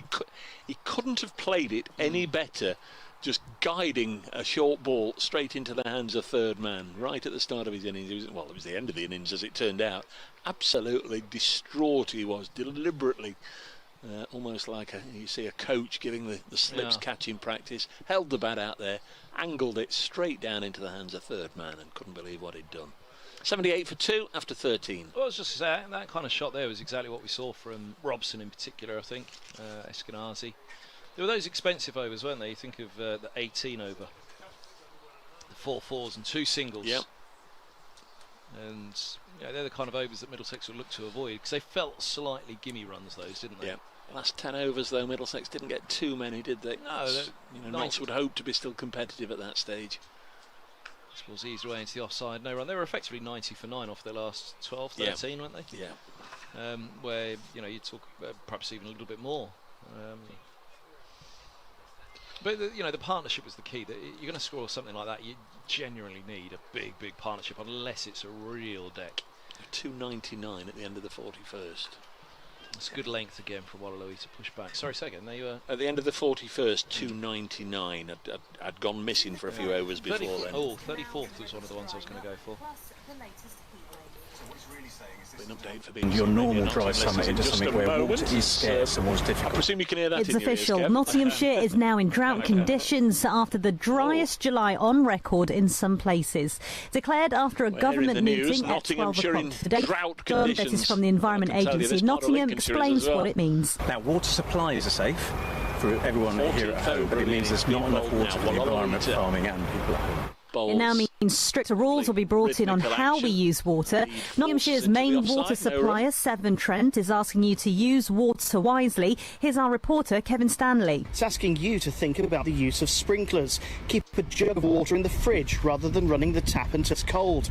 And wait until dishwashers and washing machines are full before using them. Hamid, these people in Nottingham have been giving their reactions. Not acceptable, is it? You need to stop mining in the Scottish mountains and get some mineral water out. I feel like that'll be the best bet. Saddened by it and worried and concerned, aren't we all? Upsetting when you see how much water is wasted through, damaged pipes and what have you. Where we live, I'm forever seeing huge puddles of water.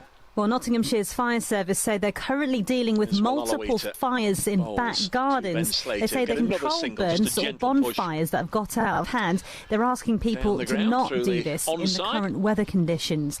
Meanwhile, you're being urged not to swim in open water without lifeguards as the hot weather continues this weekend. Last month, 13 people drowned in just 13 days in the UK. With that in mind, Spring Lakes in Long Eden has become the first place in the East Midlands to deliver swim-safe sessions for children. Richard Hill's the owner of the Water Sports Centre. It's great for the local community, it's great for the kids to have some knowledge, especially in landlocked areas. It's better that the kids realise when they do go to these lakes, got to be very careful. In other news this afternoon, Boris Johnson's admitted the current help for people struggling with energy bills isn't enough. The PM stepping down in September, but he says he's making sure there's extra cash for whoever takes over to provide more support. These people in Nottingham want more to be done. Obviously, when you see people... Slater, start of a new over from Anderson, forcing it obviously to back going up for normal people is obviously not... Still waiting to do too expensive, struggling to live now. Everything's just going up, the bills are going up, my rent's going up. People will end up jumping through the cables and stuff like that, and nobody can afford that. In cricket, Nottinghamshire are bowling in their latest one-day cup match against Middlesex at Grantham. Dave Bracegirdle's got the latest. The run chase is on now for Notts. They are 80 for 2 at the start of the 15th over. Middlesex scored 355 in itself. That's quite a large score, but it could have been so much worse. They were 269 for 1 before Notts fought back with 9 wickets in the last 15 overs. Centuries for Middlesex for Eskinazi and Robson. Notts will be hoping to emulate that, although they've lost Sol Buddinger and Dane Shardendorf already. 2 experienced heads out there. Captain Asib Hamid is on 25, Ben Slater on 22. Notts need 276 more from 35 overs. They're 84 for 2. Thanks, Dave. And there's ball-by-ball commentary on the BBC Sport website and app. So a boundary to just to add to the score there. 84 for 2. Slater on to 26, just gone ahead of Asib Hamid, 26 to 25. They came together at the fall of Dane Shardendorf's wicket when 31 was on the board, so they've added 50 with that boundary. There's Anderson in again, and another lovely looking drive by Slater, but goes straight to the fielder. And well, it's like misfield as it turned out, and they take 2. Slater quick to come back, 86 for 2. I miss Grantham. I've enjoyed the day up here. It's a lovely little spot, isn't it? Back to the smoke tonight. Aye, and enough to Taunton tomorrow. I've got Wimbledon tomorrow. Wimbledon against Doncaster in League 2. Where are you tomorrow? Going back to the same part of the world. This is pushed into the offside. Going to Boreham Wood tomorrow. Oh yeah, with Notts County. Boreham Wood, Notts County. Oh, I see. Wait, working or? Yeah. 86 for 2. Holiday cover again tomorrow on BBC Radio Nottingham. Covered for Jake Garner at Mansfield last Saturday and brought them a win. So we do the same with Notts County at Boreham Wood. This is clipped up to mid-on, and there's a single, 87 for 2. It's where the Big Brother house is, isn't it? Is it? Well, yeah, it used to be, didn't it? L Street Studios. The end of... Is it the end of the... Oh, it is at the end of the 15th, 87 for 2. You been to Boreham Wood? It's a town that doesn't even know how to spell itself properly. Some signs there, you see it with one... spelt as one word, all in one, don't you? In others, you see it in two. The football club's two. Boreham Hood Football Club. 87 for 2. Would that be some sort of ownership thing? Would they go into administration, the old Boreham Wood, and now they have to be called Boreham? Well, no, to the town. If you see the town, somewhere, some places you'll see directions to get you to Boreham Wood, and sometimes it's spelt one name and sometimes two. If you pull up Wikipedia, as I've been doing over the last day or two, it says. Well, Louise is in bowls, and this is pushed back by Slater. There's no. The pizza van's on the move, I think. Did you want pizza? Well, it's obviously too late. The burger van's still going. Get DT on and go and get So which is the lunch. pizza van? The big blue one. The blue one. Well, that's gone then, hasn't it? That's gone because he's all packed up and there's smoke coming out the exhaust. Although, to be fair, if you wander over to the corporate centre, there was so much food left there. Well, Have a chat with the lads down the bottom. No. I'd rather be a martyr, and at the end of the day, I can say I've had absolutely nothing. Nothing. That's how I'm treated. 87 for 2. I've got a sandwich. I wandered off to beat the queues. I've got a sandwich at the back. You're all right. 87 for 2. There goes the pizza man. There goes the pizza man. He'll be back on Sunday. Perhaps sold out. Next delivery on its way. And this is driven down the ground for a single, be fielded by Luke Holman. They'll be saying, we had a fella come today and he had a veggie pizza. Can you believe it? All the goodies that we have. Well, the majority of it was pork, and pork disagrees with me. I don't think there was a non-pork option.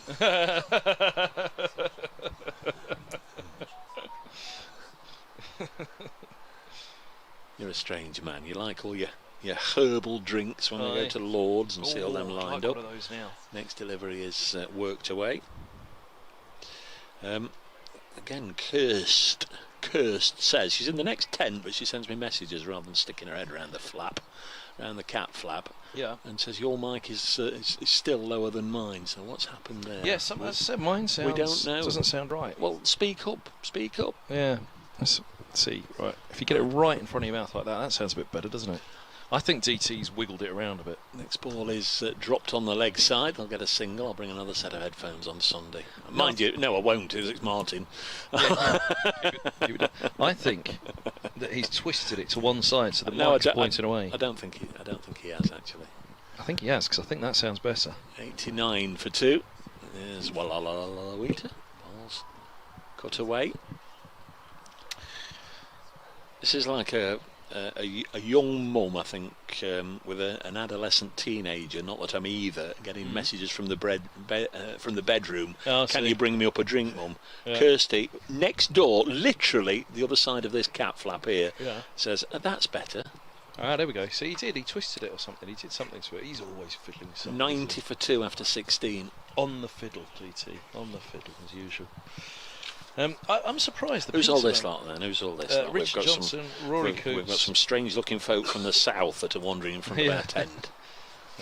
Vish, the SNC, and Mark Ramprakash. You could have named half of that bunch there. Vish and Rory were instantly recognisable.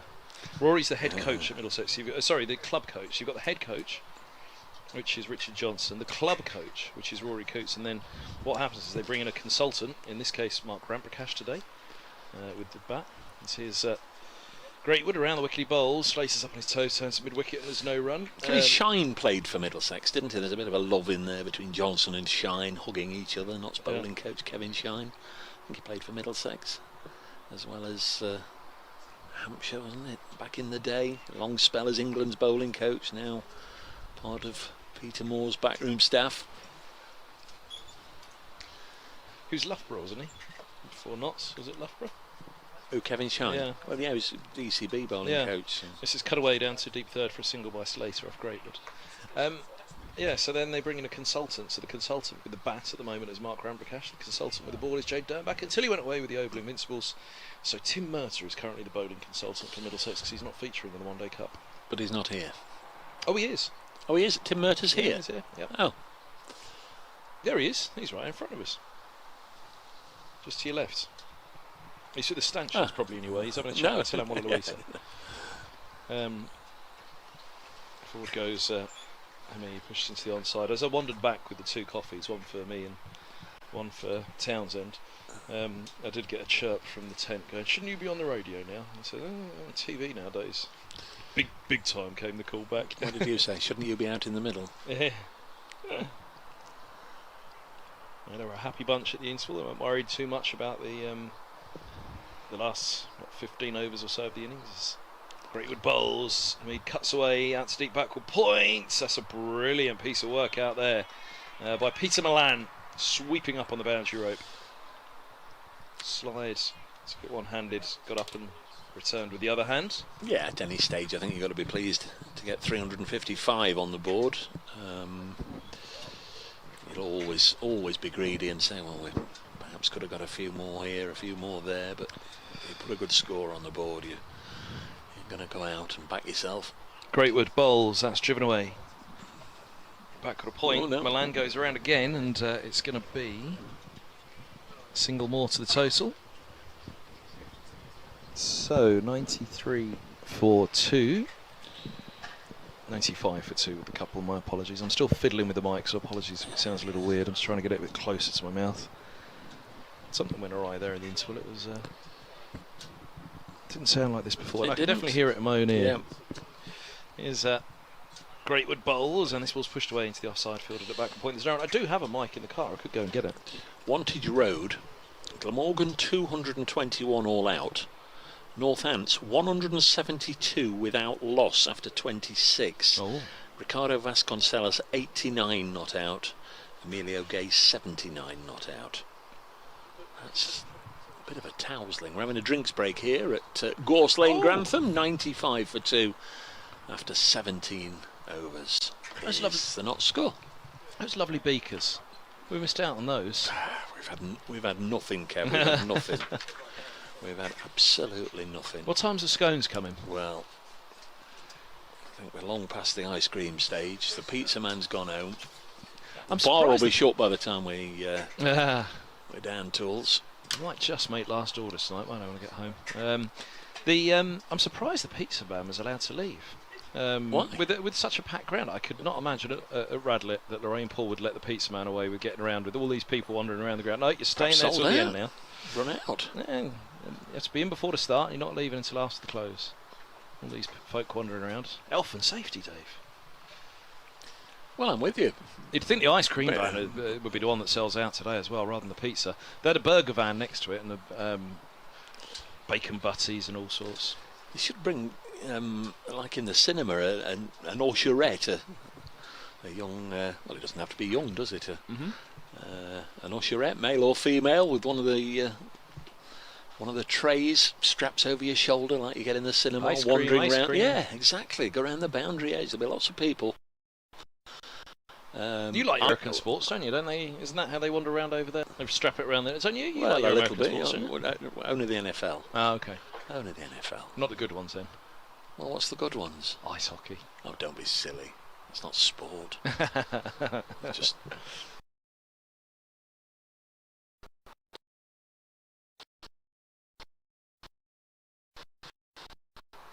To be honest, I've never watched it. Brutality.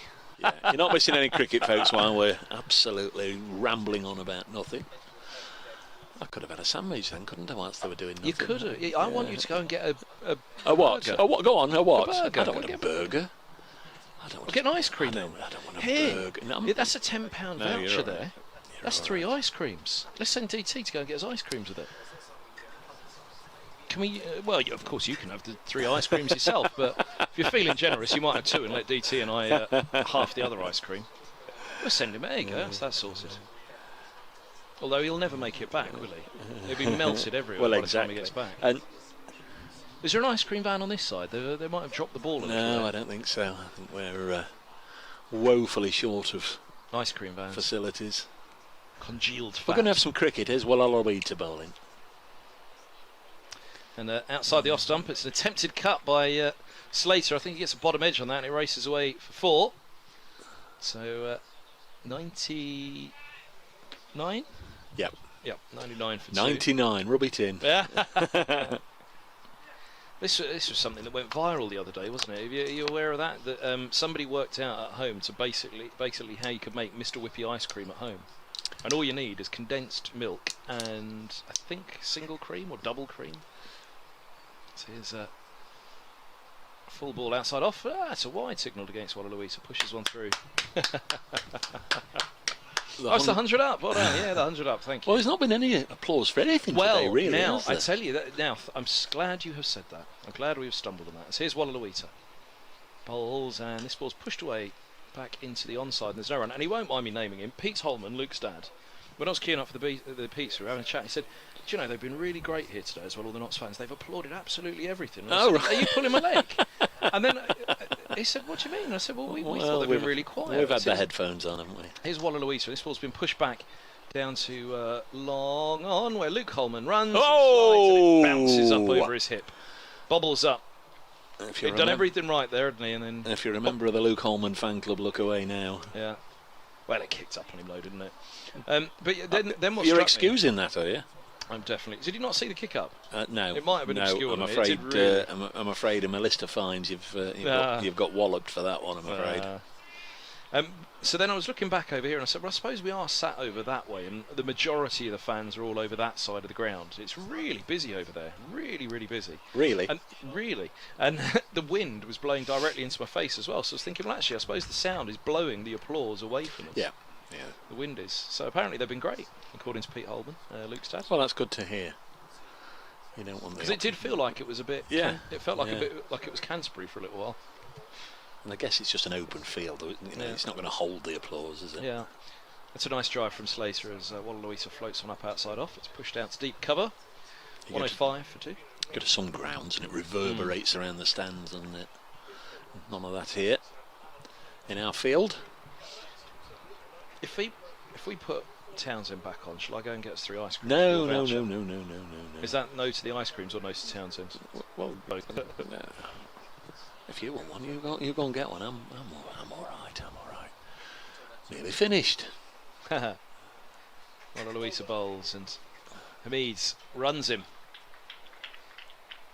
down to deep third, where backward point retreats. I say runs him. Luke Holman completely obscured my view there, so you could correct me if he didn't run him. Well, I was just thinking there couldn't have been much pace on that ball, because it's one of the few times that one heading towards the boundary rope has actually been overhauled today, because most of the time once it's gone, isn't it? It races away for the rope.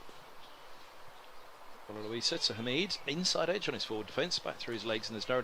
Well, I hesitated because I thought, well, Luke Holman completely obscured that. He could have reverse swept him or something, but then if he'd have reverse swept him, it might have made it to the rope. But the run, just running him down to a fine third, as you say, it lost its pace off the spinner. 107 for 2 at the end of the 18th. We are pretty nicely poised here. What are they going at? 5 and over, and if you'd have offered 5 and over at 20 overs, still a lot of runs to get on the 249 runs off 30 overs. But again, you kind of go to your back 10, right? Take 100 off it, so you need 149 off the next 20. 22. Can you score 149 off 22 and keep enough wickets in hand to charge at 100 off the last 10? There's Anderson bowling. Greatwood. Beg your pardon, Greatwood. Just trying to catch up with some correspondence. David Popple. Zach is Grantham born, but Stamford born and bred. Thanks very much for that.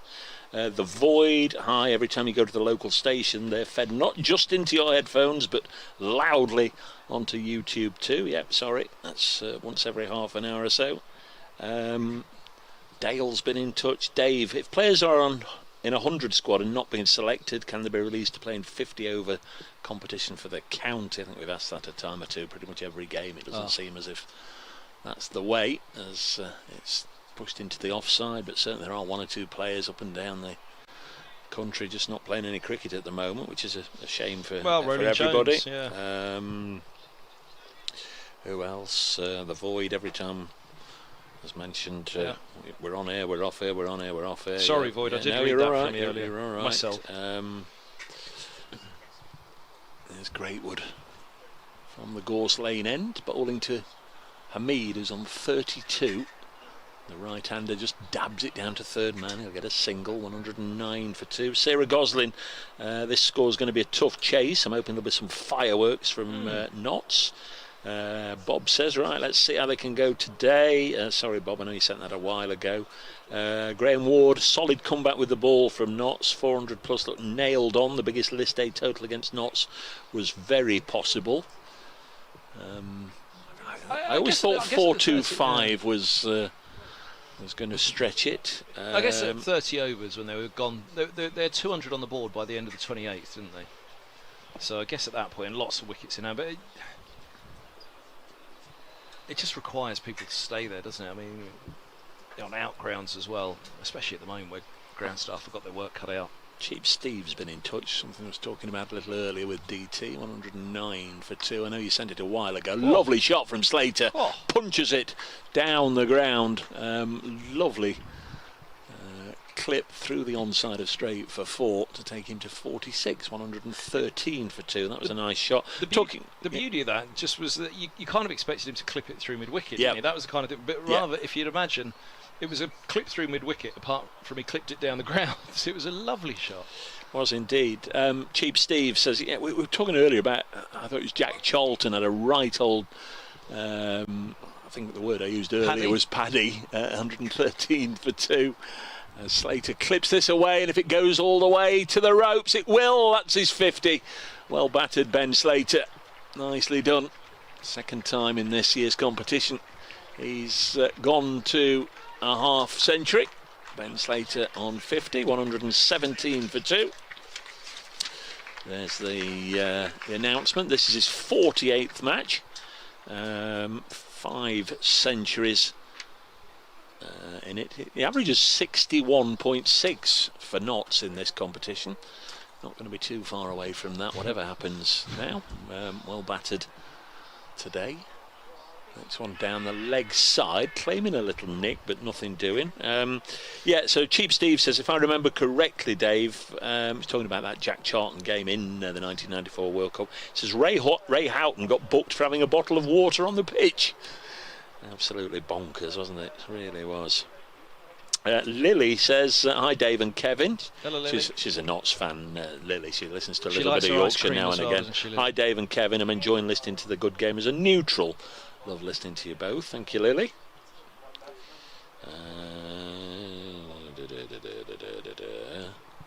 Next one is got a bit just big on him. Coursing Slater to cut back. No idea what John 88's trying to tell me. Am I in on that one, John? I think you included me on one earlier. I can't remember. There we are. Dave, you've got the best cricket coverage of any of the counties, not colloquial or patronising or genuinely appreciative of the opposition. This contrasts what I hear over the live streams. Well done. Thank you, John. I wouldn't necessarily say that, but nice to know you're enjoying the coverage today anyway. We're just about there, are we? Let's have a look. Andy Mill's been in touch. Nice to hear from you, Andy. Keep going, boys, doing a good job in adverse circumstances. Amazing you get any coverage from Grantham at all. Appreciate that, Andy. End of the 19th, 118 for 2 Notts Outlaws in pursuit of 356.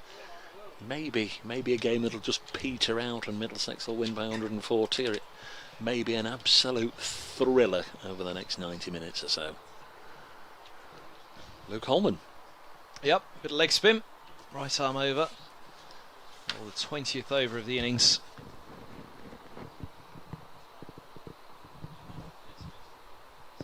Comes the young 21-year-old. He's in now, bowls, and that ball's clipped away wide of mid-on. Nice looking shot again. This time it's Hamid. I noticed myself doing that earlier on. Every time I describe Fatty Singh as a young 18-year-old, well, he's 18, isn't he? Whether he's a young 18-year-old or an old 18-year-old. got his head on Yeah. young shoulders and all the rest of it. But that's what they used to say to you, isn't it? Well, as a young 18-year-old. No, wise heads on young shoulders. Back when the world was black and white, I was a young 18-year-old. Crikey, that's a long time ago. Holman. He's in now, bowls, and this ball's pushed away. It's the offside quick single just in front of the back point. Derek Payne is on the ground today, taking a picture of Stephen Eskinazi giving thumbs up, and he's captioned it. How's the season going, Esky? The Void. Very nice.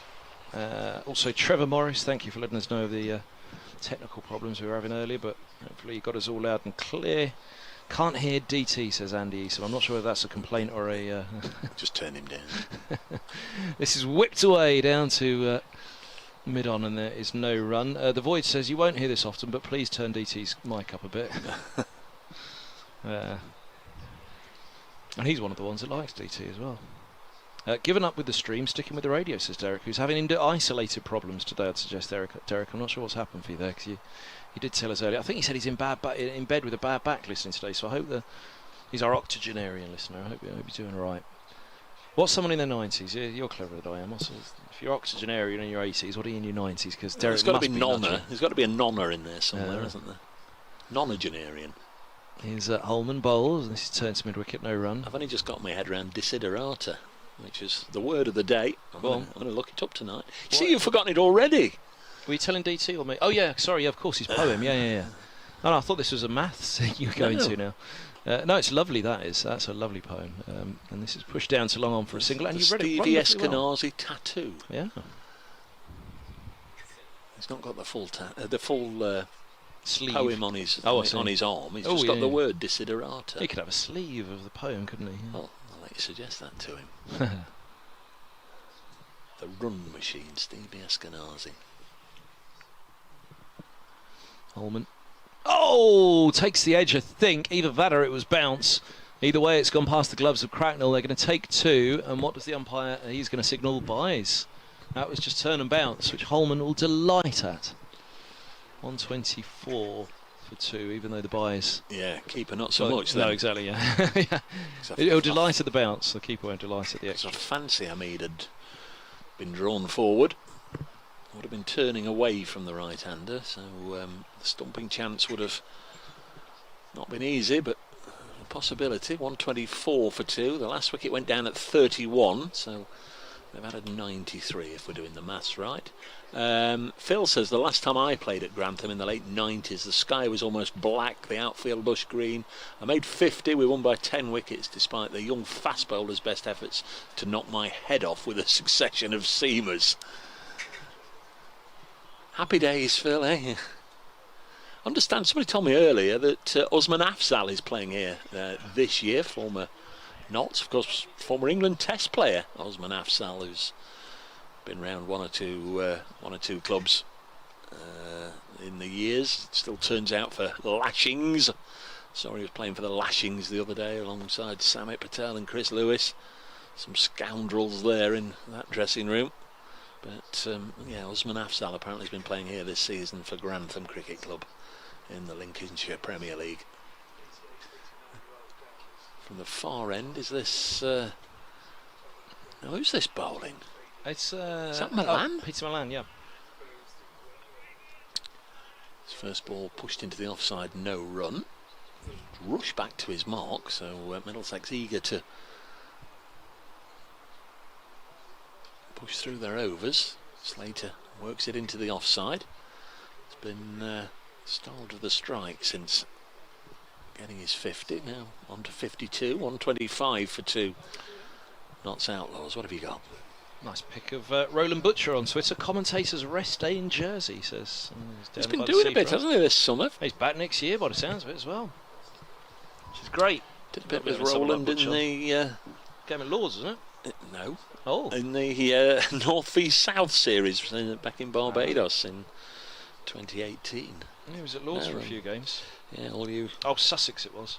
Next one on its way now. Milan, the South African player. Good work by Cracknell, but Hamid hadn't gone anywhere. Yes, all you young whippersnappers working with Roland Butcher here this year. I've not met him this season, but worked with him Kensington Oval. It's good work, that one, by the keeper, whipping off a bail outside the off stump. Hamid has cut this to backward point, no run. Now Andy Mail says, Desiderata. Yeah, we were talking about that earlier, Andy. Go placidly amid the noise and haste, and remember what peace there may be in silence. Be on good terms with all persons. Absolutely love that. Me too. It's the word of the day. Eskinazi, who got a century, in fact has had 3 centuries in his last 3 innings. This July on record in some places. It was declared after a government meeting at 12 o'clock today. It now means that stricter rules will be brought in on how we use water. Nottinghamshire's main water supplier, Severn Trent, is asking you to use water wisely. Nottinghamshire's fire service say they're currently dealing with multiple fires in gardens. They say they're controlled burns or bonfires that have got out of hand. They're asking people to not do this in the current weather conditions. Meanwhile, you're being urged not to swim in open water without lifeguards as hot weather continues this weekend. Last month, 13 people drowned in just 13 days in the UK. With that in mind, Spring Lakes in Long Eaton has become the first place in the East Midlands to deliver swim-safe sessions for children. There's further disruption on East Midlands rail services from tomorrow as more train staff go on strike. There'll be no cross-country services at all for the next 2 Saturdays due to walkouts by the Train Drivers Union ASLEF. 2 others are taking action later in the week, also affecting East Midlands Railway. Sport and Nottingham Forest are closing in on more signings. They've agreed a fee of £20 million with Watford for striker Emmanuel Dennis. The Nigerian scored 10 goals last season as the Hornets were relegated from the Premier League. The Reds are also thought to be close to signing the Swiss international midfielder Remy Freuler from Atlanta. And in cricket, Nottinghamshire are bowling in their latest one-day cup match against Middlesex at Grantham. Dave Bracegirdle's got the latest. Not to batting now. They're 127 for 2. They had a bit of a tough time of it with the ball earlier on before fighting back in the latter stages of the Middlesex innings. Middlesex eventually bowled out for 355 at one stage. They were 269 for 1 centuries for Eskinazi and for Robson. Notts earlier on in their innings lost Sol Buddinger and Dane Schardendorf, but a partnership now currently worth 96 is getting them going. Ben Slater is 52 not out, as Seba Mead 39 not out. We're in the 22nd over, the target 356, and Notts are 127 for 2. Thanks, Dave. And there's ball-by-ball commentary at the BBC Sport website and app. Your weather, dry and sunny this evening, warm overnight with lows of 13 degrees Celsius. And tomorrow, it's another dry and warm one, plenty of sunshine and highs of around 34. On to 53. The sound. It'll be Holman to continue. As we go quiet again. Nice looking drive through the offside by Hamid. It's gone for 4. Again, that was deceptively quick. Looked as if it was in with a chance of being cut off. Max Holden out there, but by the time he got round, the ball was already over the rope. Nice looking shot from Hamid. And he's into the 40s. He's on 43, 132 for 2. And that brings up the century partnership between this pair. Last wicket, in fact, both the wickets that fell went down on 31. Next one sent to Hamid, who tickles it away square on the leg side. 133 for 2, and Hamid is on to 44. Well, it's a bit more blue, the sky now, isn't it? It got really hazy white earlier, didn't it? When that catch went up earlier, there was a bad put down, wasn't there? Off Robson, was it? Maybe it was later than that. Yeah, Brett Hutton's catch. It's Holman, the leg spinner, bowling to Slater, pushes it back to him. End of the 22nd. 133 for 2. It's a lovely blue now, though, isn't it? Up above us. There's the announcement of the century partnership. We'll be scrambling for the 3rd wicket record of Notts versus Middlesex soon. I can have a little look. Notts are 16 behind where Middlesex were at the same stage, so still in touching distance. You fancy Middlesex are still right at this stage, firm favourites. Big score on the board, scoreboard pressure. Notts have lost a couple of wickets, but as long as at least one of Slater and Hamid sticks around and pretty much bats through the innings, and it's going to get closer and closer. Yep.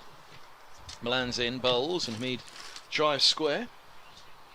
Only as far as sweeper out at point, and there's no run. He's replaced Milan as the sweeper. It's Holman. Yeah, we're coming up for the halfway stage. 134 for 2, still another 222 required. So we're very much in the territory of W score at 30 in this chase, which again will be all about the partnership. Can they get them to 100 required off the last 10? Here's a slower ball.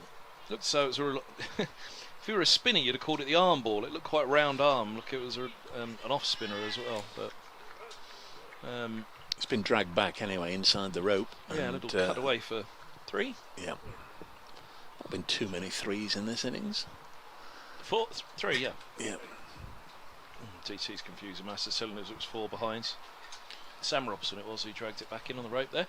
I just stuck my head around the tent to see if there was an ice cream van on this side of the ground. There isn't. No. Teasingly the other end of the ground from us. Poor, isn't it? Poor arrangements. Well, they've got the ice cream van by all the spectators, and not away from us, not close to us too. Milan's in, bowls, and Hamid punches out to deep point for a single. Well, at Radlett we've got ice creams, we've got tiramisu. All right. But it's a lovely club, Grantham. Lovely club. Really like Grantham. I'm very, very impressed with today. They listed in the clubhouse over there.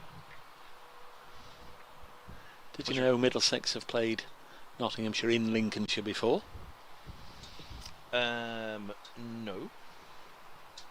This is Milan around the wicket. He bowls and driven out to deep cover for a single by Slater. 139 for 2. Of course, if I go down that track, I've then got to back it up with stats, haven't I?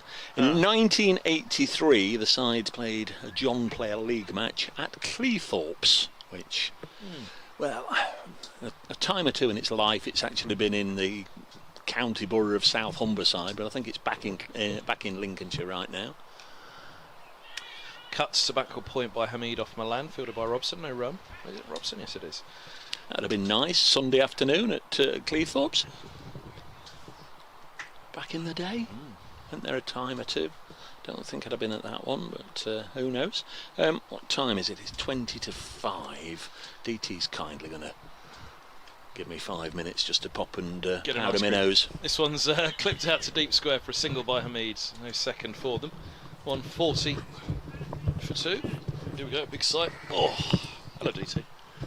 Hello, they said I was too quiet last anchor. They did. Requests for your mic to be turned up. First time for everything. Right. So, there you go. Yes, what do you reckon? There's a lot of runs, isn't it? 216. Just about to hit the halfway point. They've got 140 for 2. They still need another 216. But you double your score at 30 again. You know, if they're 2 down after 30 overs, and you get to the back. Nowadays, in the modern way of white ball cricket, but even in Championship cricket, you need 100 off the last 10 overs. It's like chasing 240 after tea in the Championship, isn't it? On the final days. Holman's in, bowls, and forward goes Hamid, pushing into the offside. There's no run. I think 200 after tea. If not at full strength, then I think they'd be probably favourites in this position. Or yeah, Middlesex wouldn't have got as many runs, you could argue, then as well. So, yeah, here's Holman. Bowls, cut away. That's deep cover for a single, but then yeah, well, that's taking it back even further. I mean, just chasing this target. Sam Robson warming up. Is he going to have a bowl? He will. He's been bowling a fair bit of late. Some good googlies from Robson. That was Mark Church's favourite when Borthwick was at Surrey, wasn't it? The Badger's googly. So here's a bit of flight on this one, driven up to mid-off for a single by the left-handed Slater. He'd wheeled that out a few times on air. The Badgers. His nickname's the Badger, and his lethal delivery is the googly. So there we go. There's the Badger's googly again. Sounds like something you'd see on a wildlife programme. What, Mark Church? This ball's eased away into the offsides by Hamid. There's no run. Well, yes. Good old Churchy. He's enjoying his summer again, isn't he? Surrey likely to win the title. Oh, as only Hans can stop them. Kevin James and Nick Gubbins. Could we bear that? Now, backing right up to this one, Hamid, going down the leg side, you would have thought. Yeah, Googly suggests Hamid, which that little hand signal said that one just went on. Either it was a slider or a googly. Just a little signal from Hamid, say to the umpire, yes, absolutely right umpire, that was sliding down. 142 for 2. This ball's eased by Hamid into the offside, there's no run. What do you think the committee tent are going to have for tea today? Oh, they'll have scones, definitely, won't they? Do you say scones or scones? Scone. Scone. Scones? Yeah, scones. You're in the same camp as Jonathan Doidge then. Doidge says scones as well. The rest of them up in Yorkshire are all scones. I've always been a scone person. Even Lily. She came up and said, I've got to agree with you, TT, it's a scone. Callie used to say scone, didn't he? Well, no, he didn't. I'm just trying to put you. I'm trying to remember. I'm trying to put Callie's voice into your head, trying to say scone. Now then, DT, ready for a scone? Doesn't work, does it? Ready for a scone? Ready for a scone. Go and get some more of those scones, DT. They've already clocked me. Milan's around the wicket, he bowls, and this is driven away out to deep cover for a single. 143 for 2. Have we given Norman de Mesquita his annual mention on air this year yet? Well, I haven't. To old Norman, those departed, and of course. Do you think they'll do it for us, DT, one day? Have we mentioned Kevin Hand and DT on there yet this year? Mind you, the elite lot will have them down playing one game a season by then, won't they? So there'll be no time to mention the cricket, let alone any of the rest of it. Here's a short ball from Milan. It's cut away into the covers by Hamid. There's no run. Well, that'll be it, won't it? We'd like to just remember the past friends who are no longer with us. And that was your cricket season, folks. It'll be Dave Callaghan, Norman de Mesquita, John Gwynn, David Townsend, Kevin Hand, and Winterwell. We'll see you next spring. Oh dear. There's a drive down the ground by Hamid for a single off Milan. 144 for 2. Do you know, when I went around to the other side for lunch, I couldn't believe just how busy it was over that far side. And obviously this side's extremely busy as well. One side of the ground, for anyone who wasn't with us earlier when we were describing it, well, you've got the pavilion, the players, 2 players areas, the committee tent, and then this side's the scorers and the media. So, what would you say, 1/4 of the ground, one end of the ground's shut off. Here's a length ball punched off the back foot out to deep cover, then out at mid-wicket or deep cover on either side. That's where the row of spectators just wraps around to that sight screen at the far end. And yeah, really good and healthy and encouraging crowd in for this one. You know, people who want to turn up and see this cricket. You know, Friday afternoon, yes, it's not the youngest crowd in the world, but there's plenty of people here as this is hit up in the air by Hamid out towards deep cover. Has he got it all the way? He has. Enough in front of the fielder. Holman for 4. Lovely shot. 149 for 2. And Hamid lifts his bat around the ground for a fine 50 and a nice way to bring it up. 6 fours for Hamid's 50. I didn't quite catch the number of It's hopeless. Like your mate at Cardiff. The Swaylick. He's Milan bowls, and this ball's clipped away out towards deep mid wicket for a single by Hamid. Thinking about 2, it's not there.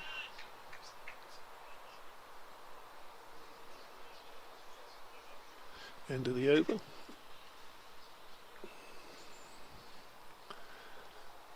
Hamid is showing us 52 on the scoreboard. Slater 60. Yeah, let me give you his details of his 50. Go on then. For Hamid, Ireland. So you're keeping an eye on Ireland today, DT. Afghanistan 125 for 2 in the 15th. Yeah, they've you shuffled a little nervously in your seat there. Are you meant to be working on that today? No.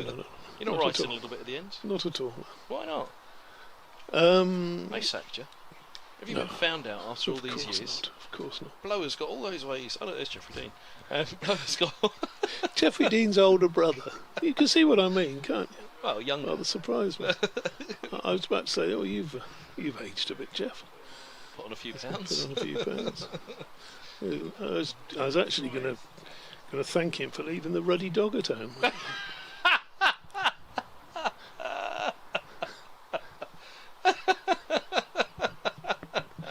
160 for 2.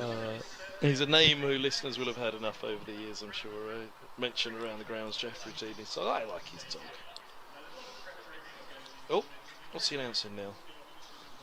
Pizza van's gone, but there's loads of burgers left. And ice cream too. No, gratitude for coming along. There we go. Oh, is there a round of applause for the club themselves? Maybe. Our gratitude to Grantham. Is that what it was? I don't know. We'll show some gratitude to Grantham when they bring us tea, won't we? If they bring us scones. Here's the man with the power. The scones, the cream, the jam. Oh, apparently there's this rumour. It's Holman drops short and Hamid pulls him away out to deep mid-wicket. Doesn't make it. In fact, picks out the first mid-wicket. There's no run. Hamid's 50. Hold on a minute. Where's the scoreboard's gone?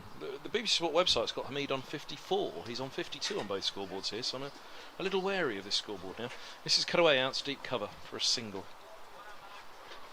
6 fours, 60 deliveries, I'd reckon it is. But anyway, there's disagreement between scoreboards at the moment. But well batted, Mr. Hamid. Robson bringing up he's right in front of us, Robbo. Be on with his googly soon. I reckon he's Mr. Grantham, your Jeffrey Dean look-alike. As his ball's pushed back, and he's going around making sure everybody's all right. That's what he's doing. He does look like Jeff Dean, to be fair, an older version, shorter, tubbier, dogless. Other than that.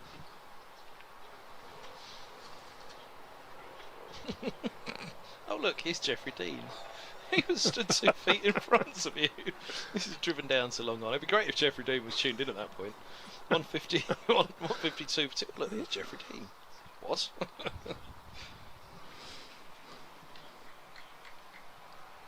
Oh dear.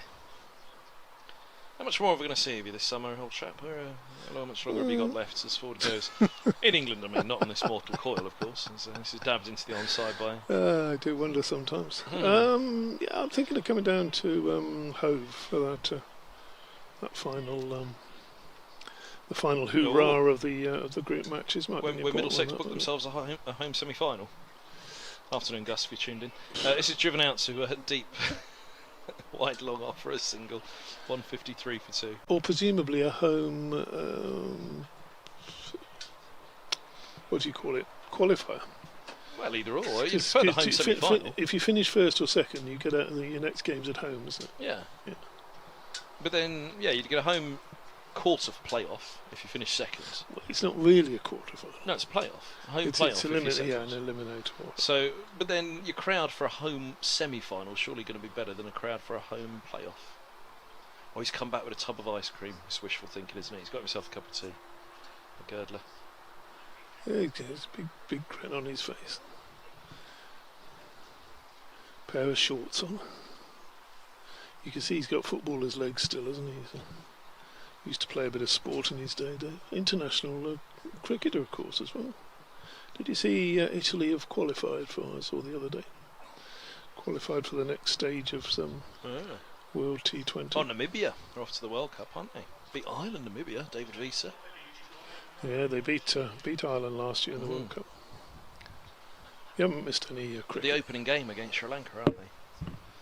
I interviewed Visa about it. He really believes that African cricket could go a long way if it had the right funding.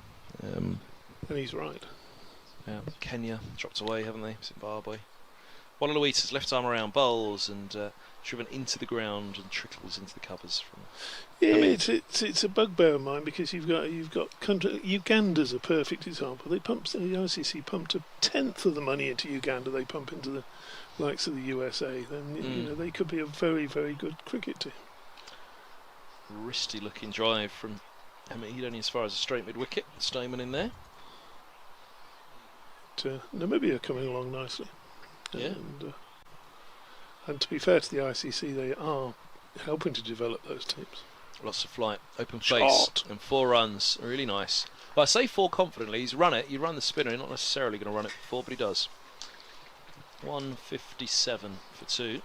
Just opened the bat and opened the face, didn't he, and found the gap. 2 men there, back there, sort of trying to stop that. We're in business. Ethan Bamber's walking around the rope. He'll burgle us some tea from somewhere, won't he? He'll sneak some tea across to us. Let's see. Vish won't. We won't get anything out of Vish. Hard work this, Ethan. We're wondering which one of you is going to bring us tea.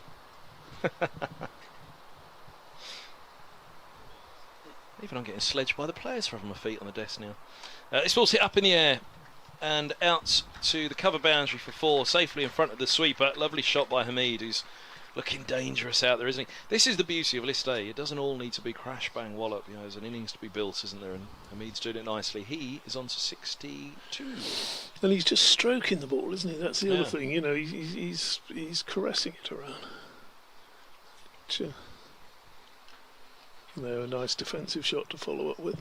Had an interesting chat with Matt Fisher, the Yorkshire and one-time England player, of course, fast bowling. He's recovering, hoping to be back before the end of the season. He came in and did a bit at Scarborough.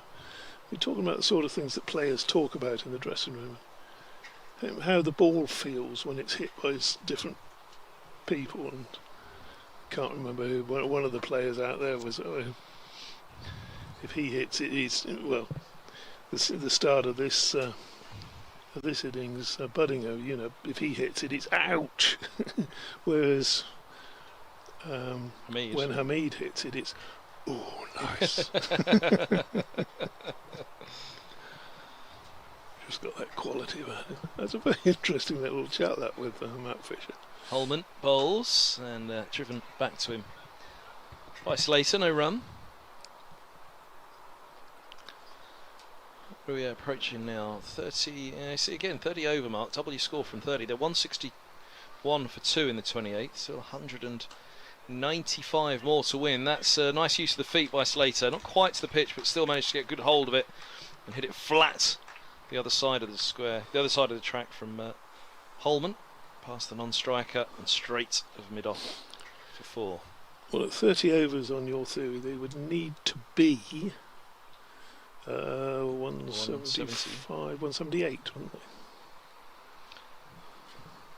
Not a fly, and swept out to deep backward square, swept on the full, but in the air for a moment. Have a single. 166 for 2. Heard from Ian O'Brien recently. Not for a long time, actually. Is he back in the country? No, occasionally see. Is his family not here anymore? He went to do some coaching in Wellington, I think, and then came back. Occasionally you see him pop up on Twitter, don't you? Yes, that's what I was going to say. He was selling pants, wasn't he, at one point? What? His Holman bowls, cut away out to deep cover. They'll take a single. Hamid's on to 63. Well, not his pants, but they were specially. Well, they were his pants, but he was selling his pants. Specially designed undergarments for cricketers, yes. Selling pants. There's a market for these things nowadays, DT. Sports wear. Here's Holman bowls, and this is up in the air and wide of mid-off. You fancy that they've had a look at that scoreboard as well and fancied, 30 overs, we need to be a bit further along than this. They've got a reward for that, 171 for 2, and they're going to be close to that halfway mark now, if not beyond it at 30 overs with a couple of boundaries. They're going to be well beyond it, won't they? They only need 7 more runs, and they've got 3 overs plus what's left of this one to get them. So you would have to be a little bit worried if you were Mr. Eskinazi. Yeah. Again, kind of the summary at the interval there was, well, Eskinazi's just set a world record and Robson's got a century. They'll be a bit disappointed to lose this Middlesex, but there's a chance they might. And Nottinghamshire proving now why so. Here comes Holman. Bowls, and this ball's worked mid-wicket. I guess Did they charge too early, Middlesex? We were discussing it, weren't we? And I said to you, it was a bit the same, because it's an out ground, it was a bit the same at Radlett the other day, and they started the charge in the 35th, and then they all of a sudden lost a whole load of wickets, and it was a scramble at the end to get up to where they did, Middlesex, 350. Here today, consistently lost wickets all the way through that. 9 for 90 off the last 12 or so, 12, 15 overs. It wasn't so much that they charged as they hadn't quite got the right tempo going, had they? In those, certainly those overs, sort of 15 to 23 or something like that, they were just nudging the ones along and happy to get 4 and over when they should have really been looking for 6 or 7. And they had gone a little bit better at that stage, would have put the fielding side under more pressure. A long time ago, because he's been dead about 20 years now, Hansi Cronje said that's where a lot of one-day matches are lost, are in those middle overs. Lots of flight, dabbed to the short third for a single by Hamid on 72. And I'm sure that still holds good today. The Girdler looks as though he's coming back in to do an update, does he? Oh yeah. I better hand back to him. Good folk of Radio Nottingham don't want to hear me. Greatwood. He's playing for the wrong team here, isn't he? It's just occurred to me when he said Nottingham there. Cheers, mate. Thank you. What's his nickname? They must have come up with something good, mustn't they? Sherwood? Greatwood, his nickname. He should be playing for Nottinghamshire, shouldn't he? This ball's clipped away down to long on for a single by Slater, 173. We've got a result in. The ice creams have arrived. No, Northants have beaten Glamorgan, the first result of the day, by 6 wickets, century for Ricardo Vasconcelos at Wantage Road. That's in the other group, of course. Decent little player, isn't he, Vasconcelos? Yeah, skipper here last year when Northants came. Good flight, swept down the leg side by Hamid. That'll be 4 more. Just pushed it down the leg side a little there. Tilan Walla-Luita, and well, halfway stage. They are going to be halfway to this. Halfway stage, 30 over mark. They are going to be halfway to their target.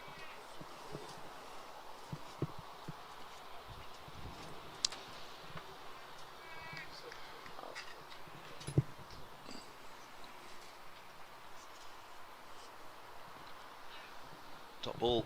Walla-Luita to Hamid. Middlesex get a breakthrough here. Which, good couple of overs for Hamid and Slater. Just pushed it along a little in the middle here. Bit of flight. Hamid works that one to mid wicket. No run. Milan coming around to collect.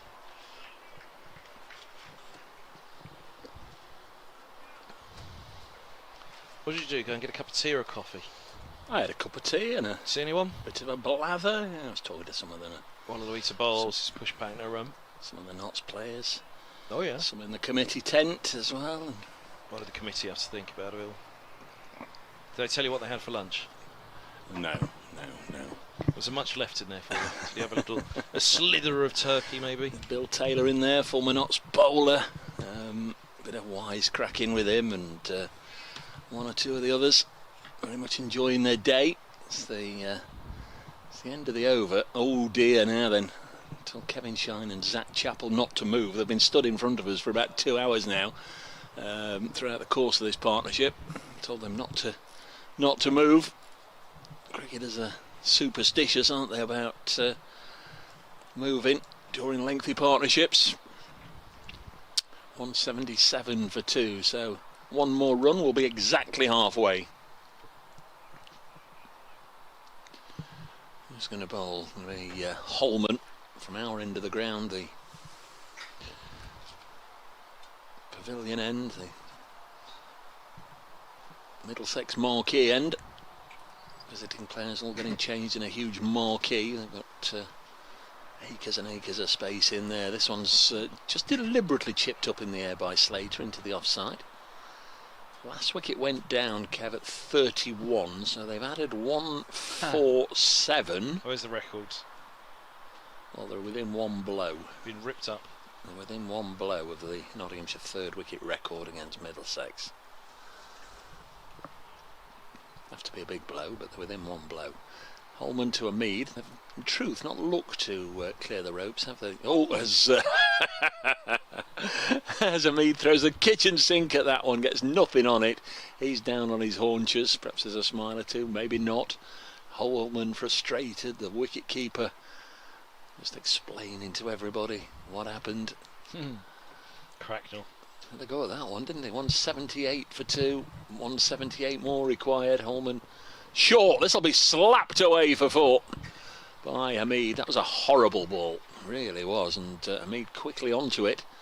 And well, it's a pint for the market, as they say in the pubs up and down darts country. 72 apiece, 182 for 2. So the partnership worth 151, folks.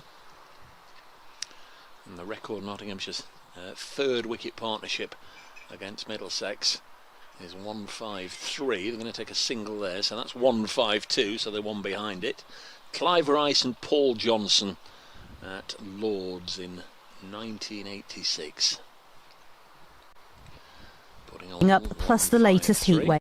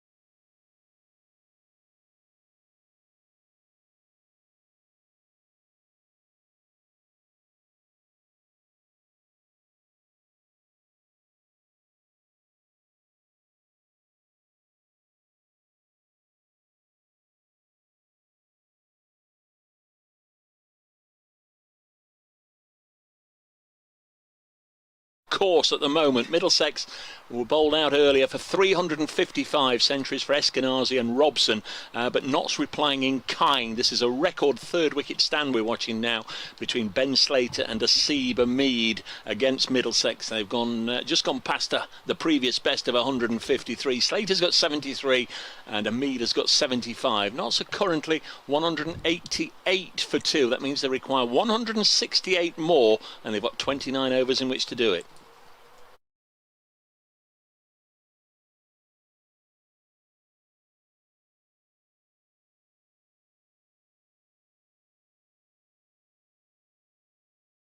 And they take one more, 189 for 2, I think, but I don't know. The boards have been alternating during the course of this over. They'll sort it out in the fullness of time. It seems as if hot conditions are causing problems up and down the country. Listening into the news there, bouncer from Yadav, was it too short? No, says the umpire. He's all right. Model railway in the danger in Nottinghamshire somewhere. Famous one, is it? I don't know where it was. I don't know where it was. I only half caught that. I thought they said in the Peak District somewhere. I don't know. I don't know. 189 for 2. They're all model villages. One I used to go to, Beaconsfield. You must have been to that one, the M40. Beaconscott or something it's called. This one's helped away by Hamid. Down in front of us is Walalawita. Throws it in, left arm hurl. 190 for 2 is the score. Hamid will keep strike. He's a couple of runs ahead of Ben Slater. 190 for 2 is the score, and we've had 31 overs. Where were Middlesex at a similar juncture? This might have been the period when I was frantically trying to make some sort of communication with Radio Nottingham to tell them we were off air. We've had 31, the same stage. 2, 3, 4. Oh, so not so well behind at this stage. This was obviously when Eskinazi and Robson were just larruping the bowling pretty much as they wish, but Notts came back strongly into it, and the longer they go on with plenty of wickets in hand, the better position they're going to be in going into those last 6 or 7 overs, when it should start to get a little bit closer between the two sides. But still lots needed, 166 more. All the talk of, the disparity in the competition, and there is, the Surrey match. Surrey really held their own though. Look at Nottinghamshire here. All the absentees. Middlesex, with the top 4 that they have, highly regarded, right, young but highly regarded middle order. There's only really John Simpson that will be in here. So here's Anderson in, bowls, bumped back to him by Hamid, there's no run. Alright, they're missing Helm, Roland Jones and Cullen, who, those 3 alongside Yadav would make a pretty decent quartet. Yeah. But nonetheless, this is Yadav and Anderson, Greatwood, and they've chosen to rest Bamber today. And I say rest because he's bowled really well of late, so it is rest for sure. And go with Greatwood, and Bamber perhaps comes in for the Somerset game then. It's Anderson bowls. This is driven to the onside, only to mid-wicket. 2 dot balls. Is there going to be a build-up of pressure? Yeah, and that's the thing about runs on the board, isn't it? You try and just build up that pressure. Yeah, well as they're going, 166 more still required. That's a lot of runs that need to be got, but there are 8 wickets in hand. Anderson bowls and Hamid launches. Wow. To long on for 6 all the way. Hamid is on to 82, 196 for 2. Anything Sam Robson could do. As I was saying about those 2 dot balls just building a little bit of pressure. Crikey, he picked that up well, didn't he? Yeah, we saw Sam Robson lift Zach Chappell down the ground like that, didn't we, earlier? But big blow. So 6 from that particular shot. It's not the end of the over. 195 for 2. Hamid on to 82. So 160 more to win from 30 overs. What are we saying? 100 off the last 10, so they're going to be miles. That'll only be 60 off the next 10, so they're catching up fast here. As Anderson is in, he bowls and into the block hole. It's dug out to mid-off, where Robson will feel they do get through to the for the single. The ball bobbles towards him. We've all seen enough cricket to know that it could suddenly turn around in the next couple of overs, bring 3 runs and 3 wickets, and you think, crikey, that's a bit of a lengthy tail that Notts have got today. They've got no chance of getting anywhere near. And that's just the way it goes. Look what happened to Middlesex. As soon as the partnership was broken, it was a completely different game. For Eskinazi as well, as he remained, he had to settle in as he did before. Strange one, really. It was Schardendorf coming in at 3. It clearly was with a view to just trying to get after the bowling in the power play overs, and in and out in the same over. 3-ball duck, was it? Anderson bowls, edged by Slater wide of the keeper for 4. He threw his hands at it, didn't he? Went hard at it, flashed and flashed hard and got 4. No slip in place. That's the 200 up. Yeah.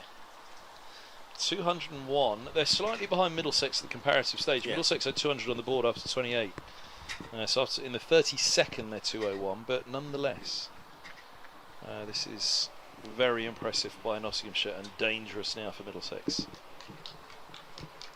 Yeah, Notts are still best part of 35-40 runs behind where Middlesex were, but as I say, this is when Eskinazi and Robson were really going.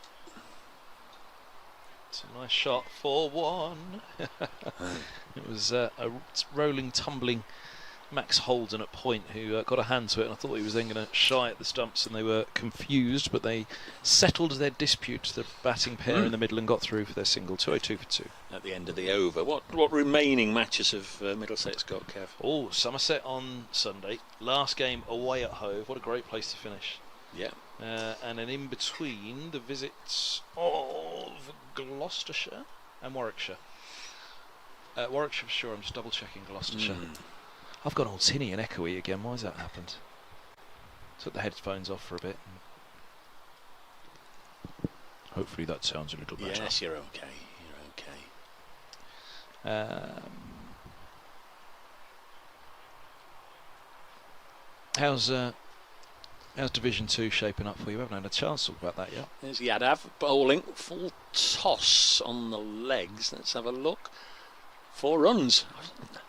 Tell you what, I lost the ball there completely. Cracknell dived down the right and stayed down in the ground. I thought he got it in his right glove, but the ball had eluded him, and the umpire, a fraction of a second later, was signalling 4. That must have gone very quickly down the leg side. And again, pint for the marker, 83, Slater and Hamid. This wouldn't be a bad time for a chat about that. 195 Notts, 165 Middlesex, and then with the game in hand, Glamorgan 160. So 5 back on Middlesex with the game in hand. And the next game of the Championship is Glamorgan at Lords. Is it? That could be a cracker. That should be the game of the round, as this one's just missed by Slater as he tries to swish it down the leg side. Hits him on the pad. In Derbyshire on 155, and Worcestershire with the game in hand on 130, as Durham have indeed on 125. Yeah, there's a chance of it tightening up there.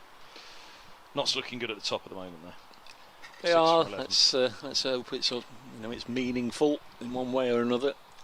Well, it is in one way or another, because if you don't finish in the top 2, then you're in Division 3 potentially next year. You're either in Division 2 or Division 3, aren't you? So 206 for 2. Yadav bowls, and again deflected away by Slater down to long leg. The way I'm looking at it is you're finishing the top 2 and you're guaranteeing that you're not in the bottom division next year. That's the best way to look at it. I don't think that's the way they go. Well, I don't think there's going to be time for them to change it now. I'm not sure there's a want for them to change it, especially with the new incoming chair of the ECB, which we've all rejoiced for. I don't know. It's all a mess. What I will say is, I think certainly Middlesex and Glamorgan have been the strongest opponents Notts have had. They've blown everybody else away. This one's dropped on the leg side. They'll take a single, shy at the stumps. Well backed up. I think Slater would have been home anyway. 207 for 2. Just a shame how the 2 games against Middlesex ended. The rain washed out the last day at Lords, and the pitch flattened to such an extent that all 11 Nottinghamshire bowlers had a bowl.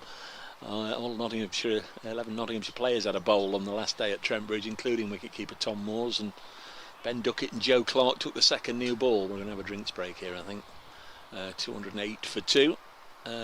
Against Glamorgan, well, early on they got the better of Notts at Trent Bridge in what was an absolute cracking game, a real advert for county championship cricket, and North East and Labashane got them home. What a summer he's having, by the way, Sam North East. Yeah, but Notts have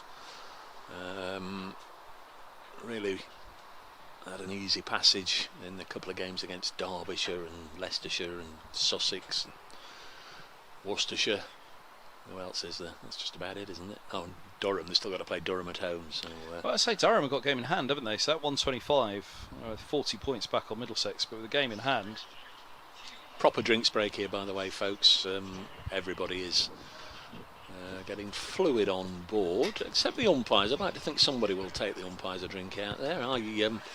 As I was walking around to get a cup of tea, the fourth official, by the name of Jason Swift, says, any chance on your travels, mate, if you see a bottle of water? So Swift, he said to you? So I got him a couple of He's meant cans. to look after us, the match ref. Yeah, you obviously, just by what you've said there, you know him, don't you? He was the match referee at Bristol on Tuesday, and that was the first time I'd met him, and then he was here again today, and I looked him up, Australian, and played grade cricket out there, and now over here, and first year as a match referee. I didn't know him, but clearly your paths have crossed. He was Jason Gillespie's assistant coach down at Sussex. Right. So, which basically meant Swifty and I propped each other up while DT and Dizzy drunk each other under the table. Oh, well, I've seen him right for some water. Good old Swifty. 208 for 2. His doctor was mightily relieved when Dizzy returned to Australia. As was his missus. He's been dizzied. Yeah, Swifty's great. I'm surprised you must have missed out there, whether it was different divisions at the time. We haven't played against typical. We haven't played against Sussex for years and years and years, and then Adrian Harms, he had to come for a county championship match at Trent Bridge Tuesday to Friday, and then was back the Tuesday after for a one-day game. It's bonkers. Anyhow, we're going to have an outbreak of cricket in a moment. Those of you watching the live stream, I hope you've enjoyed the coverage today. Believe you me, if you've had one or two slight gripes about it, just bear in mind how much effort the production crew have put in over the last 2 or 3 days. The camera crews out there bringing you the pictures. Kirsty sorting the tents out and the tables and the chairs and a million wires when I got here at 8 o'clock this morning. And Kev was still in bed. Looked after us all day, so we did have 1 or 2 technical issues, and I think they were all down to the BBC equipment rather than anything the camera crew or the production side of things could deal with. He just basically said it's too hot, shutting down. There's Yadav, he's pretty hot at the moment, in bowls wide of the off stump and starts with the widest of wide wides, and it's 1 more to the total. 209 for 2. Could we get away with that? We're a bit hot, we need to shut down for a while, folks.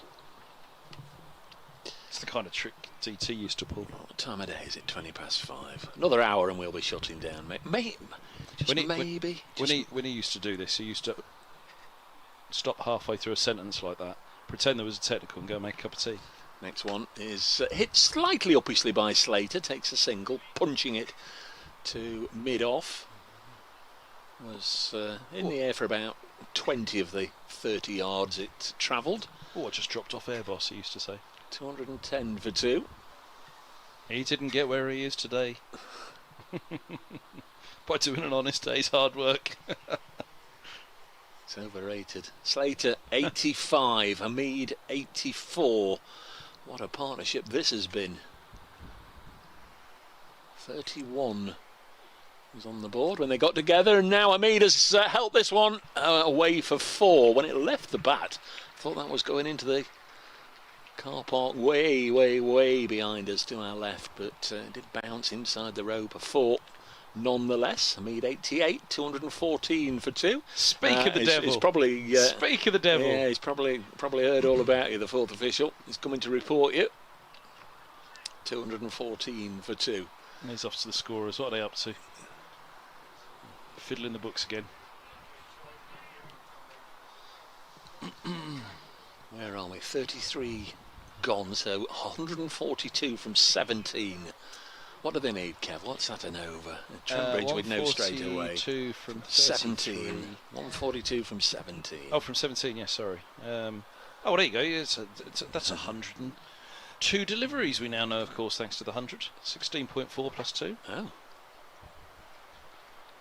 Anderson's in, bowls short and is heaved over mid-wicket for 4. Deep square can't get around to cut it off, so they now require 138 off 101. Thumbs up from the fourth official to the umpires. Did you get your water, Swifty? 218 for 2. He's lost a bit of weight, I think, Swifty, as well, has he? Looking pretty trim. We've all lost a bit of weight today. 89 for Slater, 88 for Hamid. Well, it's since Dizzy's gone back to Australia. A few alcohol calories have fallen away there. I'll take a picture and send it to Jason Gillespie, actually. I'd like to see his old mate in action here.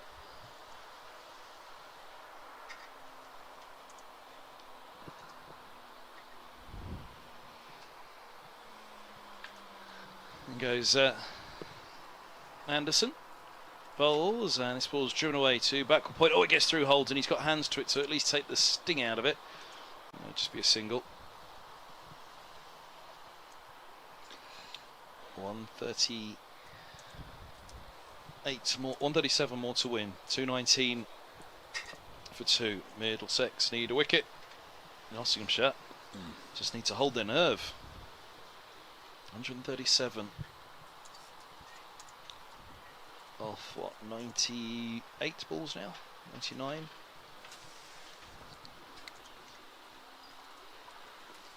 Anderson hits the crease, bowls, and that's good. Line and length from Anderson. That's where he's got to leave it. Just leave it there. Say to Hamid and Slater, you try and hit me off that length if you like.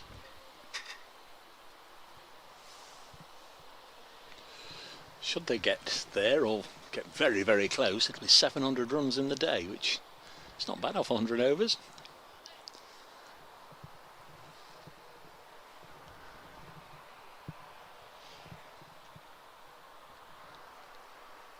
Anderson bowls down the leg side, it'll be wide.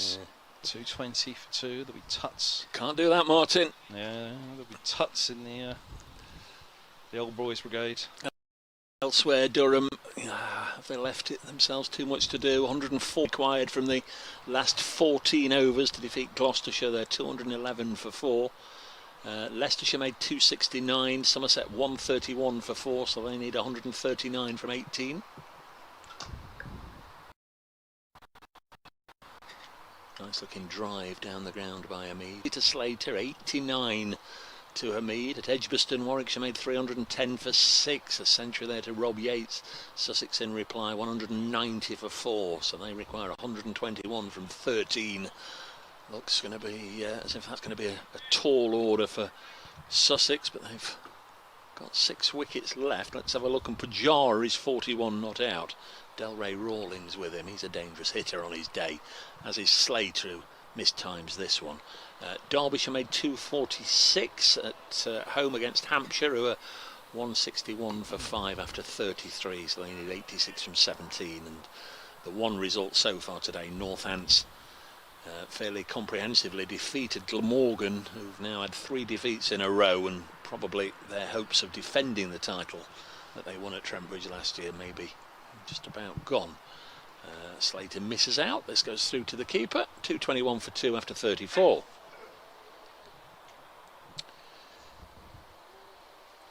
Still 34 runs behind where Middlesex were at the same stage. It's got to close at some point.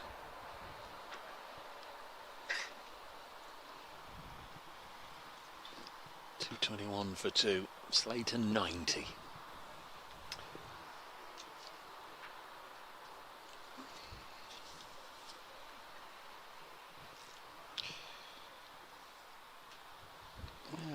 the Middlesex turn.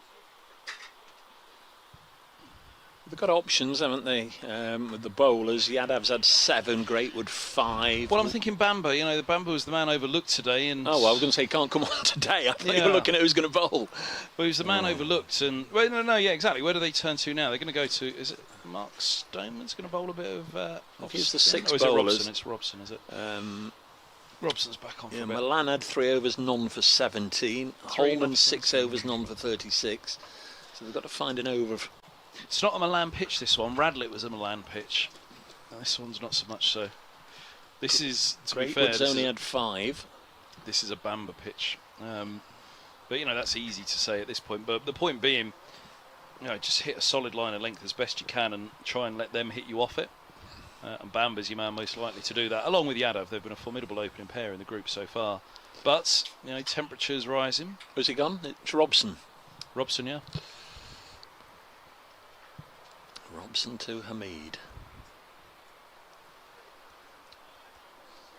He's bowling from the Pirate sight screen end.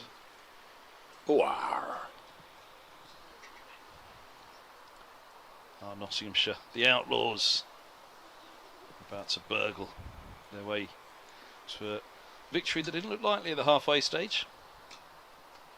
Robson dropped short. He's cut by Hamid off the back foot, opening up down too long off for a single. Both on 90. You'd have backed Middlesex to be winners at the halfway stage. Yep. However, with that caveat, as we said, that feet off the ground. Oh, yeah. Proper Richie Bennett. 2-2-2 for 2. Yes, 355. But you know, we did say perhaps they'd left a few out there, but they did. They definitely did. You'd still rather be in Middlesex's camp than runs on the Notts board at the halfway stage. I did think that maybe the young dasher. Is that a no ball? Is the umpire's standing there? No, there's a bit of dirt blown across the field, so right. he's just delaying. I think that's the reason he's delaying. The batter's not happy. Slater is now. Right. Well, it doesn't make things easier when he's stood there signalling a no ball. Robson bowls. He swept up in the air. Oh my goodness me! What a catch! What a tremendous catch! Martin Anderson, I think it is out there, who's dived forward. He's got both hands underneath it. And, well, you're reminded slightly of the one that was put down off Robson. When Robson clipped out to deep backward square, was it Hutton in a similar position? Had to dive forward, try and get his hands underneath it. Couldn't hold on. Feet looked as though they slipped away underneath him. But Robson comes on and strikes. 2-2-2 for 3. And Slater has to make his way off for 90. That's a big wicket at a big time for Middlesex. Certainly is. Just just having a bit of a listen, and there is a good round of applause. The way we've set up today, the gear Kev that's just about kept us on air for much of the day. We haven't necessarily got an effects microphone that would pick up the sounds from over there, but I think we've had a generous round of applause there as this game has been brought back onto more of an even keel by that partnership of between Hamid and Slater of 9 short of 200. What's that? 191, and he's gone for 90. Brilliant innings. Set the game up, but the game's just been brought back slightly into the balance with that wicket now by Robson. Good move from Eskinazi.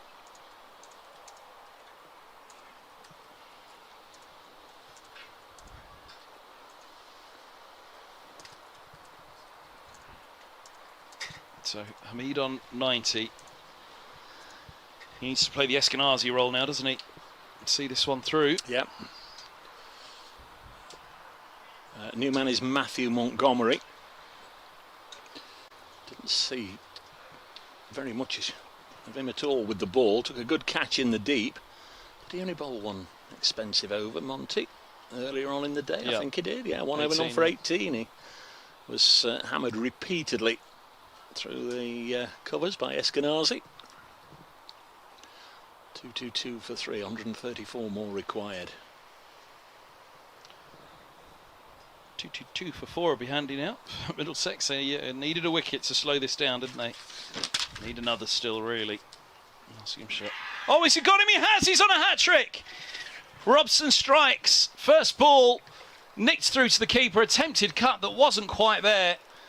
And Montgomery makes his way back. And goodness me, took some tap from Robson, didn't he, with the bat.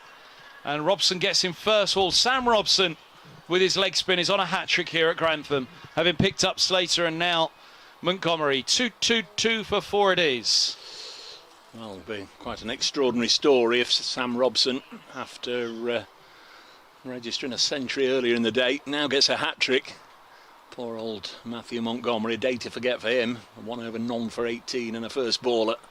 Makes his way off, and the old win percentage that they sometimes pop up on TV screens has just swung very firmly, quite dramatically and alarmingly away from Notts and firmly in the Middlesex camp. Hamid comes down and greets Lyndon James, who's the new man. So,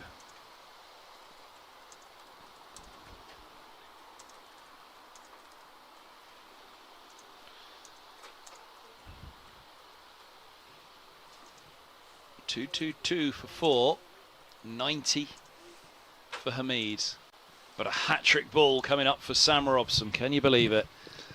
Well, I don't think his teammates would ever hear the end of it. They've not put a slip in place. There's a slight error here. TB, slip, short leg, googly. I like to see it. It just lets the batter know that... That's one ball, isn't it? I mean, yeah.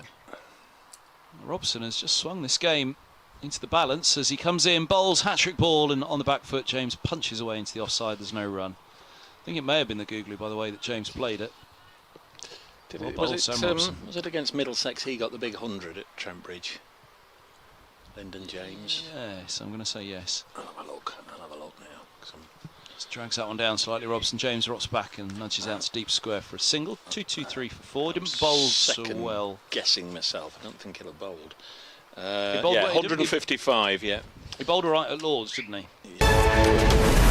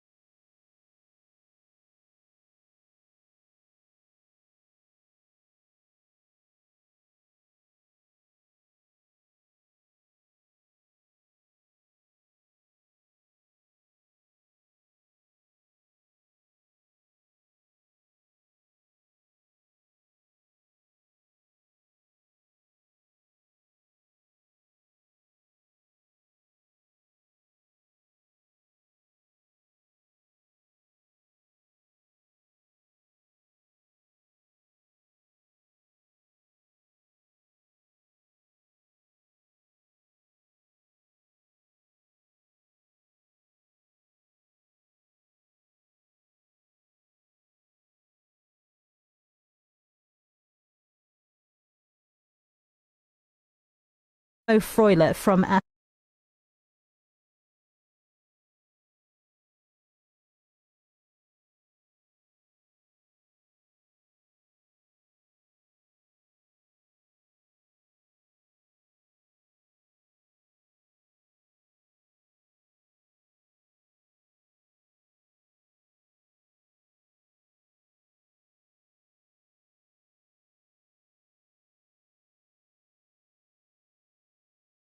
Ben Slater out for a brilliant 90, ending a partnership of 191 with Asiba Mead, and then got rid of Matthew Montgomery first ball. Hamid is still there, he's also on 90.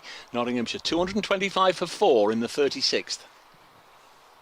Your weather dry and sunny this evening, warm overnight with lows of 13 degrees Celsius, and tomorrow it's another dry, very warm day, plenty of sunshine and highs of around 34. Let me clear my throat so I can say this right.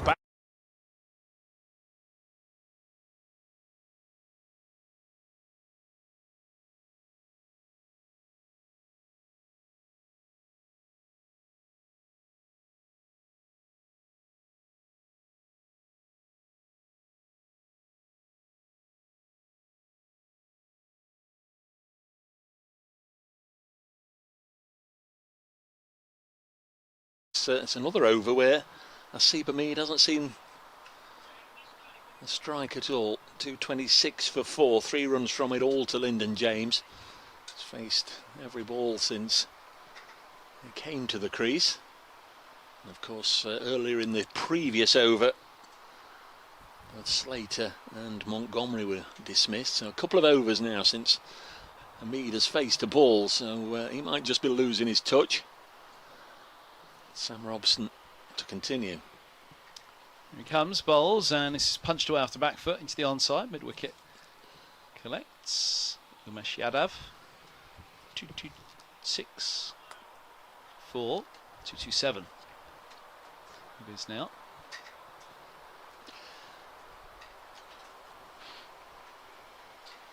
Robson loses his run up. No, Hamid was. How was he? Fiddling. Yeah, he wasn't looking. Twitching. Robson bowls. Hamid launches. Mid on is up, so it's safe. Long off comes around, but it's comfortably wide of him, and it'll keep going under the covers, I think. Under the roll-on covers for 4. Nice shot. He's on to 94. He's within a blow of his century. Over to you, DB.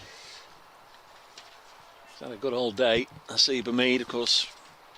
You talk to these players and they always say it doesn't count for anything if you don't win the game. So Asiba Mead will first and foremost have that as his target, getting knots to 356, but he is 94 not out. Just the 100 in this competition. That's one that he's missed out on. Goes through to Cracknell. This is only his 6th List A game for Notts, and already 100. That was on his debut last year against Warwickshire, and then he was whisked away to play for England. He's going to cut this one. And, they'll take a single. Finds the man at short third. 232 for 4. Hamid on to 95. Brings Lyndon James back onto strike.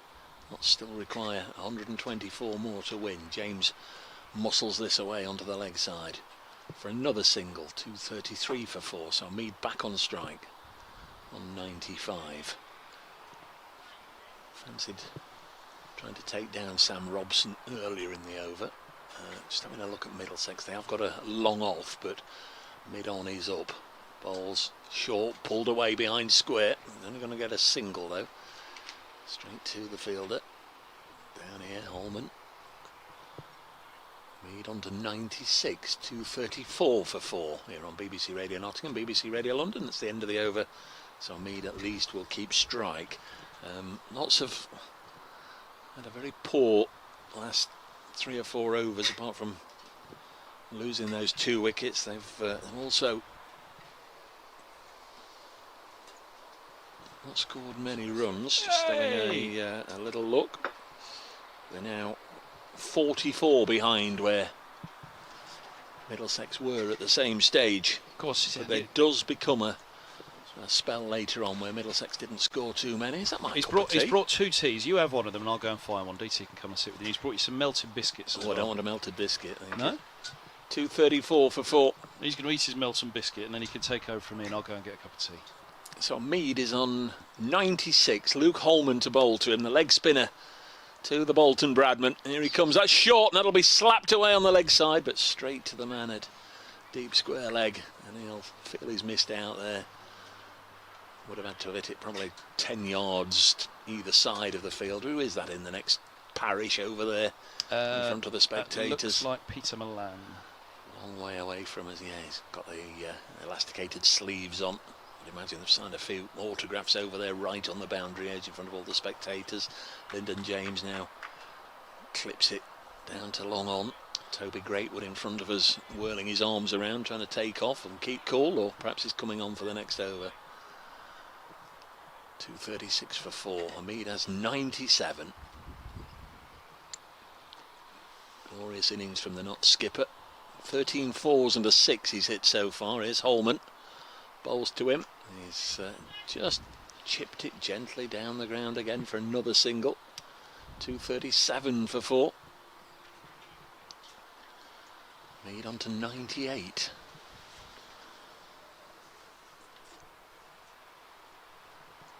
Oh, you've done a good thing. You put your kit up there, which just blocks off that Well, it would have blocked off that sun earlier.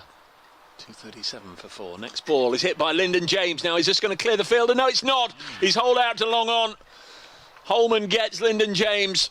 Big runs in the championship match against Middlesex for Lyndon, but not today. Gone for 7, and Notts have lost 3 wickets in pretty quick succession to the Middlesex spinners. 2:37 for 5. And although Hamid's still there, Middlesex have, you feel, got a strong hand on this one. Well, you do.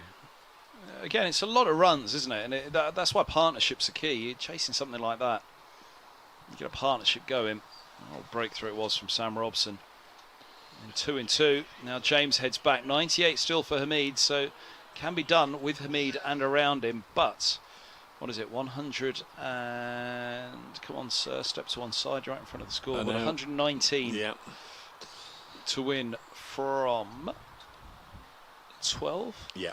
12 after this one. Fatty Singh is the new bat, so back to a left-hand, right-hand combination. Not entirely sure it will force the Middlesex bowlers too much, but 119 that's the way it is. 72?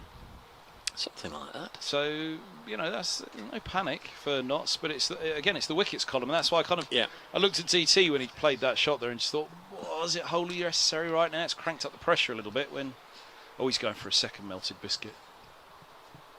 Funnily, he's gone for the melted biscuit. Now, I know I'm talking to the wrong man here, DB, but he's gone for the melted biscuit. Melted biscuit up. I'd suggest melted biscuit needs to go melted biscuit down, straight onto the tongue. DT looks... I don't know. I don't know.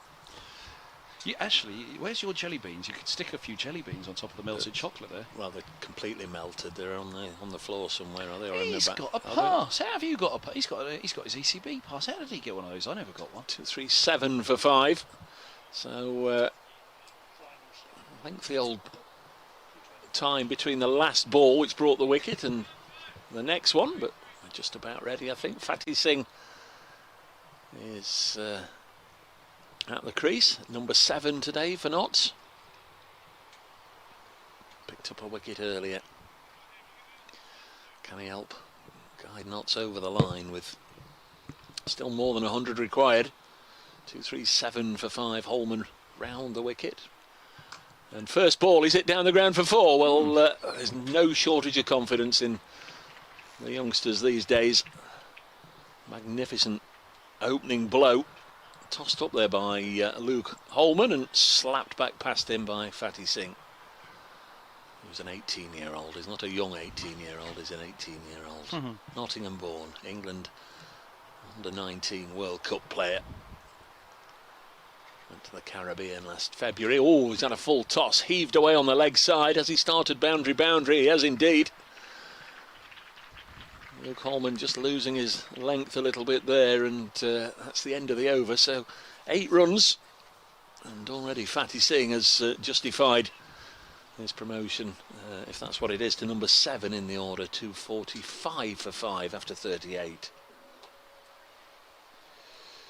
Same stage, Middlesex were 2-8-1, so they're 36 behind, but just got a little tricky over the next 3 or 4 overs for Middlesex. They were losing wickets at this stage and not getting many runs, just exactly like Notts have done over the last 3 or 4 overs. So a chance if Notts can have a decent 10 or 15 minutes to get themselves back in contention, having seemingly tossed away the chance. But Hamid is on strike. Is that 98 or 99 he's on? It's 98. On strike, he's clipped this to mid-wicket, so he's on 99 now. And off strike, 2:46 for 5.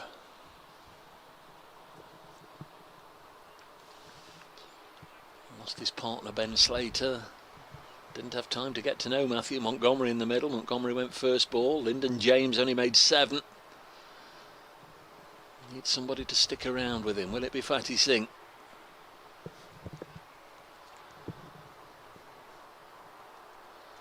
It's Robson. Tosses it up. Singh, who began in the last over with boundary, just clips this out to deep mid-wicket for a single. 2:47 for 5. So this could be the moment for Hamid.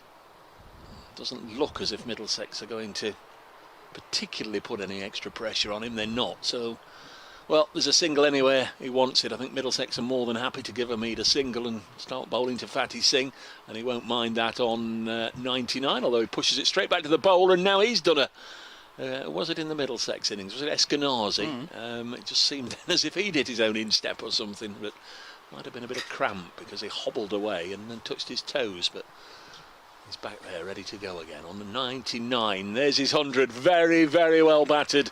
Hasib Hamid, talented cricketer, and gets his second one-day 100 for Notts in 6 matches.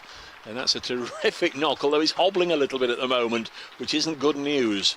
It's just a little bit of cramp, but terrific stuff.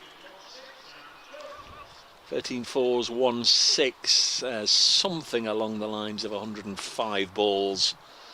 Terrific knock from Hamid, but he'll know there's more work to do. As Fatty Singh has hit this one many a mile away on the leg side, and that's half a dozen of your finest. Has that cleared the hedge? I think it possibly has. Balls, please. Over on the far side. Crikey, got hold of that one. Huge blow off Sam Robson. Everybody's looking, they're looking over the fence, over the pickets, into the hedge and beyond.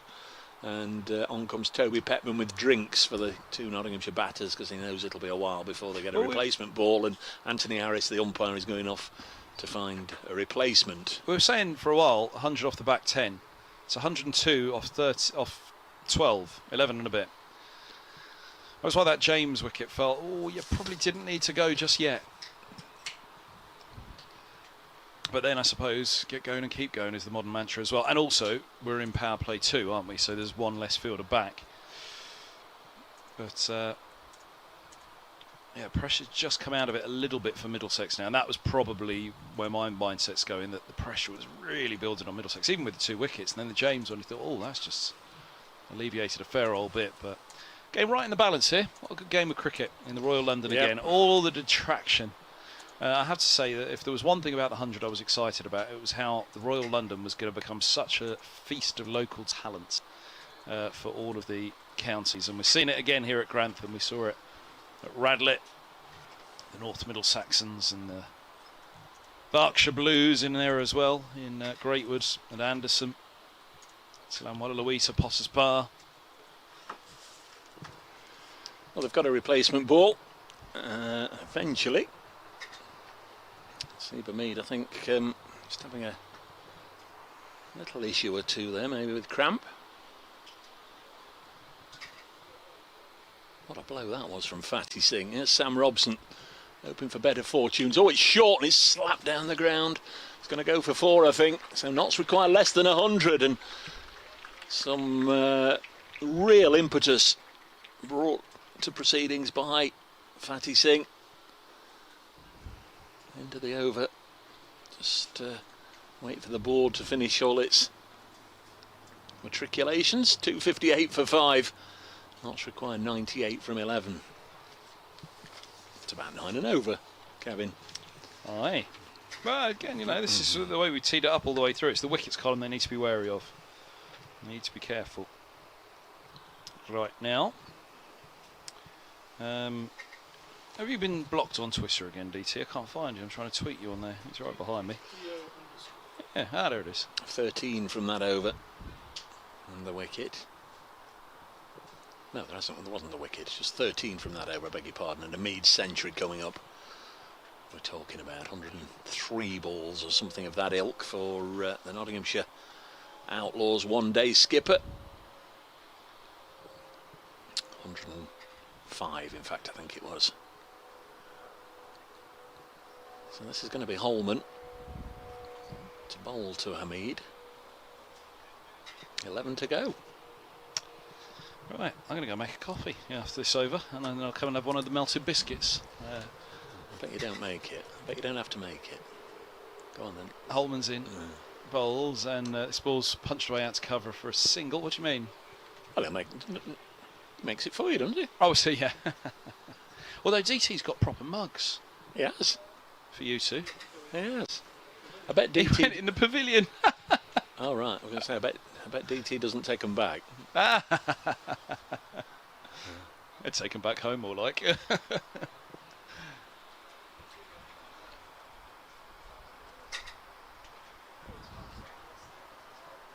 Holman just drops a tad short, and this is punched away for a single. Could you ask your friend Toby Greatwood just to move 5 yards to his left? I know he's playing cricket, but he stood in a very inconvenient spot. You could imagine a punter saying that to a fielder on the deep. Sorry, would you just mind taking a step to the left? Can't quite see you stood there.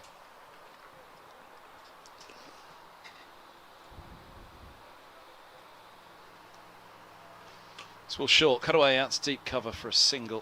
261 for 5.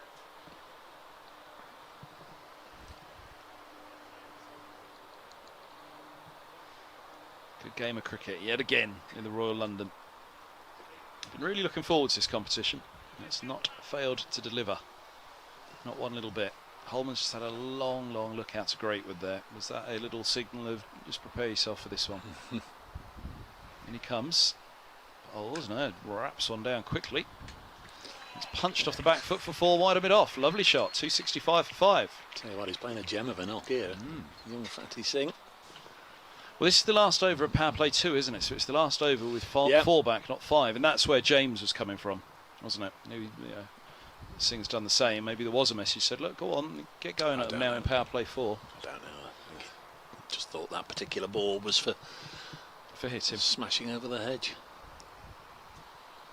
Would have gone for 6. Fielder right on the rope. Holman bowls. Singh looks to open up down the leg side. I'm not sure what he gets on it, but it flicks away. Maybe I've just thought it's body or pads. So yeah, the umpire's going to signal leg by as they've run 2. As Walla Luisa comes around from short third.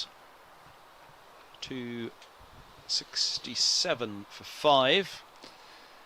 Yeah, we talked about 9 and over, didn't we? So we've had 9 in this over already. So whatever comes now is a bonus. Another look at Greatwood from Holman. 267 for 5, and Holman steps in, bowls, and this is hit up in the air, and it has been skied. Oh my goodness me, they've got it wrong. It's put down by Umesh Yadav at point.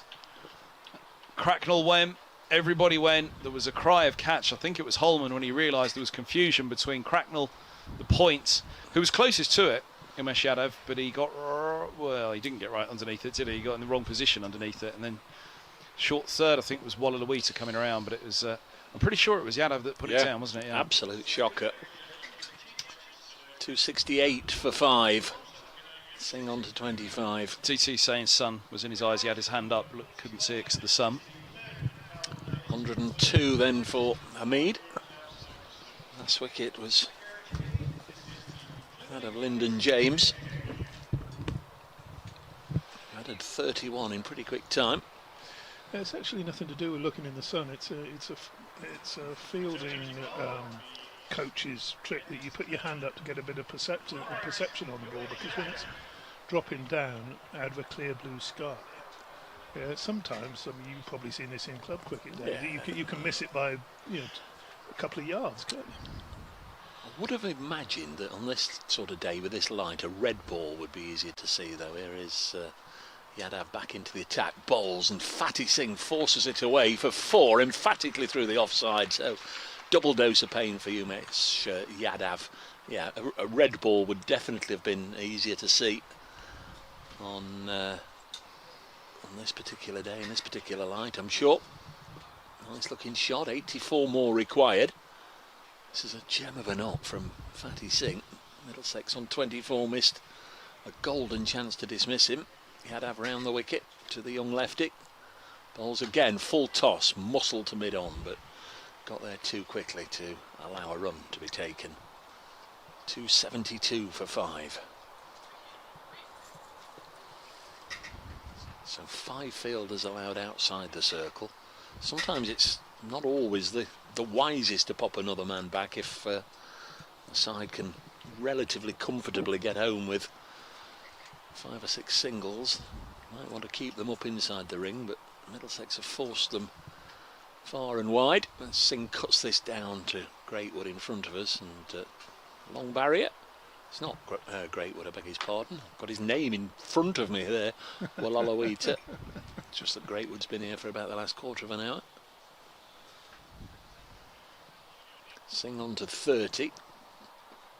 Hamid's hardly faced a ball since Fatty Singh went out to join him. Middlesex physio is having a bit of a wander. Might be with drinks.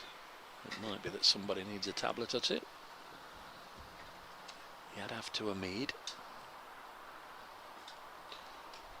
Worked onto the leg side for a single. So Hamid onto 103, so he's matched his List A best, which was for Notts at Warwickshire, at Edgbaston last year. The match where he played his maiden List A game for Notts. He played in that one, and then a couple of days later played at Guildford against Surrey, and then away he went to join up with the England Test squad to play India. Umesh Yadav in. Fatty Singh digs it out. No, says Hamid. Back you go. And he does. 274 for 5. Yeah, quite right. There wasn't a run there, but he's looked very impressive. I think they might just rue that. Well, it was a straightforward catch, wasn't it? If any one of three of them could have gone underneath it. Still a lot, Dave. 82. It's all to do with perception, Dave. That's what it is. Yeah. Red ball, he'd have gobbled it up, I'm sure. Just a white ball, it's trickier to see in this light. There's Yadav, bowls to Singh, worked that behind square for another single, 275 for 5. Brett Hutton, Zach Chappell to come, who can give it a bit of a tap. And then Dane Patterson and James Hayes. Of course, Patterson, famously, is it set up for Patterson again? Won the match last year against Northants. 2 balls or 1 ball to spare. He hit the winning 6 off Ben Sanderson straight down the ground in our direction. Notts, I think, needed 4 or 5 to win with 2 balls left, and Ben Sanderson, who's a very, very good player, bowled, and Dane Patterson just smashed it, as unexpected, I think, to him as the rest of us, to sail away for the winning 6. It was the last game of the groups. Neither side could qualify, and it was a real thriller of a game. Went obviously right down to the wire, and it's a good way for both sides to sort of end their campaign with a penultimate ball victory. 275 for 5, Dave. Yeah, my money, 81 to win, 9 overs left. You would have to say at this stage, I think my 2 and 6pence will be on Nottinghamshire at this stage. Yeah, but we saw Sam Robertson come on and get 2 wickets in 2 balls, and it lurched the other way. It can be. I still say 81's a lot of runs. I think I'd rather be defending 81 than trying to get 81. But I know what you say. If Hamid's there at the end, I think Notts will win. If he goes, I don't think they will. There we are. But this little cameo from Fatih Singh, yeah, exactly. Really, yeah. He might be 60 not out. Yeah, it's just changed. It has already changed the balance of the game. As Greatwood comes round the pitch, around the wicket, bowls too many, clips that one away, finds the gap between backward square leg and fine leg, and another boundary. So moves very quickly onto 35. He strode out there. He smacked his first ball for 4. What can you say? Went away with England into the Caribbean, February, March, was it? The Under-19 World Cup, part of that squad led by Tom Prest of Hampshire, Jacob Bethel of Warwickshire. He also skippered a few games. Greatwood bowls again to him, and he smashes that back down the ground. That's another 4. Absolutely leathered that. Can you take your helmet off? Let's just make sure it's not Budinger out there, gone out for a second dig. It's tremendous. Well, I don't know how many balls he's faced so far, Dave. I'm sure we can get that up somewhere, but not many. He's got more runs than balls faced. I'm pretty sure of that. He started off with 8 from just 2. Tremendous innings. Greatwood bowls again, and he's turned this into the onside. He fancies 2. He's run the first very quickly. Hamid, who's been out there for very always hobbling. He's got a bit of the old cramp. Singh was 31 from 14 before the start of this over, so he then went 4-4. So that was 39 from 16. He's now 40 from 17. It really has changed the balance. That's not good though. And I think that's hobbling around. Not going to get an awful lot of sympathy, I don't think, from the Middlesex side. Ideally, you'd be more than happy to let the physio come on and he's playing the old soldier. He didn't want to come back for a second run there. That's what it was. No,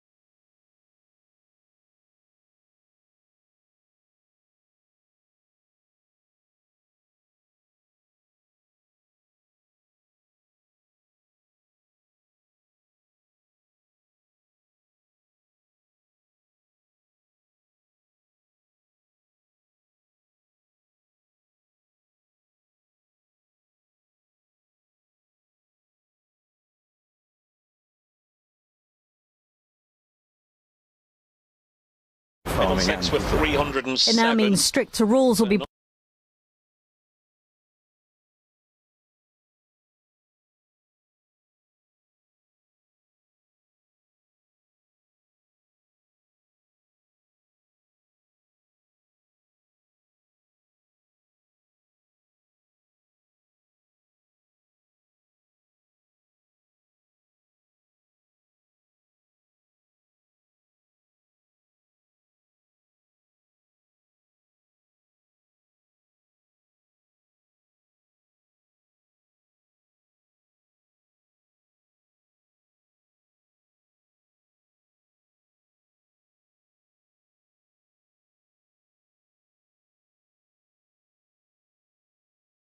Stages here, the game in the balance with Notts 286 for 5, so they require 70 from the last 8 overs. Fatty Singh, the 18-year-old's gone out there throwing the bat almost at everything, and he's raced to 41. At the other end, Asiba Mead is 104 not out. Terrific knock from the Notts skipper, although he is suffering from a little bit of cramp, which is hampering his running. And there's a wide, so Notts now requires 69 still from 8 overs to win. Thanks, Dave. Well, Nottinghamshire's weather then dry and sunny this evening. Anderson beginning with a wide there to Fatty Singh. As here comes Anderson again to the left-hander. Oh, he's going to get a streaky 4 here, Fatty Singh.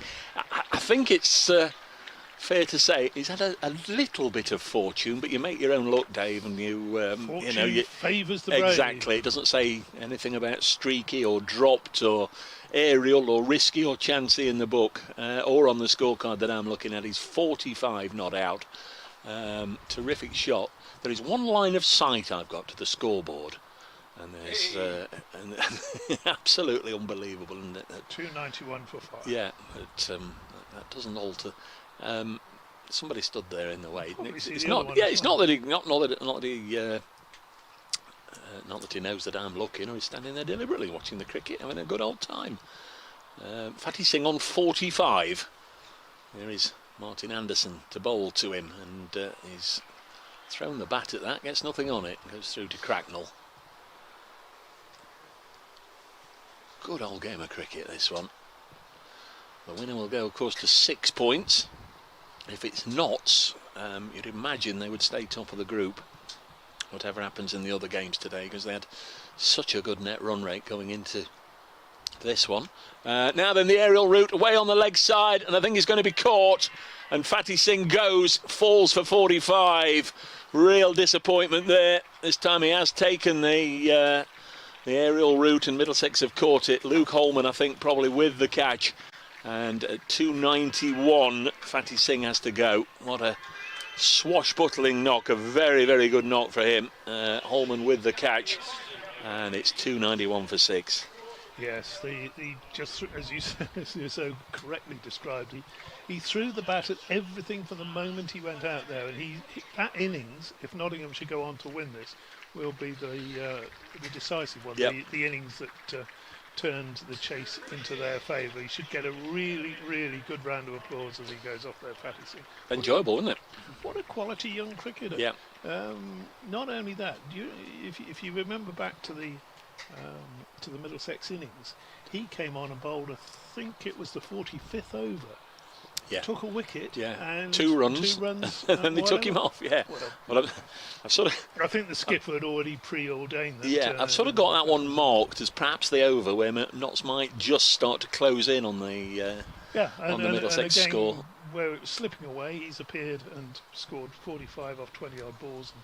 So he's gone. Cord Holman bowled Anderson 45, Dave, from 22 balls, 8 fours and a 6. So that's a strike rate of 204, the best today. As you said, had a little bit of good fortune. The catch he skied in the air that nobody got anywhere near, where they should have done. 2 or 3 fielders could have caught it. And then you have that one where the other one we talked about, a little bit of inside edge or whatever else. Rode his luck, really important innings. 291 for 6 now. Now Brett Hutton can give it a little bit of a wallop. He did at Bristol on Tuesday. It doesn't happen too many times in a season, so maybe he's used up his swashbuckling opportunities. So to Zach Chappell, who's due in next. The pair of them put 50 on, and they both cleared the ropes a couple of times with big blows. It'll be interesting to see how he plays this. Will he look to try and take down the Middlesex bowlers, or look to keep Hamid on strike? They're still just a little bit too far out, aren't they? If they needed 40 or 45 runs, he would know exactly what he needed to do. It's just that 65 is just always that in between amount. Still 3 balls left in this over. Here comes Anderson. He's got his first wicket of the day. Brett Hutton keeps it out and takes a single. 292 for 6 is the score. First wicket for Anderson. Yadav with a couple of wickets. Who else has got one? Holman got one. Of course, Sam Robson 2 in 2. Robson's figures 3 overs, 2 for 23. I'm not sure we'll see him again, but he came on and certainly made an impact, getting rid of Ben Slater and then Matthew Montgomery. Comes Anderson again. Hamid has swished this away on the leg side. Moves on to 105. Of course, every run he scores betters his previous list A best of 103. He's had a terrific season. Really has. 190 odd in the championship match at Derby. One of 3 centuries. A couple of other really big scores. And great to have him in the Notts Championship side all year. Hutton again eases this off his hip. A couple of sprightly youngsters may well have run 2 there, but out there they're ambling about as if it was myself and DT trying to run 2. 294 for 6 at the end of the 43rd. I think you'd have been calling for a second, Dave, and I'd have been. No, his last ball of the over, I'd have settled for 1 if I'd hit it. If I'd have been doing the Hamid and a bit of cramp, Dave, bit of cramp. Stay where you are. 294 for 6. Came on a knife edge. Right down. Do you know what? What did I say to you at half time? I said, Dave, I'll probably pop off the end, just make my way and whatever. You can't leave this game. Now, I didn't make a note of what Middlesex were on after 43, so I can't give you a comparison. But the end of the 44th, which is about to be bowled here, Middlesex had 319, so that is 25 away. So it's just now that Notts, I'm not saying they'll get 25 in this over, they might not get any, but it's just from now on in where they had a few really meagre overs. In fact, the one after the next one was the one where they only got 2 runs. So over the next 3 overs, a real potential, a real potential for Notts to catch up. But of course, they are running out of wickets. Need a big over. Yeah. Greatwood then in from the pavilion end bowls, and that's driven down towards us. Well, do they need a big over? 62 from... Oh, again an untidy piece of fielding. 62 from 7. It's not easy on this outfield, but got to keep your eye on it. Away from That's still 9, isn't it? We're still at 9. 62 from 7. 9 sevens are 63, aren't they? We're still at 9, which is where we've been for A wee while, 9 and over. Eminently gettable, particularly if a couple of bobbles out of the fielder's hands like that. Next delivery, smashed down the ground. Anderson after it again. This time he's made a good stop that time. Didn't pick it cleanly. Wouldn't be expected to pick it cleanly. Diving to his right in front of the side screen. I don't know if I was the bowler and I wanted him to take it cleanly because it would have deterred them for coming back for 2. Oh, you're a harder man than me. So it's 4 from 2. Harder man than me, Dave Prescott. Yeah, it was a good stop, considering what had happened the ball before. You knew he was going to be on his toes and do well. Greatwood bowls again. Yorker outside the off stump. That one's squeezed away down to the sweeper on the cover boundary. And that's 1 run. I don't know if Hamid's had a tablet or something, but he's being made to run by Brett Hutton at the moment, and he seems to be doing okay. He did have a couple of overs where he's really hobbling. Did a cramp. Well, it's also dehydration. Yeah, This sort of heat. So I say, I don't know if he's had a tablet at the fall of the last wicket and a drink or something. He's been out there nearly all day as well. He had to field the 50 overs first. Greatwood bowls to him, and that's sliced away for 4 runs. It's a full pitch, and once he got it past short third man, away to the boundary, and the umpire signals for 4. So there's the 9 off the 4 balls. So anything more now is a bonus. And well, Middlesex will be thinking, where's this next wicket coming from? 6 down. It'll come. And then we'll think, now Middlesex have got it, and then maybe there'll be a little bit of a partnership, and then we'll think, Not's back in it. And well, we've got 2. It's going down to the wire. This 2 experienced batters out there at the moment. This next delivery is a wide. Ooh. Outside, he made a bit of room for himself, and looking for that wide Yorker, which is inside the blue guideline, very full. Yeah. It's the new fashionable delivery, isn't it? It used to be the slower ball bounce that used to be a favoured. These things go in fashion. Looks a bit closer now, Dave. 304 up. Here's Greatwood bowls, and that's driven nicely out to the cover sweeper, and have all the runs. You could argue all the runs from this over have actually stemmed from that first little bit of a misfield. Yeah. Because the batters were the other way round. It's 11 from 5. Having said that, of course, had he fielded cleanly, the other batsman on strike could have knocked 3 sixes to be completely different. So had he not bowled a wide, the over would be over. Indeed. Greatwood bowls, and that's clipped down to short third man. I'm not sure the tactic of bowling wide Yorkers when you've got your third man up inside the ring is the greatest one, but he gets away with it there, just the 1 run. So, well, 50 runs now required, 306 for 6. My money's still on Notts, Dave. So I did say they needed 25 in that over to catch up. They got the 12, so they're now 13 behind. But this next over, the 45th, was the Fatty Singh over, where they only got 2. So Notts need 15 from this over to match where Middlesex were at the same stage. Of course, it's totally irrelevant as to who's going to win, however many they get this over. But I'm just saying that they're getting back on an even keel. They've always been behind where Middlesex were. They need 8. They need barely 8 and over. To the 8.25 and over. So, they are in. Yeah, but they've never been ahead of or level with where Middlesex were at the same stage. But we always thought those final few overs with Middlesex, where they didn't get many runs and lost a few wickets, maybe the chance if Notts had somebody there set. You've got the experience of Brett Hutton out there as well. Is this Anderson still These in two the distance? Martin Anderson from the Gorse Lane end, bowling to Brett Hutton, tucks it off his hip. He's not really looked to play any big shots, Brett. He's just done the right thing, as Dave was saying, just work it away for 1s and 2s, and he knows Hasib is playing at the top of his game.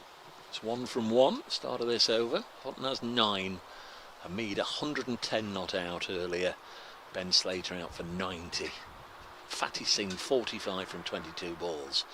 Made us all smile.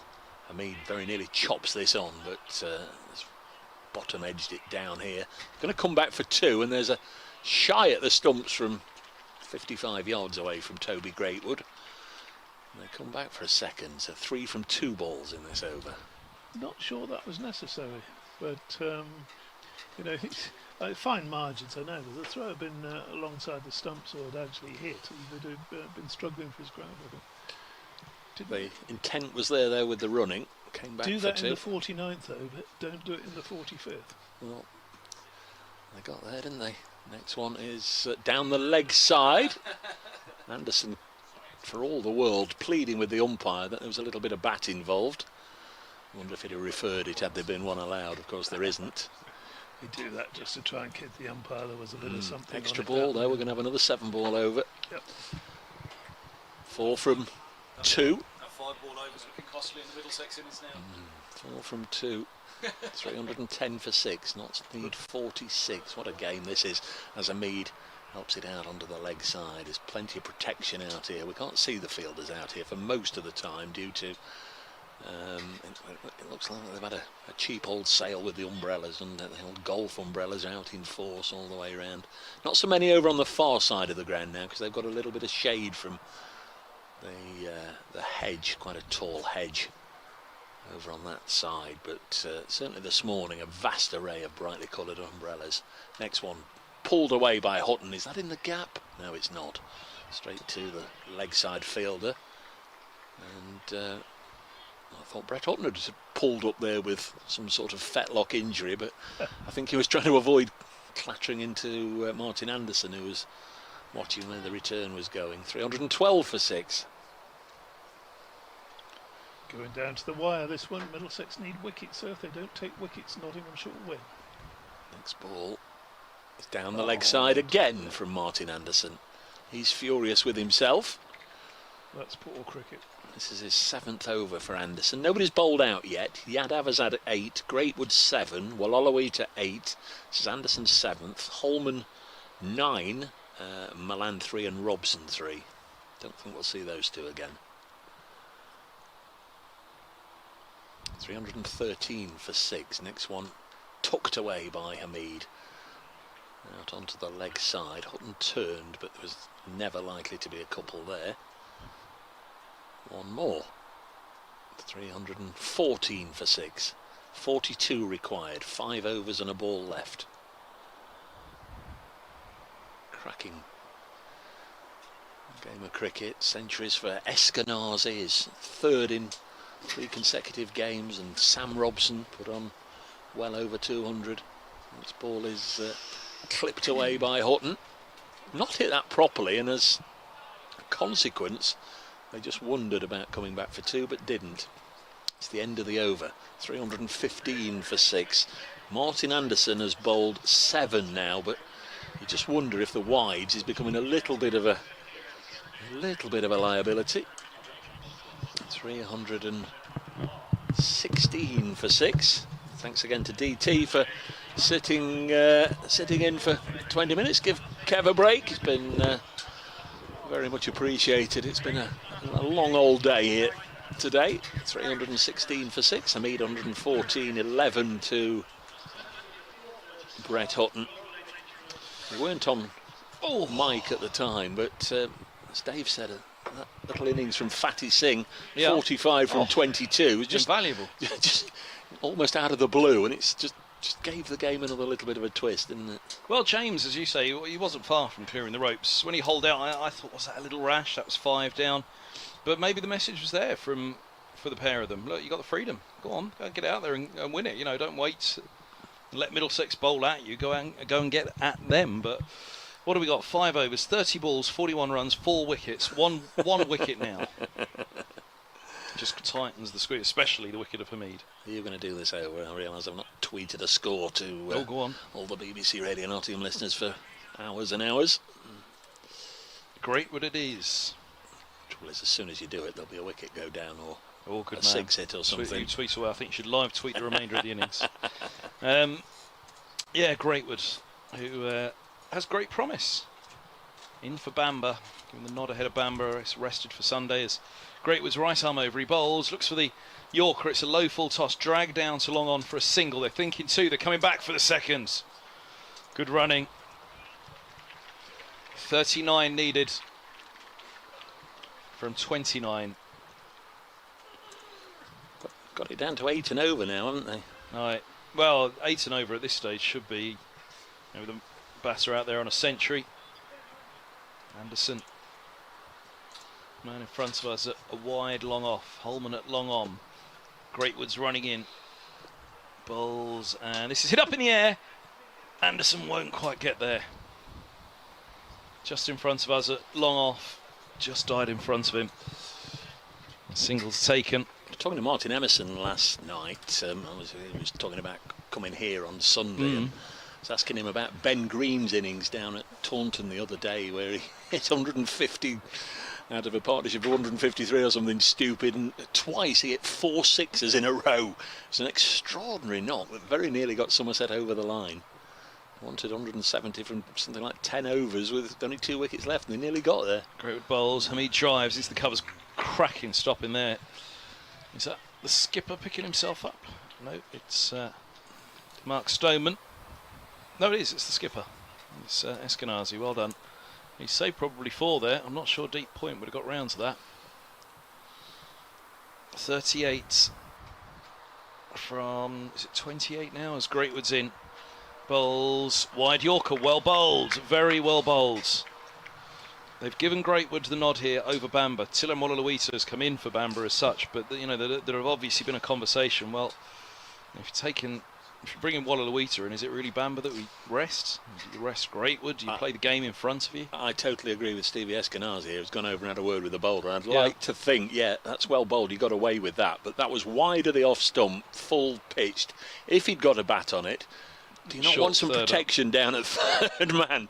You know, there is quite a fine deep backward point, isn't there? And they're bringing over now. Hamid was just looking to run it down there, and it's got away with it. It's a dot ball, but that could so easily have just been run down there for a simple four. It looks as though the answer is wide Yorkers they're going to go for here. As Greatwood's in, bowls and goes for another one, and a swing and a miss. Has he edged it? He has! Greatwood has the wicket, and Hamid falls for 114. 318 for 7, and the Royal London Cup is serving up yet another thriller this year. Yeah, well battered Asiba Mead, but has to go. Middlesex just changing their tactics, having a little bit of a think after the previous ball. They've switched the bowling around, and Toby Greatwood comes on, and Mead throwing the bat at it. Earing away or veering away from trying to run it down to third man, went looking for the big blow and has nicked it behind, and Cracknell threw it skywards. 318 for 7, Middlesex favourites now, but out comes Zach Chappell, and this pair, Chappell and Hutton, put 50 on in something like 4 overs the other day in a similar scenario at Bristol. Just went out there and gave it a bit of a wallop, so Notts will be hoping they can do it again. Hamid out for 118. Do you know, I should say for your sake and nobody else's, because you're the only person who would have seen it, my little punch of the air there was for the Royal London Cup, not for Middlesex taking the wicket. I just said this competition serving up another absolute belter. Whoever wins it from here, it's a great, great game of Royal London cricket between Middlesex and Nottinghamshire, and I just gave DT the little punch of the air for me giving the big up for the Royal London. There's nothing. There's absolutely nothing wrong with celebrating. No, but I was celebrating the Royal London Cup. No. Royal London Cup was the punch of the air. It's been a beaut. Ever since they announced the 100, I have to say I have relished seeing young bowlers like Greatwood, Anderson's in front of us, the 2 Berkshire boys in my line of sight. Got the North Middlesex representation out there, Potter's Bar. There's some really good young talent around the country worth watching, and it's good.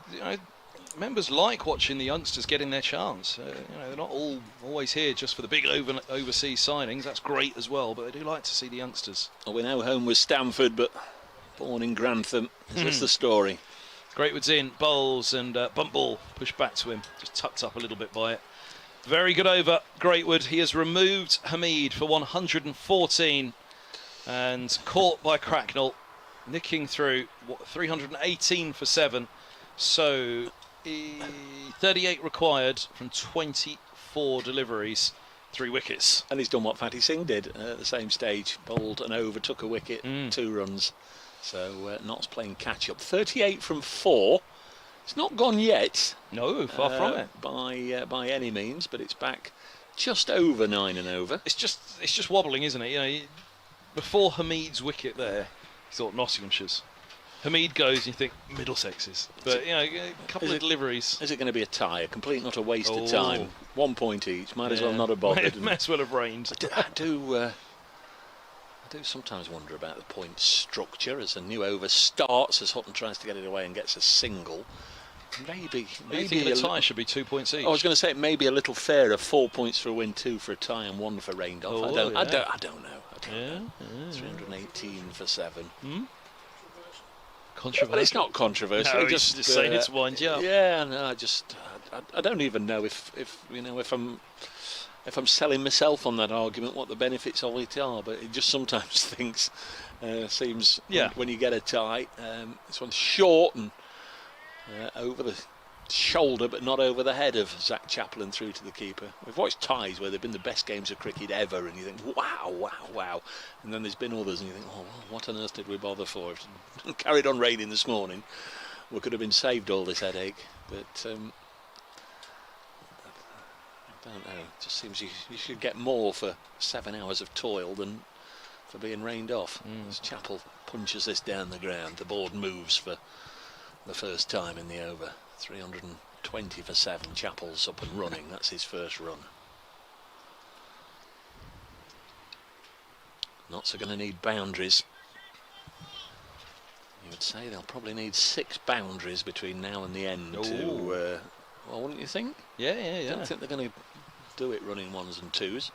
Next ball on its way, and Hutton pulls this one away onto the leg side, but straight to the fielder. And there's only 1. Let's have a think. What are we down to now? 18, 22 balls left. Is it 21 now? We're midway through the over. 21, 35 deliveries. Yeah. Here's Anderson to bowl to Zach Chappell. Absolute skyscraper of a cricketer, and he's popped this up to backward point, and Zach Chappell's not going to be the hero for Notts today with the bat. Got 3 wickets earlier, but has fallen for just a single here, looking to push on and try and help Brett Hutton to get Notts over the line.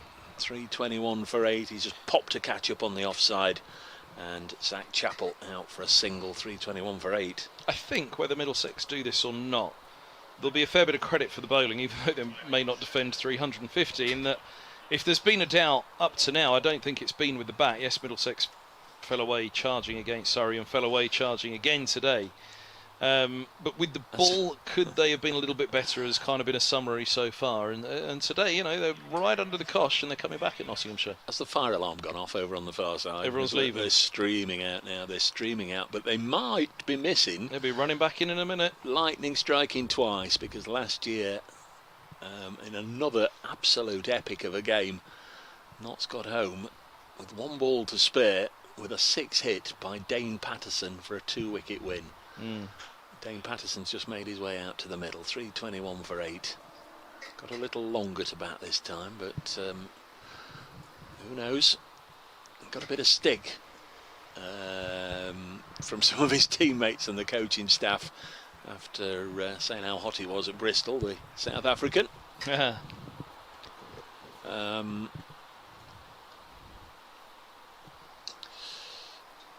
Gloucestershire have defeated Durham. Just looking, consecutive tweets. Martin Emerson, what a game of cricket that was, which he doesn't often say when they lose, as Patterson unable to get his first one away, so that is the end of the over. 321 for 8, and just 3 singles from that over and the wicket. That's pretty much 20 away from where Middlesex were. And Ed Seaborn, never in doubt, and extraordinary game of cricket. He says 728 runs, 16 wickets. Durham finished on 361 for 8, their second highest score, but lose by 6 runs. Ed Seaborn and David Townsend, there's a commentary duo I'd like to see together. Poor old Eddie be eaten alive, wouldn't he? He's a clever lad. He is. He's a clever lad, university lad. He's a nice lad though, isn't he? Very nice lad. So he'd be eaten alive by DT. Very good host at Bristol on Tuesday. Shark behind us. Was, I'll say, not exactly looking forward to the long drive from Bristol to Chesterley Street. Never been there, looking forward to going. Said it was the only county ground he'd not yet visited. Lucky man. Obviously a keen supporter, telling me all the journeys and that he'd been on with Gloucestershire over the years when he was just a mere fan. He did tweet to say, I grew up listening to the county commentators. Yeah, no, lovely lad. Here's Yadav from this end. His right arm over the wicket. 321 for 8 balls. That's swung up in the air, but it'll be safe, will it? No! Stoneman gets underneath it. Nottinghamshire are 9 down. And 321 for 9 it is. Yadav returns to the attack and strikes. Stoneman did really well getting around to take that one. Extremely well to do so indeed. And I think that will pretty much be it as Brett Hutton goes. Middlesex on the brink of victory now. Yeah, take something quite brilliant or quite fortuitous, but both are possible. Out comes James Hayes. Yeah. Well, I hope it's him because there's nobody else left in the hutch. Yeah. Everybody standing in front of the scoreboard. Absolutely brilliant. Let's go off the big one over there, won't we? Which takes a little bit more deciphering. It does. Well, it's actually the little one over there, but it's got more information. The big one's easier to read, the old one away to our right. 45 still required, I think. 35. 35. Yeah, of course it is. Which again is, it's possible. How many overs? 17 balls. Yeah, 2.5, so... Strike rate of 200 required to win it. 321 for 9. So Hayes on strike. Patterson's not faced a ball. Yadav to bowl. He's in now and bowls, and he goes for the Yorker. It's dug out down to long on. Just a single as in charges Luke Holman. 322 for 9. It's just such a weight of runs to chase, isn't it? And that's why partnership's so key. You break that partnership, and all of a sudden, where you've got a century partnership, 120. Well, they need another 190 to win. They got 8, but got to get another partnership going to do it. Middlesex weren't able to get another partnership going really to get them up to the 400, which would have been match winning, wouldn't it? Would have said that at the interval as his. A full ball goes up in the air, and this could be the end, or it could be 6. It's 6 over deep point. Opens up and swings hard at that one. Huge shot. 328 for 9. So Patterson off the mark with a 6. Just looking at the people that coming back in. Well, they're just standing there. Well, as I say, he did it last year, but he only needed the one big blow to win the game. He's going to need several more. Where have they got to be on a Friday night at this time? Yadav bowls, and this is hit straight to cover, and it's gone. Eskinazi takes the catch, fittingly so perhaps, that the Middlesex skipper grabs hold of that ball, and you can see the little bit of relief there as he just punches the air with the ball in hand. As Middlesex see this victory, it would have been tough on him to lose this game after a world record was set with his performance.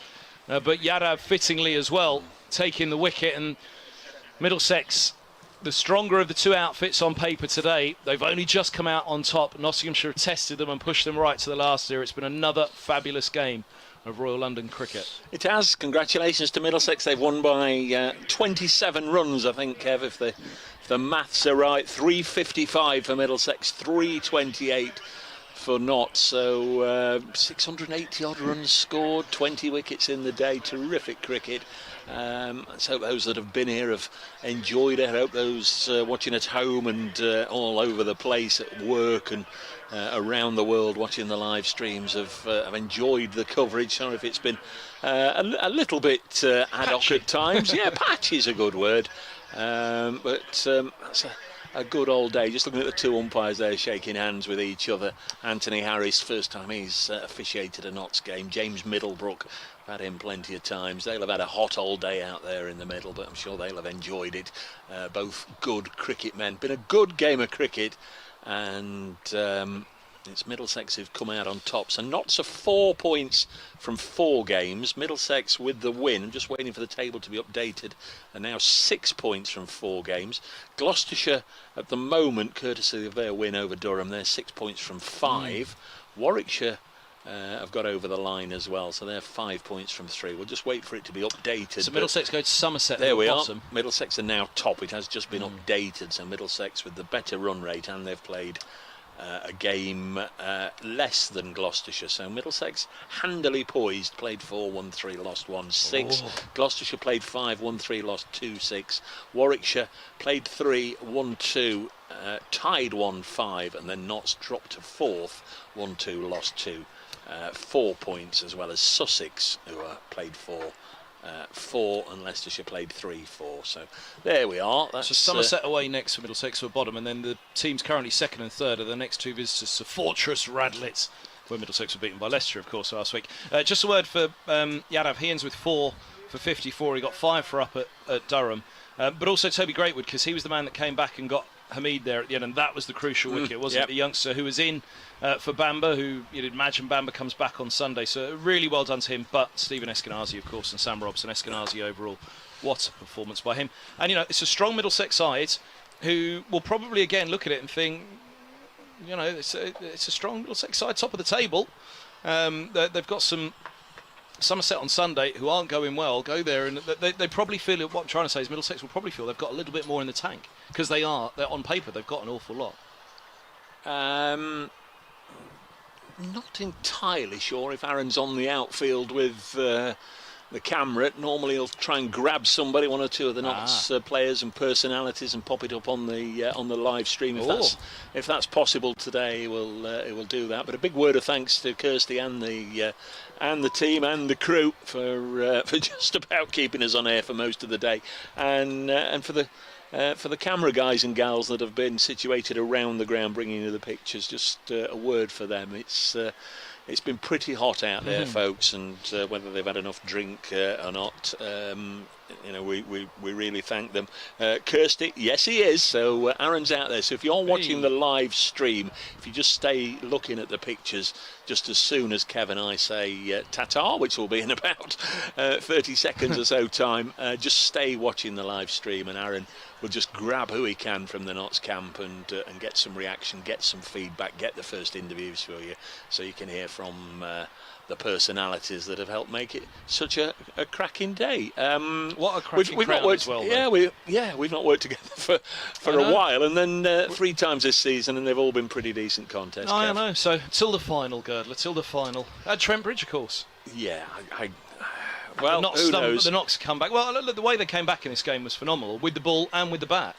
A couple of wickets early on, and you thought, Notts will do well here, but Hamid was fantastic, Slater, and then with the ball, similarly, 9 for 90 odd to restrict Middlesex and give themselves a chance. And the One Day Cup, once again, the Royal London has produced here, and it's produced in front of a fabulous crowd. You look at them, heading out now and heading home, they've just seen some really, really good cricket again, even though obviously they're depleted sides, mainly for Nottinghamshire in this one.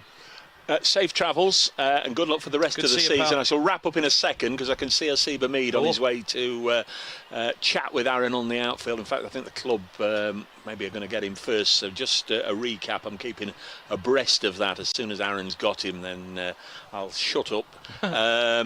Sam Robson 103, Stevie Eskinazi 135, with that huge partnership for Middlesex, getting them to 355. Next top score was Mark Stoneman with 29 for Notts. The wickets shared, 3 for Zach Chappell, 2 apiece for Hutton, Patterson and young James Hayes, and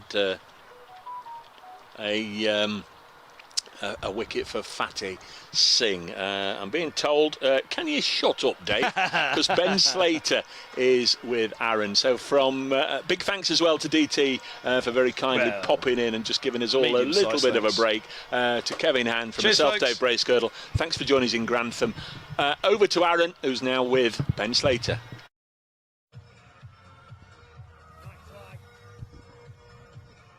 Are we live, are we? I believe we're live. There you go.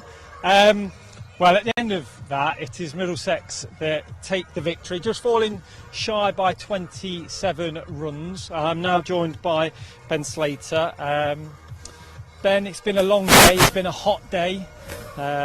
We've had technical issues. A lot of things have caused us a bit of issue, but very close there at the end. But to fall, obviously, that 20-odd runs shy today, kind of what's the mood in the dressing room?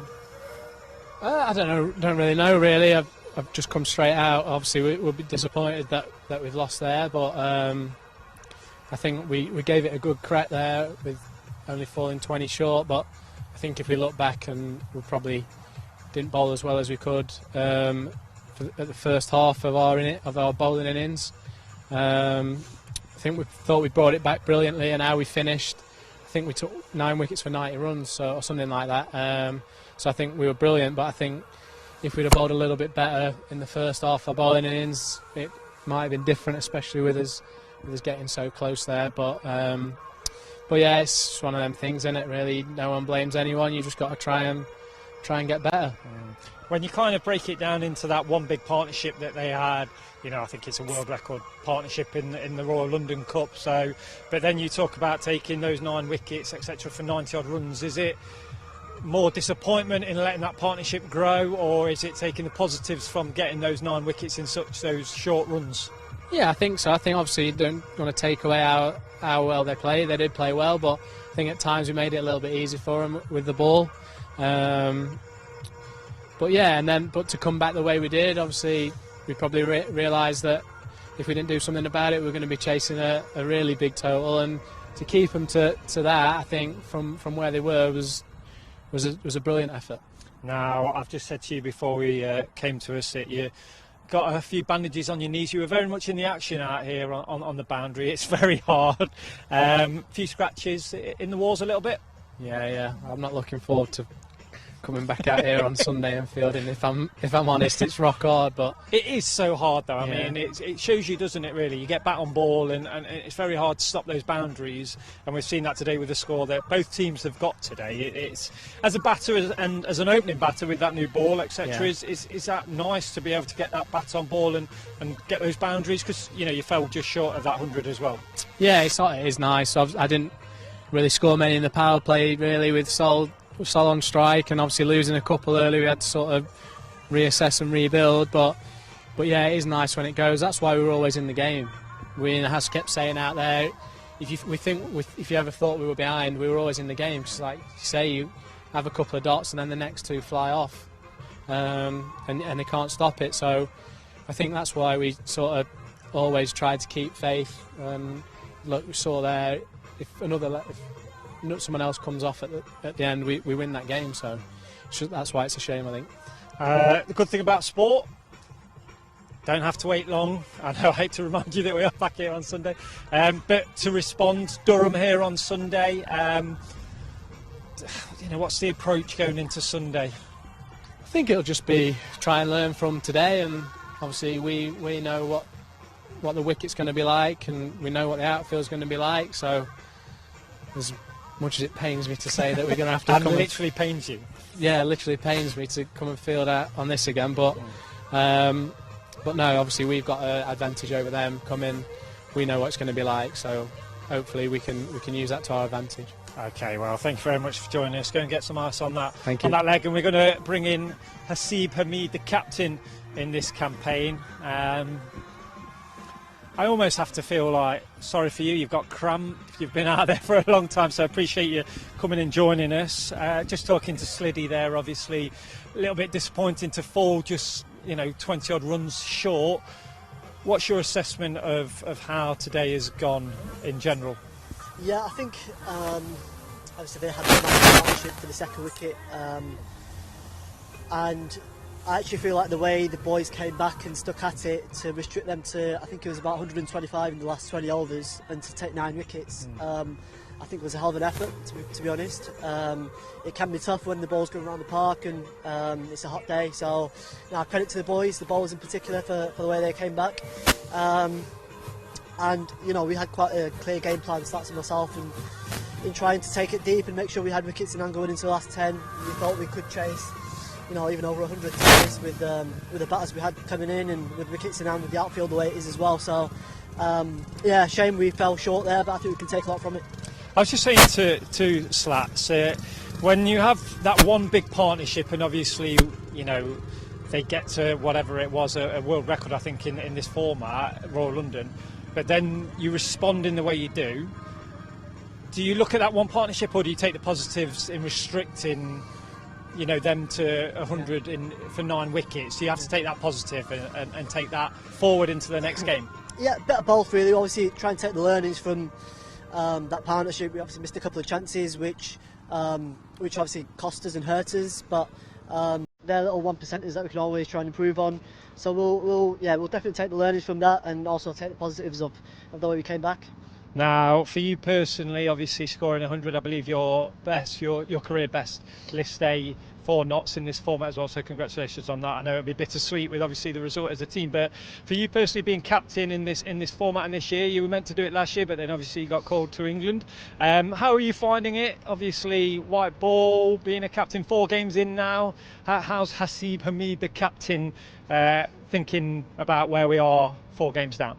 No, do you know what? I'm actually really enjoying it. We've got a great group of boys who are putting everything into it and committing fully to what I'm asking of them. And I think we're growing by each experience. Obviously, had 2 great experiences first up of winning games of cricket, and then we've had two setbacks now. And we've spoken a little bit about how we can come back from that adversity and still make sure we qualify, which is ultimately the aim. So no, really enjoyed it. Obviously, learnings from the last couple of games. So now looking forward to the next few games now.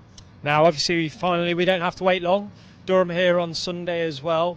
Is it just about kind of putting this one to the back burner? Because obviously, rest day tomorrow, and then come Sunday, new team to face. We kind of know what the situation here is at Grantham with this outground, and just go again, isn't it, really, in this format? You just keep on going when the games come. No, absolutely. The games obviously are coming thick and fast. We've obviously got another one in 2 days, and then I think we've got maybe a couple of days after that, and we go again at Edgbaston. So, absolutely, you have to move on quickly in this format, the way the schedule is, whether it's win or a loss. So now we'll be looking to recover well and come back on Sunday. Well, commiserations today. Congratulations on your career best here today, and obviously we look forward to seeing you all on Sunday and being back on Sunday, and hopefully being on the right side of the result. But appreciate your time as always. No worries, thanks. All right, mate, take care. Okay, all right, thank you very much. Okay, thank you to Ben Slater and Hamid for joining us with post-match reaction, and thank you to all of you who's obviously watched today. It's been extremely hot here. We have had technical issues. We do apologise for that. This morning it was a little bit of a nightmare, but thank you very much for sticking with us. Obviously not the result that the Outlaws wanted, but as I said to both Ben and Has, that we don't have to wait long to obviously rectify that, because we will be back on Sunday when Durham are the visitors here at Grantham. We hope that you will join us there as well, and cross your fingers that the technical gremlins will be kicked into touch. But from everybody here at Trent Bridge Live, thank you very much for joining us. We hope you'll join us on Sunday, but from everybody here, it's bye-bye for now.